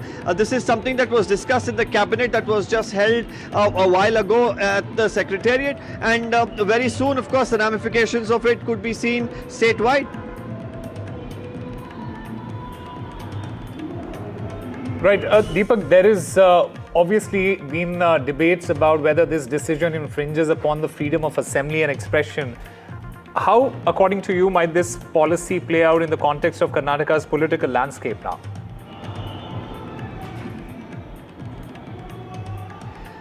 Now, it's going to be very interesting considering the fact that several organizations, of course, hold different forms of marches. If in the future, when a rule like this comes about, and if the Congress becomes selective in deciding who to give permission to and who not, that is when the issues could really begin. For now, the Congress maintains there will be no sort of differentiation. Deepak, there is another breaking news that is now coming in right now. Bengaluru Central Division Police, they have arrested a man from Solapur for threatening the Karnataka Minister Priyank Kharge. In fact, this accused has been identified as somebody named Danappa Naroni. Deepak is still there with us. Deepak, take us through what exactly transpired, what exactly happened. Now, just yesterday, Mr. Priyank Kharge, had been mentioning that he has been receiving multiple threats, people calling him, texting him, abusing him after what he had to say pertaining to, banning RSS activities in government institutions. And now, of course, another letter talking about how, officials working with the government should not be participating in RSS events. And he said that he got a lot of people abusing him. He had put up one video of an individual who had called him up. He had, posted this on social media. It said that this was an individual who claimed to be from the RSS and started to verbally abuse him in filthy language. An FIR was registered yesterday by Congress leaders for over these sort of threats that he was receiving. The police have acted and picked up this man from Solapur. As of now, he has officially been arrested by the Bengaluru Central Division Police. The Sadashivnagar cops, of course, were the ones who began the investigation post the FIR. We'll really have to see with this arrest now coming by how politically things develop, especially how the BJP looks at this and whether the RSS also will choose to respond to the matter. All right, Deepak Bopanna, thank you very much for getting us all those details. We'll slip into a very short break. More news and updates on the other side.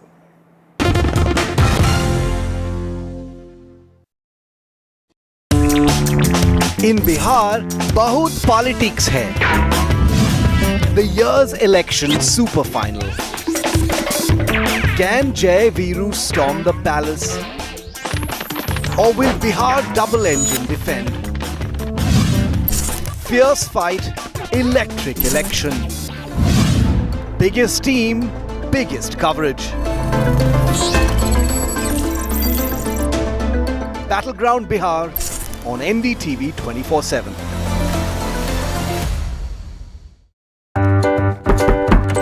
Volume कम करेंगे? आपका parcel फिर से हमारे घर पे आया है। कुछ तो बात है इस दिल में।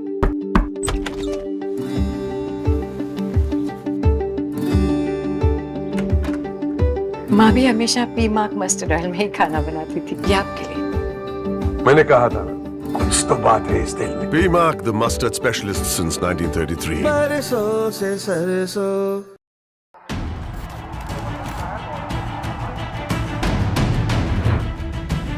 When it comes to elections, I am a journalist, analyst, commentator, and an advisor. My point of view is not for the faint-hearted. Nothing escapes my eyes. Not the leaders, not their agendas, not even the real game of elections. हम सबको खबर देते हैं, हम सबकी खबर लेते हैं, चुनावों की भी, दावों की भी। बिहार की सोच, बिहार का फैसला। पत्रकारिता का जो पहलू दिखता नहीं, वो हम दिखाते हैं। इलेक्शंस की सारी खबरें मेरे साथ। Watch me cover the Bihar battleground on NDTV 24/7.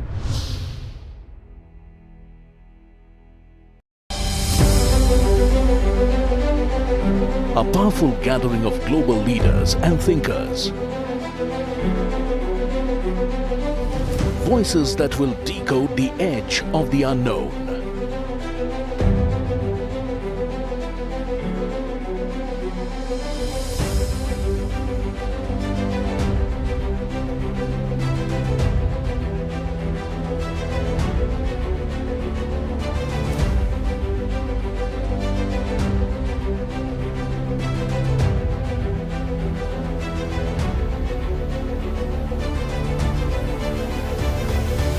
NDTV World Summit 2025, 17th and 18th October on the NDTV network.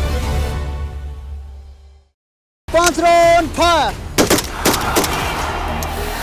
Every takeoff is like, gives you the pump, gives you the adrenaline.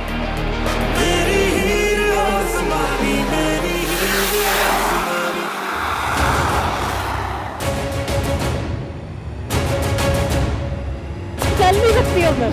Okay, let's go guys. जीत तो गई।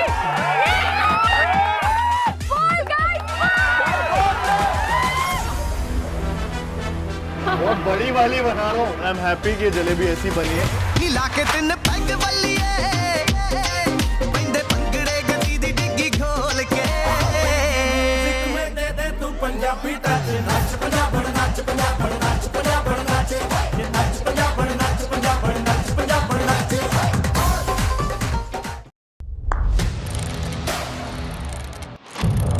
What seems settled for me is unfinished business. So I rewind, I pause, I reflect, I dig until what's buried stands up to be counted. Breaking ground, not just headlines, the meaning behind them. This is Breaking Ground with me, Vedika Sud.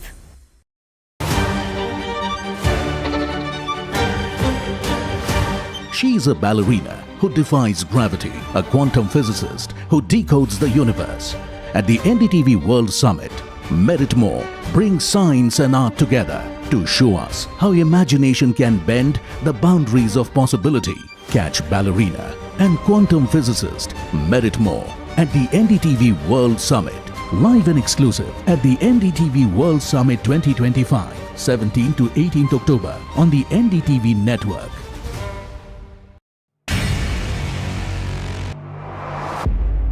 A global leader, defining India's moment in history, a voice shaping the future of a changing world. हम दुनिया को भी बेहतर AI solutions देने में जुटे हैं. Catch Prime Minister Narayana Murthy at the NDTV World Summit 2025, 17th and 18th October on the NDTV network, bringing the world to India and India to the world. Pulling us into this country. They argue, I conclude. They deflect, I drill down.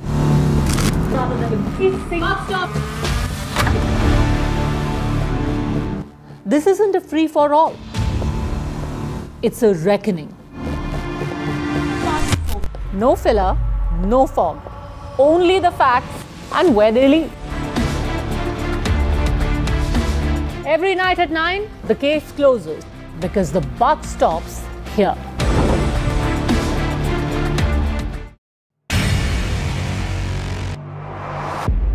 A story of change, a path to renewal, a leader reimagining her nation's future. This will be my first official visit to India as the Prime Minister of Sri Lanka. So looking forward to participating in the NDTV World Summit, where I will have the opportunity to engage with global leaders and thinkers.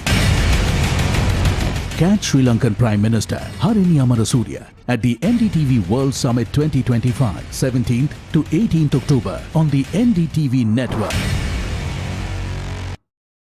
The front lines of Kargil, the fury of Operation Sindhu, So many attacks. the chaos and cries of disaster zones, to fighter jet cockpits, and the world's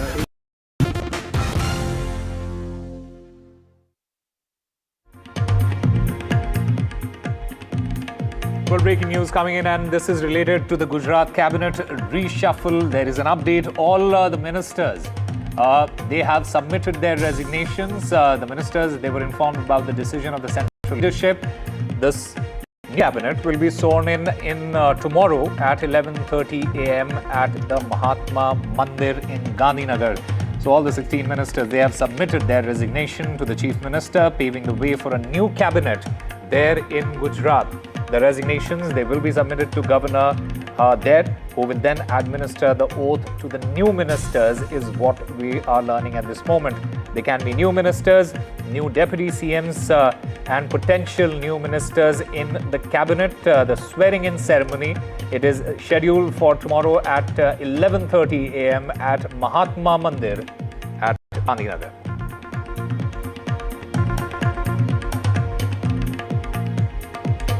Well, as I mentioned, the focus will be on the new ministers, the new cabinet. It is expected to include fresh faces with a focus on Saurashtra and Patidar leaders, is what we are learning at this point of time.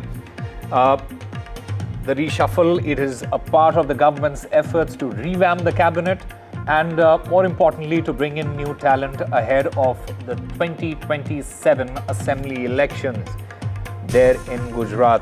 So the latest update as far as the Gujarat cabinet reshuffle is concerned, all 16 of the ministers, they have submitted their resignations to the Chief Minister Bhupendra Patel, paving the way for a new cabinet there in Gujarat. These resignations, they will be submitted to the governor there and he will then administer the oath to all the new ministers. The swearing-in ceremony, it is scheduled for tomorrow at 11:30 a.m. at Mahatma Mandir in Gandhinagar. And my colleague Anuj Raite joining us to get us more on this. Anuj, take us through the key highlights. Osama, I'm standing outside Raj Bhavan where this key meeting has concluded just a while back. It started at 3 p.m. under the leadership of the Chief Minister, and all the ministers were present. And just a while back, we got this update from Raj Bhavan that all the ministers, excluding of course the Chief Minister, have tendered their resignation. It is important to note that when Bhupendra Patel formed the government in 2022, it was one of the leanest cabinet that was there in place with only 17 ministers. And a reshuffle was always on cards, but the timing of the reshuffle was something that was going to be crucial. Now, keeping in mind Panchayat polls are coming across, next year. We also have the, the 2027 assembly elections that will be taking place here in the state, and also the fact that there was, there was a lot of caste equation that the party had to cater to, be it the, representation from Saurashtra region, be it the, need for representation from the OBC or the Patidar community. All of these things came together to shape up the kind of reshuffle that we're going to experience tomorrow. Now, all this 16, what is important to note that earlier the report suggested that only 10 to 12 ministers might submit their resignations, but at the moment what we know is that 16 ministers have submitted their resignation, out of which 2 ministers, that is Health Minister Rushikesh Patel and Home Minister Harsh Sanghvi, in all probability will repeat as ministers besides the Chief Minister, and the new cabinet will come in forth from tomorrow afternoon. All right, Anuj Raite there. Thank you very much for getting us all those details. Time for a very short break. More news and updates on the other side.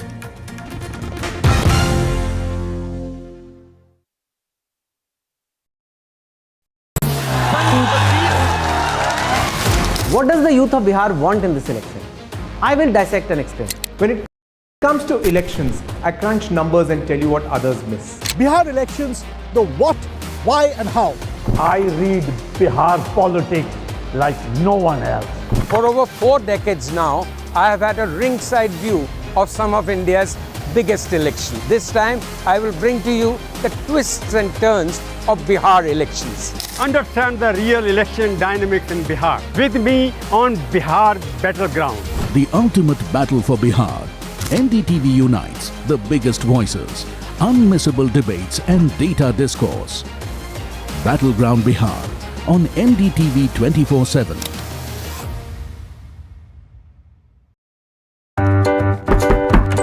Volume कम करेंगे? आपका parcel फिर से हमारे घर पे आया है। कुछ तो बात है इस दिल में।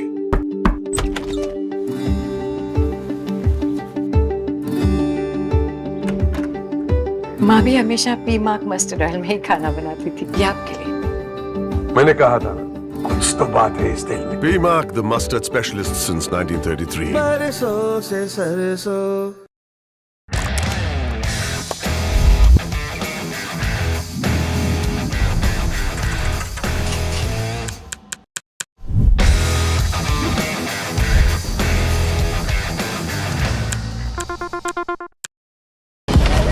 ब्रेकिंग न्यूज का जमाना है। सबको तिल का ताड़ और राई का पहाड़ बनाना है। ऐसे में जनता के जूते के अंदर फंसा कंकड़ कौन देखे? बड़े बड़े मुद्दों के शोर में जमीन से जुड़े मुद्दे अक्सर खो जाते हैं। लेकिन देश तरक्की तब करता है जब जनता के माथे की शिकन हमारी हेडलाइंस बनती है। मैं सैयद सुहेल भारत को जीता हूं, भारत की बात बताता हूं। NDTV इंडिया पर।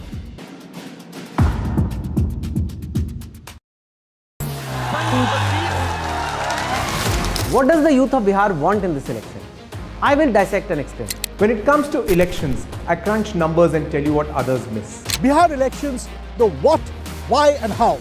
I read Bihar politics like no one else.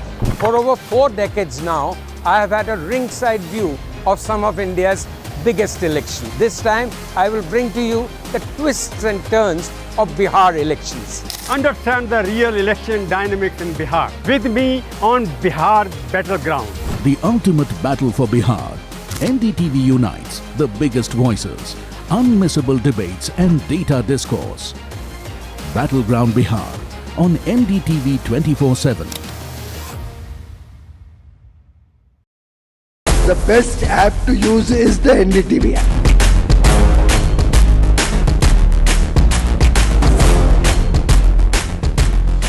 दुनिया भर में जब भी भारतीय मीडिया की चर्चा होती है तो एनडीटीवी सबसे पहले जिक्र में आता है। मैं आपका बात से सहमत हूं, उल्टे हम भी जब विदेश जाते हैं, the best app to use is the NDTV app.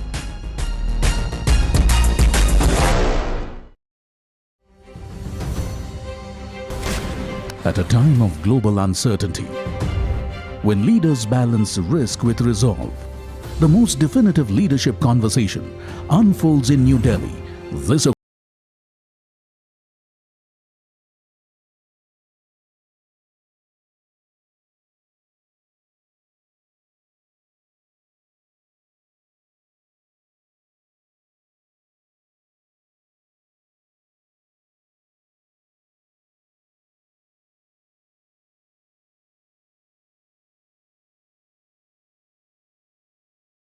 October 17 to 18th October on the NDTV network, bringing the world to India and India to the world.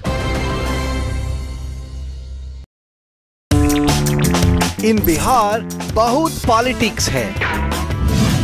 The year's election super final.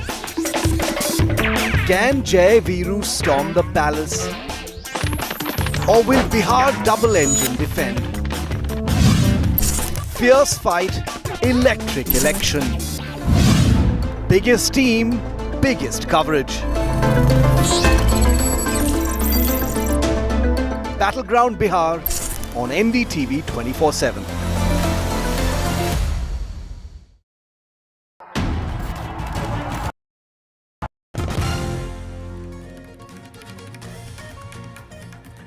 Welcome back. The countdown has begun for the NDTV World Summit. The world leaders, they have started arriving in India for the NDTV World Summit, and among them are two current Prime Ministers and two former Prime Ministers.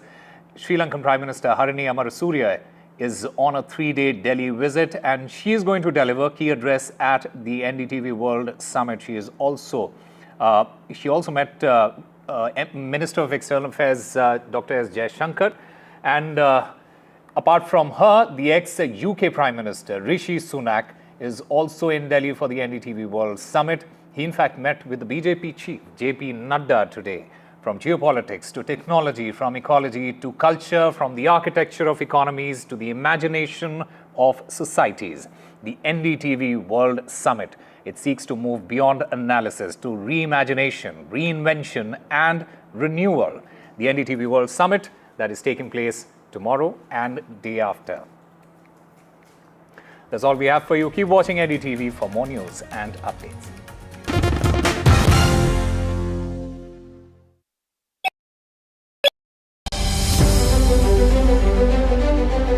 A powerful gathering of global leaders and thinkers. Voices that will decode the edge of the unknown.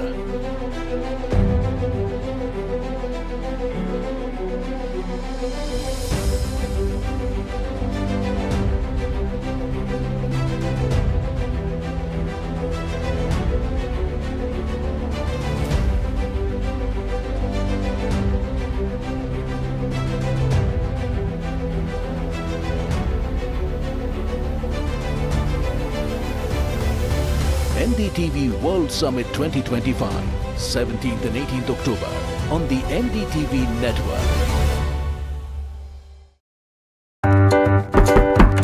Volume कम करेंगे?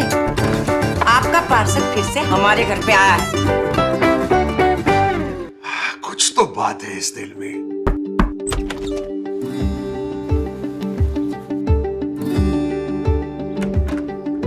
माँ भी हमेशा P mark mustard oil में ही खाना बनाती थी, ये आपके लिए। मैंने कहा था कुछ तो बात है इस दिल में। P-Mark, the mustard specialist since 1933. सरसों से सरसों। 5 round fire. Every takeoff is like gives you the pump, gives you the adrenaline back.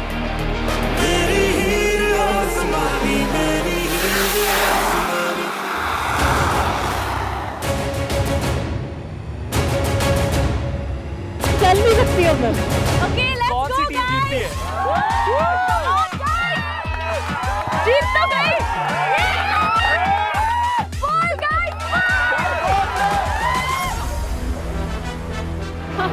वाली बना रहा हूँ। आई एम हैप्पी कि जलेबी ऐसी बनी है।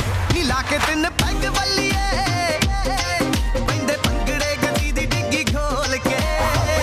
म्यूजिक में दे दे तू पंजाबी टच, नाच पंजाब नाच पंजाब नाच पंजाब नाच, ये नाच पंजाब नाच पंजाब नाच पंजाब नाच।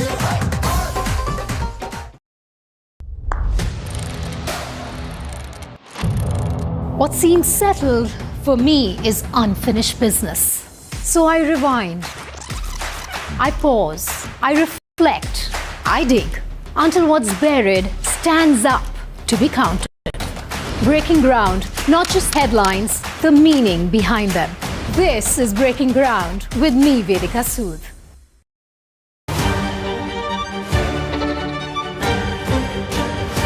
She is a ballerina who defies gravity, a quantum physicist who decodes the universe. At the NDTV World Summit, Merit More brings science and art together to show us how imagination can bend the boundaries of possibility.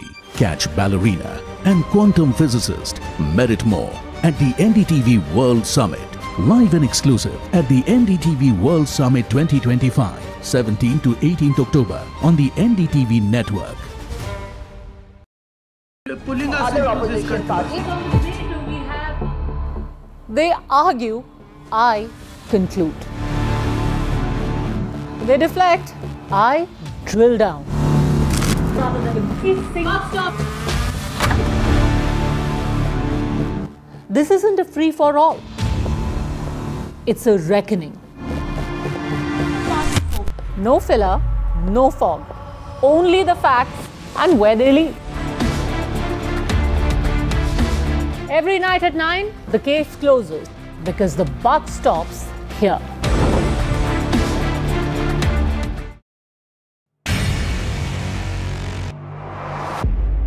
A global leader defining India's moment in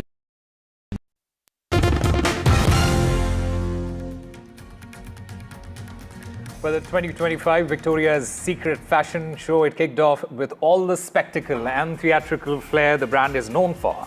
The event also marked the reunion of model sisters Gigi and Bella Hadid. Notably, the show marked Bella Hadid's radiant return to the runway just 1 month after being hospitalized for a severe flare-up of chronic Lyme disease. She was diagnosed with Lyme disease in 2013 when she was 16-year-old. That's all we have for you. On the other side, it's Prime 5 with Rahisha Sehgal.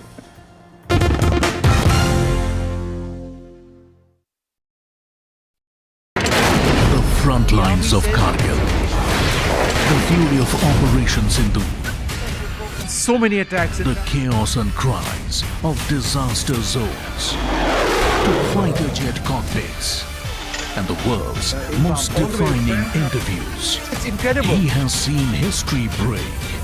Live, unfiltered. 20,000 hours of live broadcasting. Welcome to Left, Right and Center. Hard facts. War-struck country. Hard questions. In the Ukraine. 30 years of trust. In the Kargil area. North Ukraine. In France. In Italy. At Srinagar. Vishnu Shom for NDTV. Vishnu Shom. Only on NDTV.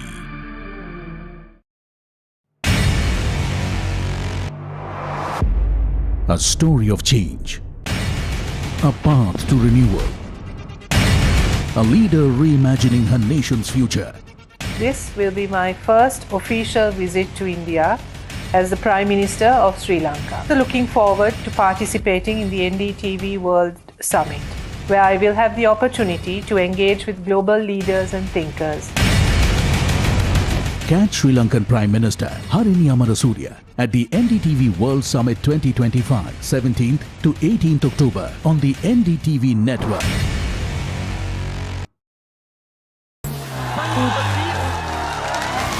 What does the youth of Bihar want in this election? I will dissect and explain. When it comes to elections, I crunch numbers and tell you what others miss. Bihar elections, the what, why and how. I read Bihar politics like no one else. For over 4 decades now, I have had a ringside view of some of India's biggest elections. This time, I will bring to you the twists and turns of Bihar elections. understand the real election dynamics in Bihar. With me on Bihar Battleground. The ultimate battle for Bihar. NDTV unites the biggest voices, unmissable debates and data discourse. Battleground Bihar on NDTV 24/7.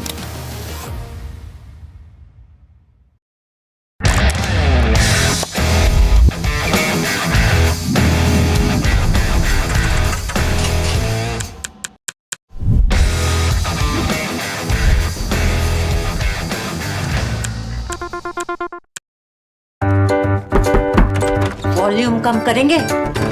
आपका parcel फिर से हमारे घर पे आया है। कुछ तो बात है इस दिल में।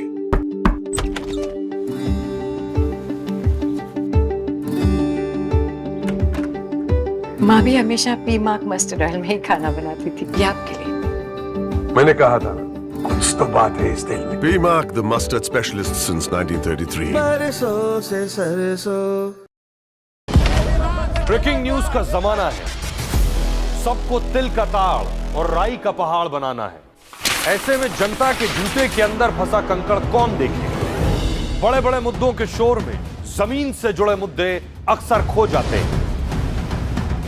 लेकिन देश तरक्की तब करता है जब जनता के माथे की शिकन हमारी हेडलाइंस बनती है। मैं Syed Suhail.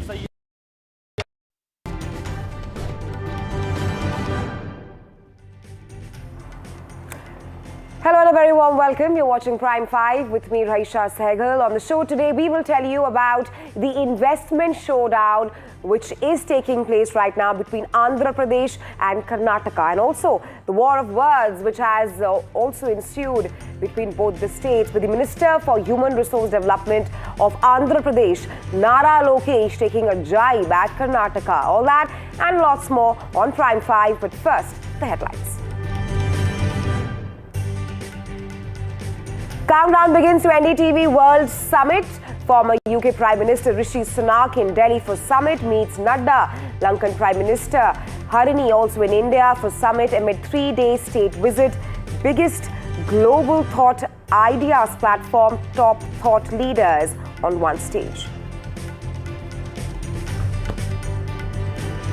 Prime Minister Modi in Andhra to inaugurate several projects, offers praise at Sri Salem Temple. Prime Minister to launch rupees 13,430 crore projects next.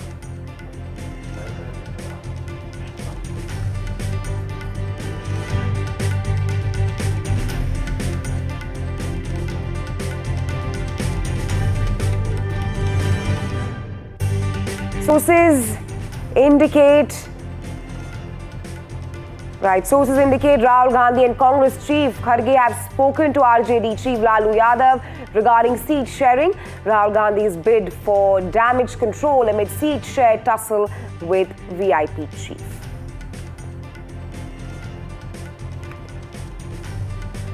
Narayana Murthy takes a dig at Karnataka, says Andhra investment as spicy as its food. This after Google's big investment in the state. Big SC setback for Revant Reddy government. Supreme Court junks Telangana government plea against interim stay by HC on OBC reservations.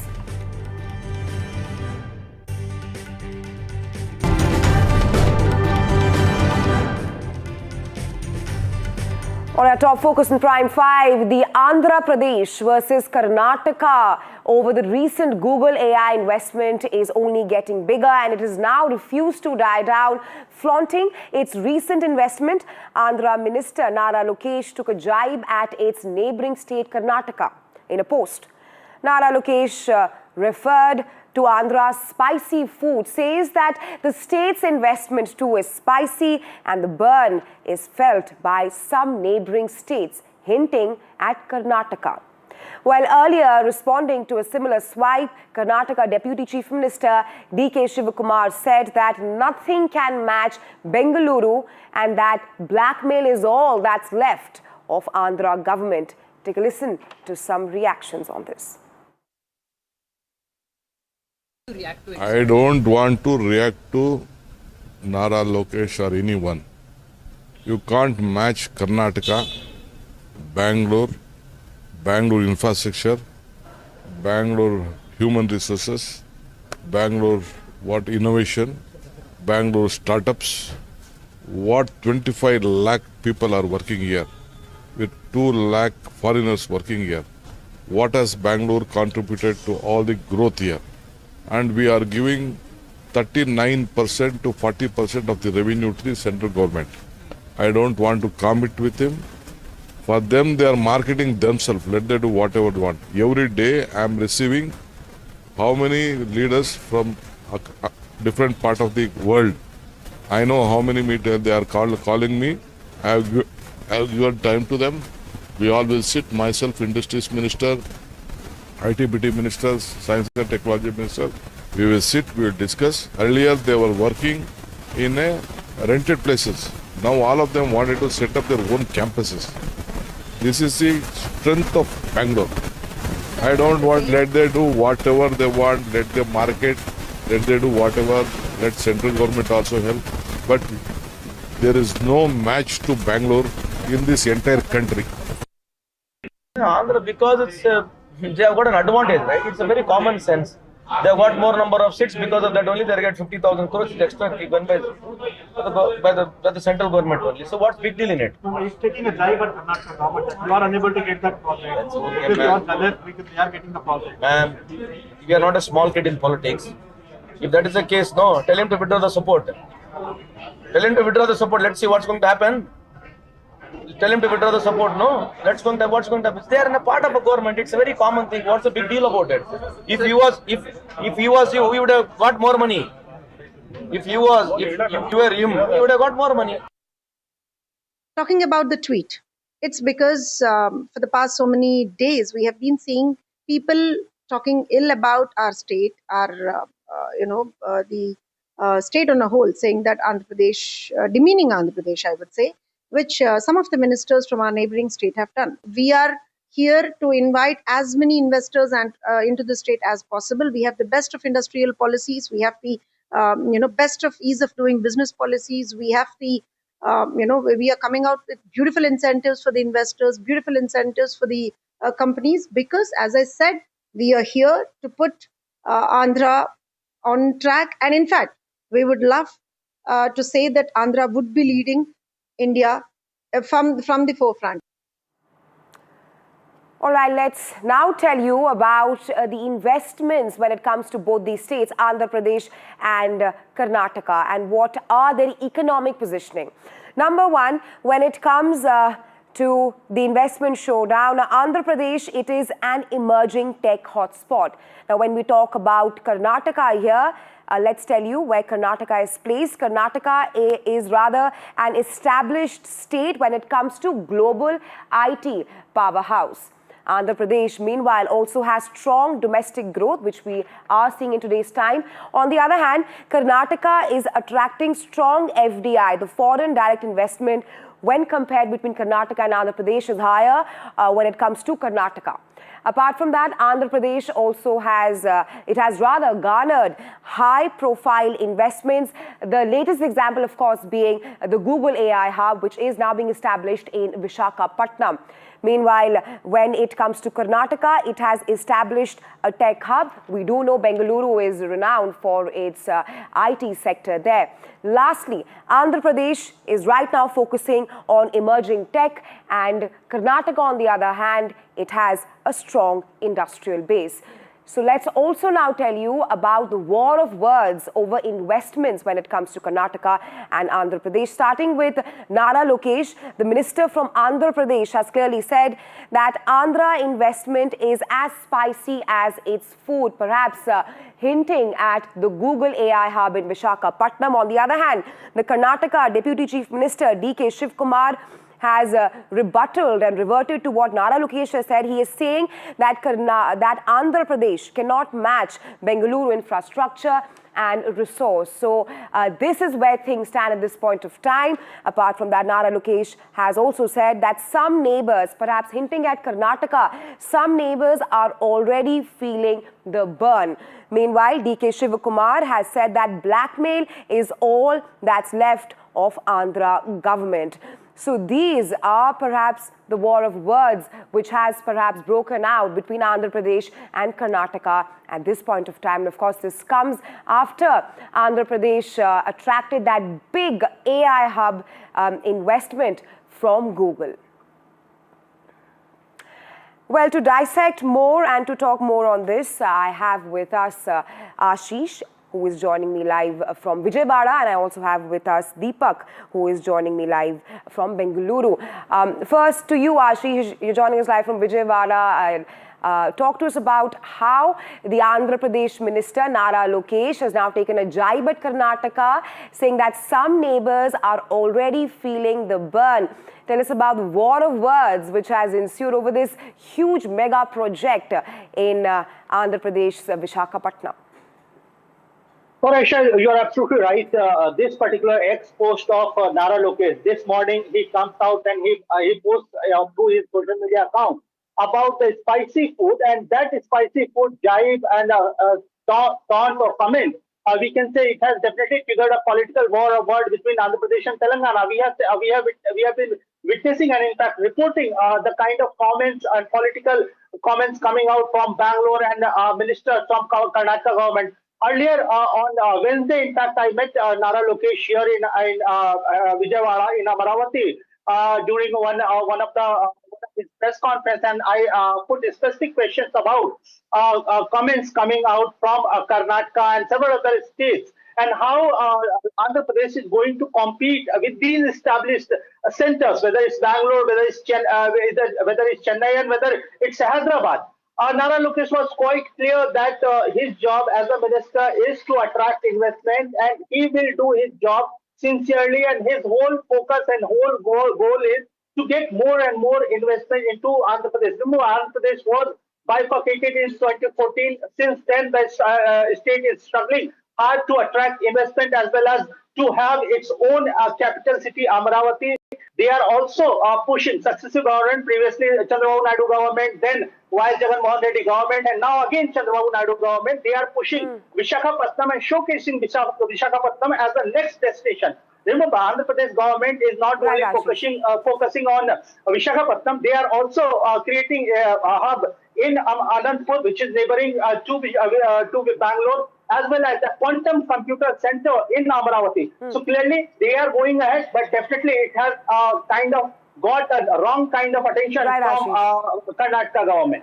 Right, so that's the latest from Vijayawada. I have my colleague Deepak joining from Bengaluru. Deepak, DK Shivakumar has clearly said that Andhra Pradesh, the government there, what they're left with is just blackmail. Of course, the Google AI hub in Visakhapatnam has sparked South India's investment race, reigniting between Andhra and Karnataka.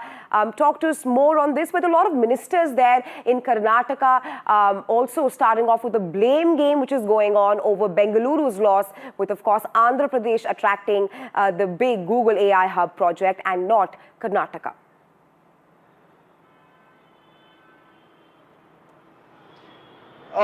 One could say that competition in a healthy manner, of course, is good. But here you have a situation where it's turning quite political more than anything else.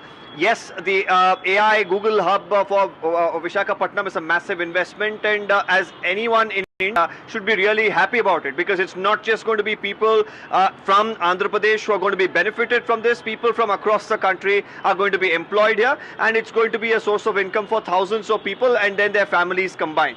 But then time and again in the recent past, we've seen these sort of issues being politicized. Now, an investment, of course, coming to Bengaluru doesn't mean it's just investment for the city or for the people here. It's, of course, now a place where people from all parts of the country, north to east and west and even south, to Bengaluru. But now in the recent past, be it Mr. Nara Lokesh, the IT Minister for Andhra Pradesh, wooing some of the investors, some of the entrepreneurs in Karnataka, going on to say that, you'll have to move to Andhra Pradesh for better prospects, for better roads, making these sort of comments, or even to an extent saying that the quality that Andhra Pradesh offers is much better, and when there is not an opportunity to give land away by the farmers who are protesting, again inviting them to invest in Andhra Pradesh. This has really drawn some flack from the cabinet ministers here in Karnataka, who say that this is not the way to compete, and it's not in the right spirit. So we'll really have to see, even pertaining to the AI hub, the latest jibe that the Congress leaders are taking is that the kind of center's help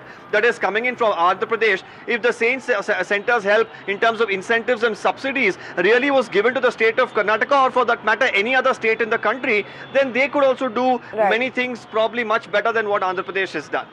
Right, Deepak, and of course this comes at a time when there's politics over potholes, which has also started in Bengaluru. But stay with me, Deepak. Moving on to another set of breaking news from the tracking for you right on Prime 5.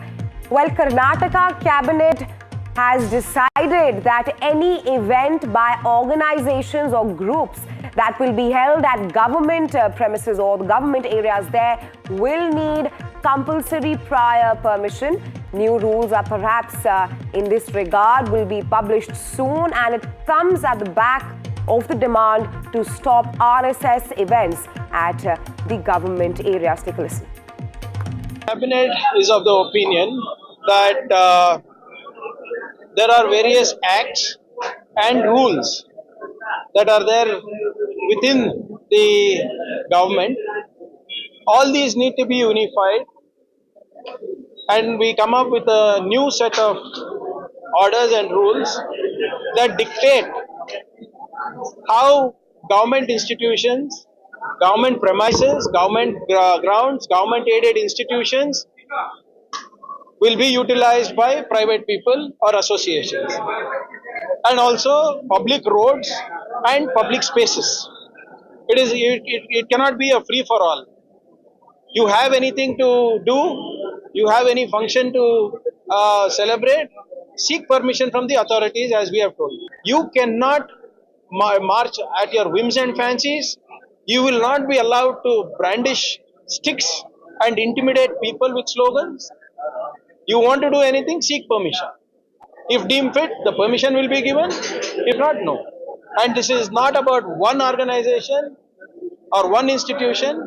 It is for everybody. The rules apply to me, to you, or any other association. All right, my colleague Deepak is still here with us. Deepak, get us the latest on the Karnataka government diktat when it comes to organizing events in the government area.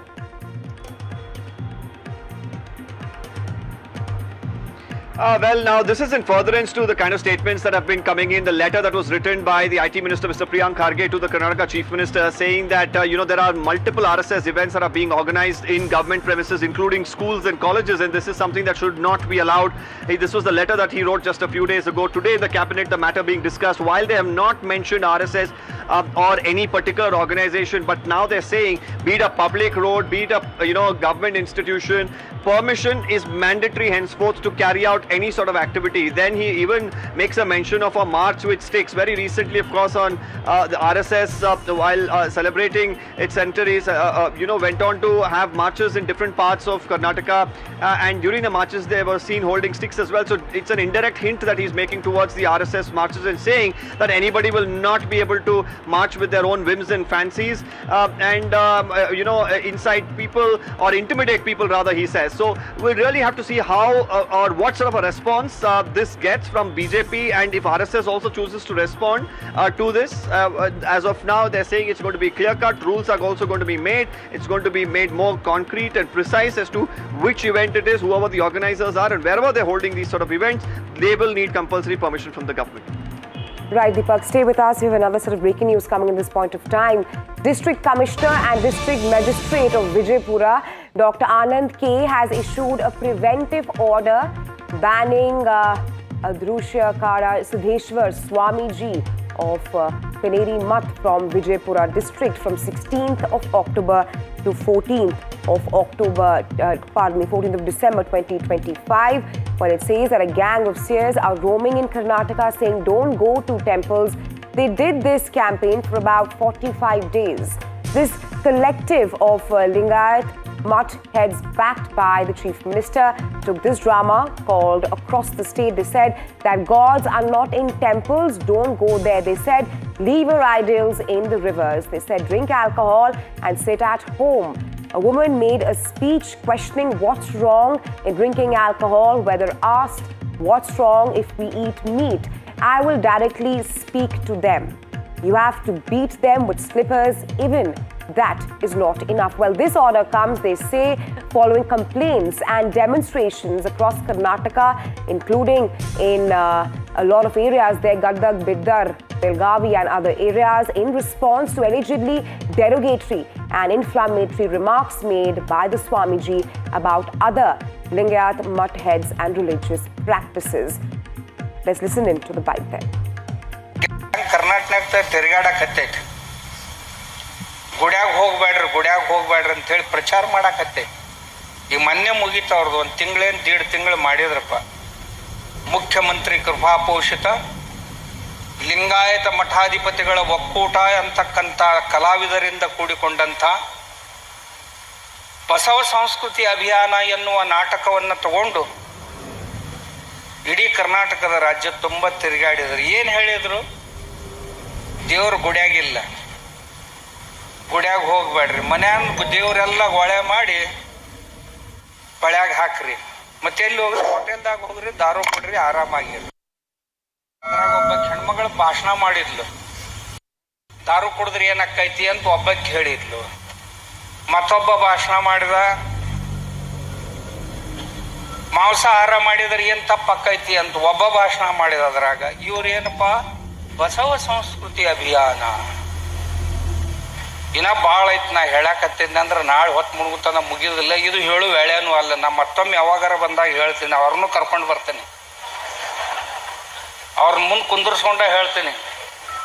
ಹೇಳಿರ್ ನಾನೇ ಹೇಳಕ್ ಸಾಧ್ಯ ಇಲ್ಲ. ಹಿಡಿದು Mette ಹೊಡಿಬೇಕು, ಅವ್ರನ್ನ Mette ಹೊಡೆದ್ರು ಕಡಿಮೆನೇ ಆಯ್ತು. Right. Deepak, get us latest on this, wherein we are witnessing a row over Seer's remarks over the Lingayat Seer, and now we're also witnessing prohibitory orders which has been issued.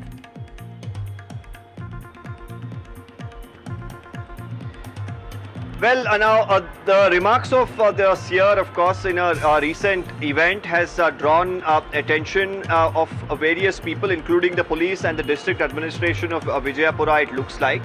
Now, the seer, of course, was making some cynical statements about the Lingayat mutts and certain seers who've been, of course, he says, propagating Basavana as the cultural leader, carrying out an abhiyana. He says the chief minister, of course, has been backing this, and these seers, he says, have been propagating, people or telling people not to go to temples, and if they have any sort of idols in their house, to drop it off in the rivers and believe only in Basavana. This is what he was trying to hint at. Now, because of these sort of statements, there were protests that broke out in different parts of northern Karnataka, and due to which, fearing that there would be more protests, the district administration in Vijayapura have decided to impose a restriction of him visiting the district for a couple of days, where he was invited for a particular event. Now, several right-wing activists and BJP leaders alike have come together and have condemned this and said that this is yet another anti-Hindu mindset by the Congress government. Deepak, thanks for getting us the latest there from Bengaluru. All right, in other news, Infosys founder Narayana Murthy and his wife, author Sudha Murthy, have now chosen not to participate in the ongoing social and educational survey being conducted by the Karnataka Backward Classes Commission. Infosys founders Narayana Murthy and Sudha Murthy opted out of Karnataka's socio-economic survey after the High Court clarified that participation is voluntary. Now, the caste census is currently underway across the Congress-governed state. It includes 60 main questions and 20 sub-questions designed by the Karnataka State Commission for the backward classes. Enumerators had visited Murthy's house in Jayanagar as a part of the survey work last week. The Murthy couple stated that they do not wish to be a part of it, as they do not belong to any backward category, and hence the survey would not be of any use to the government in their case. That's what the reports are saying. And reacting to their decision, Deputy Chief Minister D.K. Shivakumar said, "We don't force anybody to participate in the survey. It's rather on a volunteer basis." Sir, Sudha Murthy ಅವರು ಸಮೀಕ್ಷೆಯಲ್ಲಿ ಭಾಗವಹಿಸಲ್ಲ ಅಂತ ಹೇಳಿ declaration ಕೊಟ್ಟಿದ್ದಾರೆ sir. ನಾವ್ಯಾರಿಗೂ ಯಾರಿಗೂ ಬಲವಂತ ಮಾಡೋಕ್ಕಾಗಲ್ಲ, ಅವರ ಸ್ವಇಚ್ಛೆ. whatever she has said, it's a way of expression. We should respect it. If Sudha Murthy is telling that she don't want to participate in sort of a survey, it's left her. It's her choice. As a government, we cannot force anybody to, compulsory come and tell what they want to tell. Right? They have got every right. If they want to say that I don't want to be a part of it, it's totally her choice. We have to only consider their expression. So I don't think so there will be any impact on the society. According to me, I could be wrong also. Because she has boycotted, it doesn't mean that thousands of people are going to boycott. I don't think so that's going to happen. But anyway, if she has taken that stand, I respect her stand. But she also says that there is no point in carrying out this exercise. It won't help the government in anything. No, that's okay. It's her opinion. What should be carried out by the government or what should not be carried out? Government has in its wisdom, it will think over and do it. Like now the central government is doing the same thing. She has to say the same thing to the central government, right? Central government has given economical weaker section, it has given 10%. She has to comment on it also. Now central government has told that it is going to make a caste survey. She has to speak on everything. If she wants to speak on state government issue, I appreciate and respect her. It is surprising that a member of parliament says such things. Obviously, I think it is an inspiration from other BJP leaders or the court direction saying it is voluntary. But more is expected of people like them because they've inspired a lot of generations and they continue to do so. But saying that I will not participate in a government survey is not good. You could have refused to answer a few questions at the most. But giving it in writing, I don't think it's in good lines.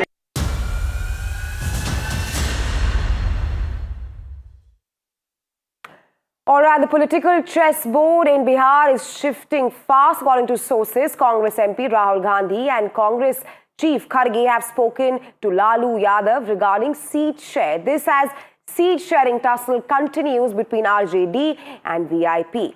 As per sources, VIP has sought 24 seats and is not ready to climb down.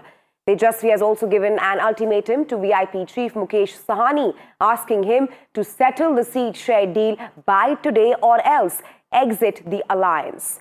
Sources indicate that Rahul Gandhi is trying to control the damage after speaking to Mukesh Sahani. This, of course, at a time when the NDA has already started releasing its lists.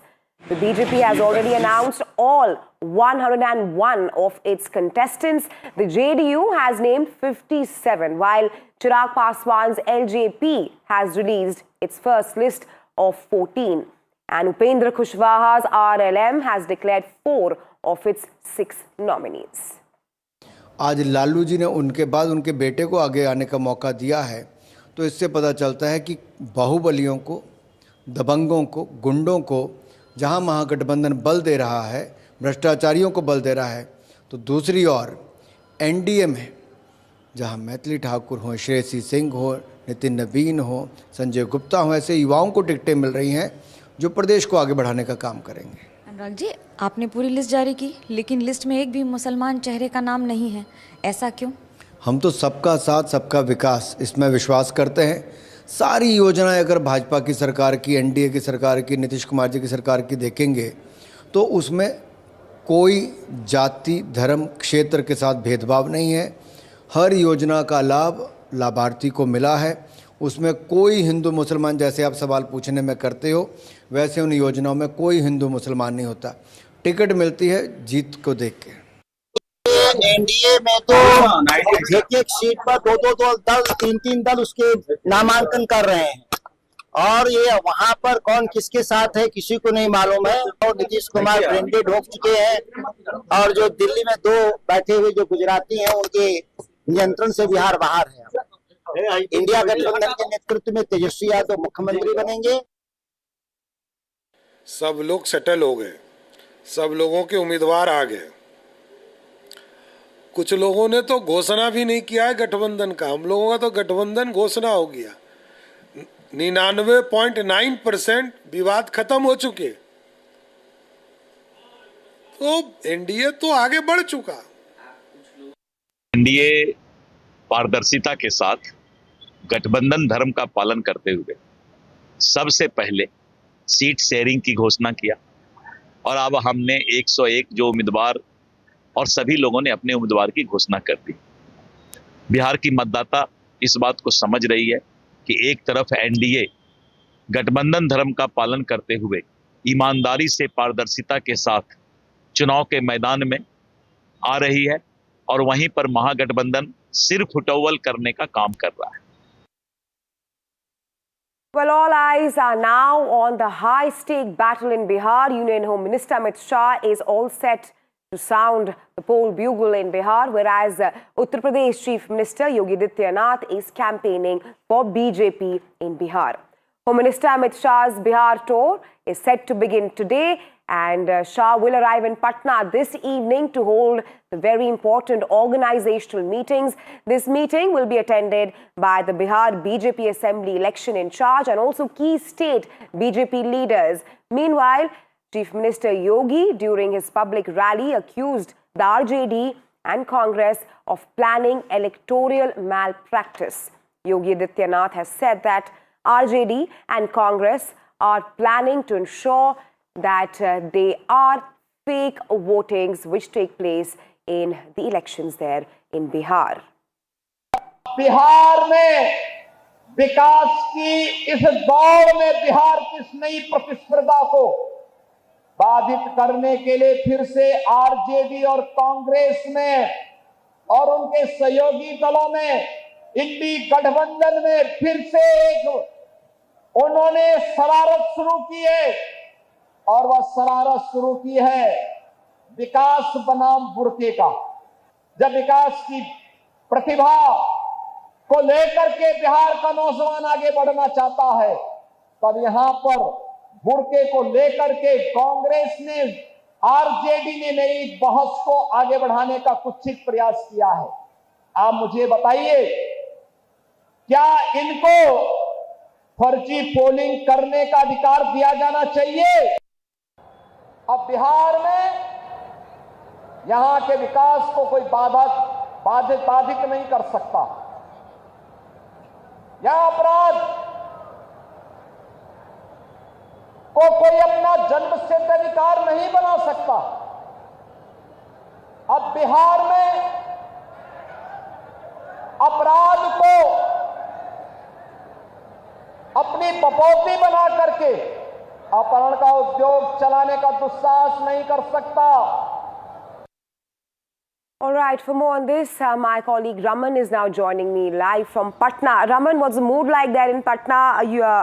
Amit Shah's Bihar tour is set to begin this evening. He's also set to hold that very important organizational meeting. What can we expect out of that?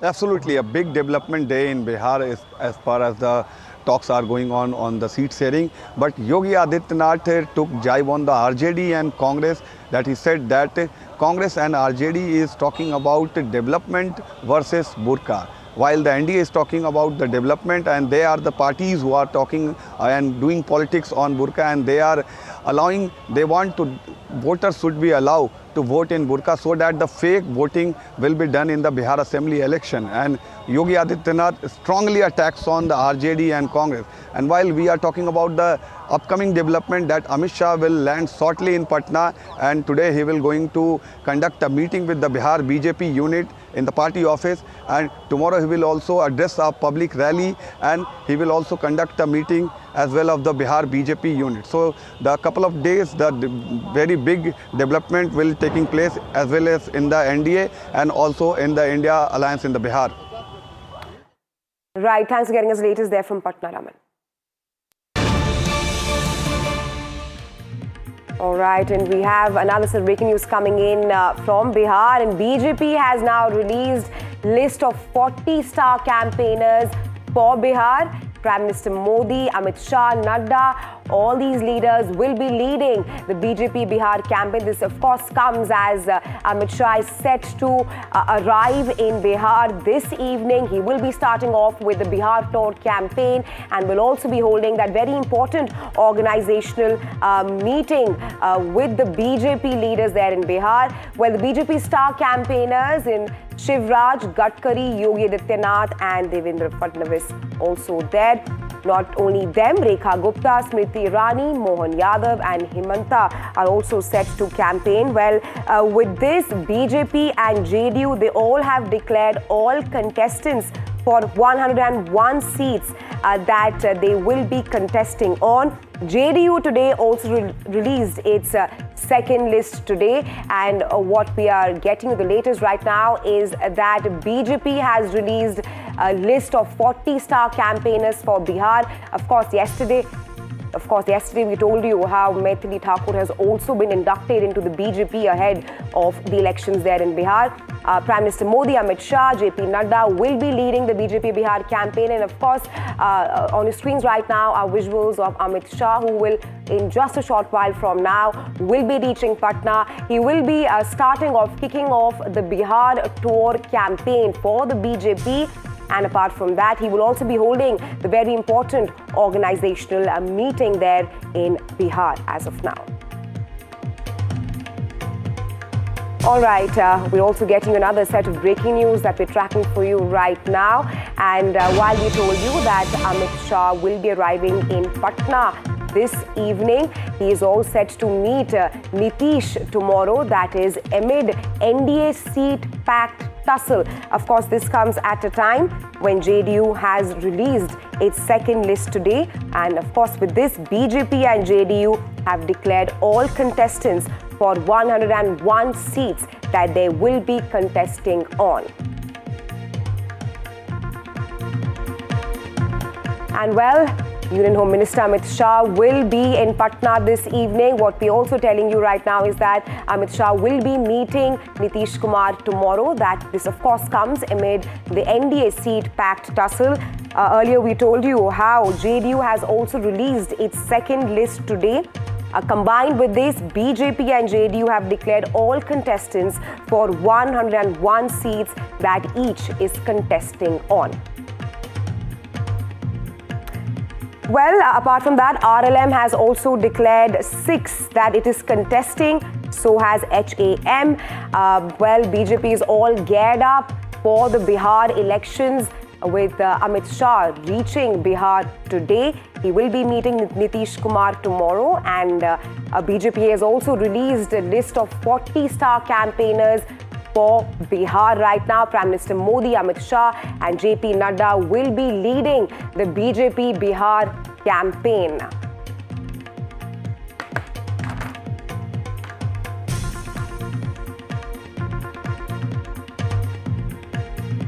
And well, BJP and JDU have declared 101 seats right now for the Bihar State Assembly elections. All this while there are rifts within the Mahagathbandhan, but BJP they have strategized its strategy for the Bihar State Assembly elections. And for more on this, my colleague Manogya is now joining me live on the phone. Manogya, get us the latest on this. BJP has chalked out 40 star performers there, with Amit Shah also reaching Patna today. Well, Home Minister Amit Shah will be here in a while, and then he will be holding meetings today as well as tomorrow as he returns to Delhi back on 18th. For 3 days, there will be series of meetings, and one of the most important meetings are with intellectuals that is planned tomorrow evening. And prior to that, around 10:30 in the morning, he will be going to the Chief Minister residence of Nitish Kumar and will be meeting him there. This is precisely the first official meeting after the announcement of the election dates between Home Minister Amit Shah and Chief Minister Nitish Kumar. NDA, which has been putting up a joint face and a united face when it comes to contesting this election, and Home Minister Amit Shah also is mentioned and is mentioned as the Chanakya of BJP and has played a very crucial role in the expansion of the party in more than 10 states across the country in past few years, has also held different positions in the party to the besides holding the portfolio of the Home Minister. He's also been the national president of the party, and has been very, very actively involved in the political decisions as well as administrative and organizational decisions of the party. As 101 seats go to contest in the name of BJP and 101 with JDU and the rest with other three parties in the alliance, it will be a very crucial fight, and for that the the reason that the entire NDA and all the 5 parties need to present that united face. And with Home Minister Amit Shah being one of the top 5 leaders of the country in BJP, will be visiting the residence of Chief Minister Nitish Kumar tomorrow, as Nitish Kumar also begins his campaign for JDU as well as NDA. Right, Manogya, he will also be holding that very important organizational meeting there in Patna tomorrow. With this, Amit Shah will be kicking off the Bihar tour campaign for the Bharatiya Janata Party. But thanks for getting us the latest. All right, with that, we slip into a very short break. Come right back. You're watching Prime 5.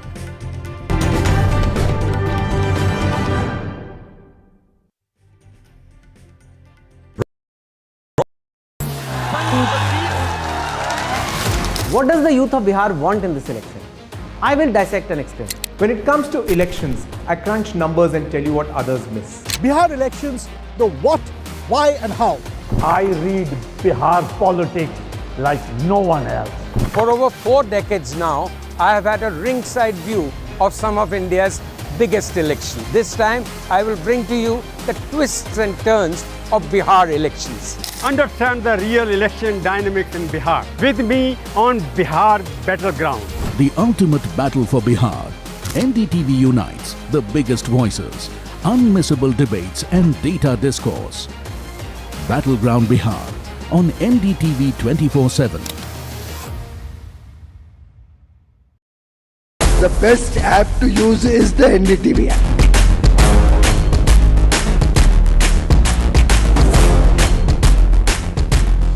दुनिया भर में जब भी भारतीय media की चर्चा होती है तो एनडीटीवी सबसे पहले जिक्र में आता है। मैं आपका बात से सहमत हूं, उल्टे हम भी जब विदेश जाते हैं, the best app to use is the NDTV app.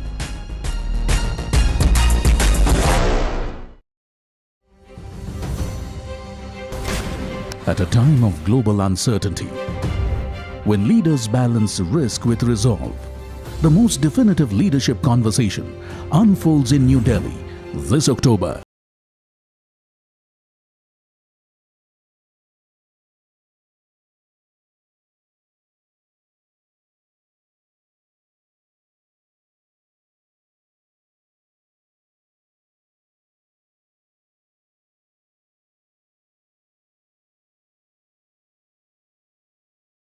Live and exclusive at the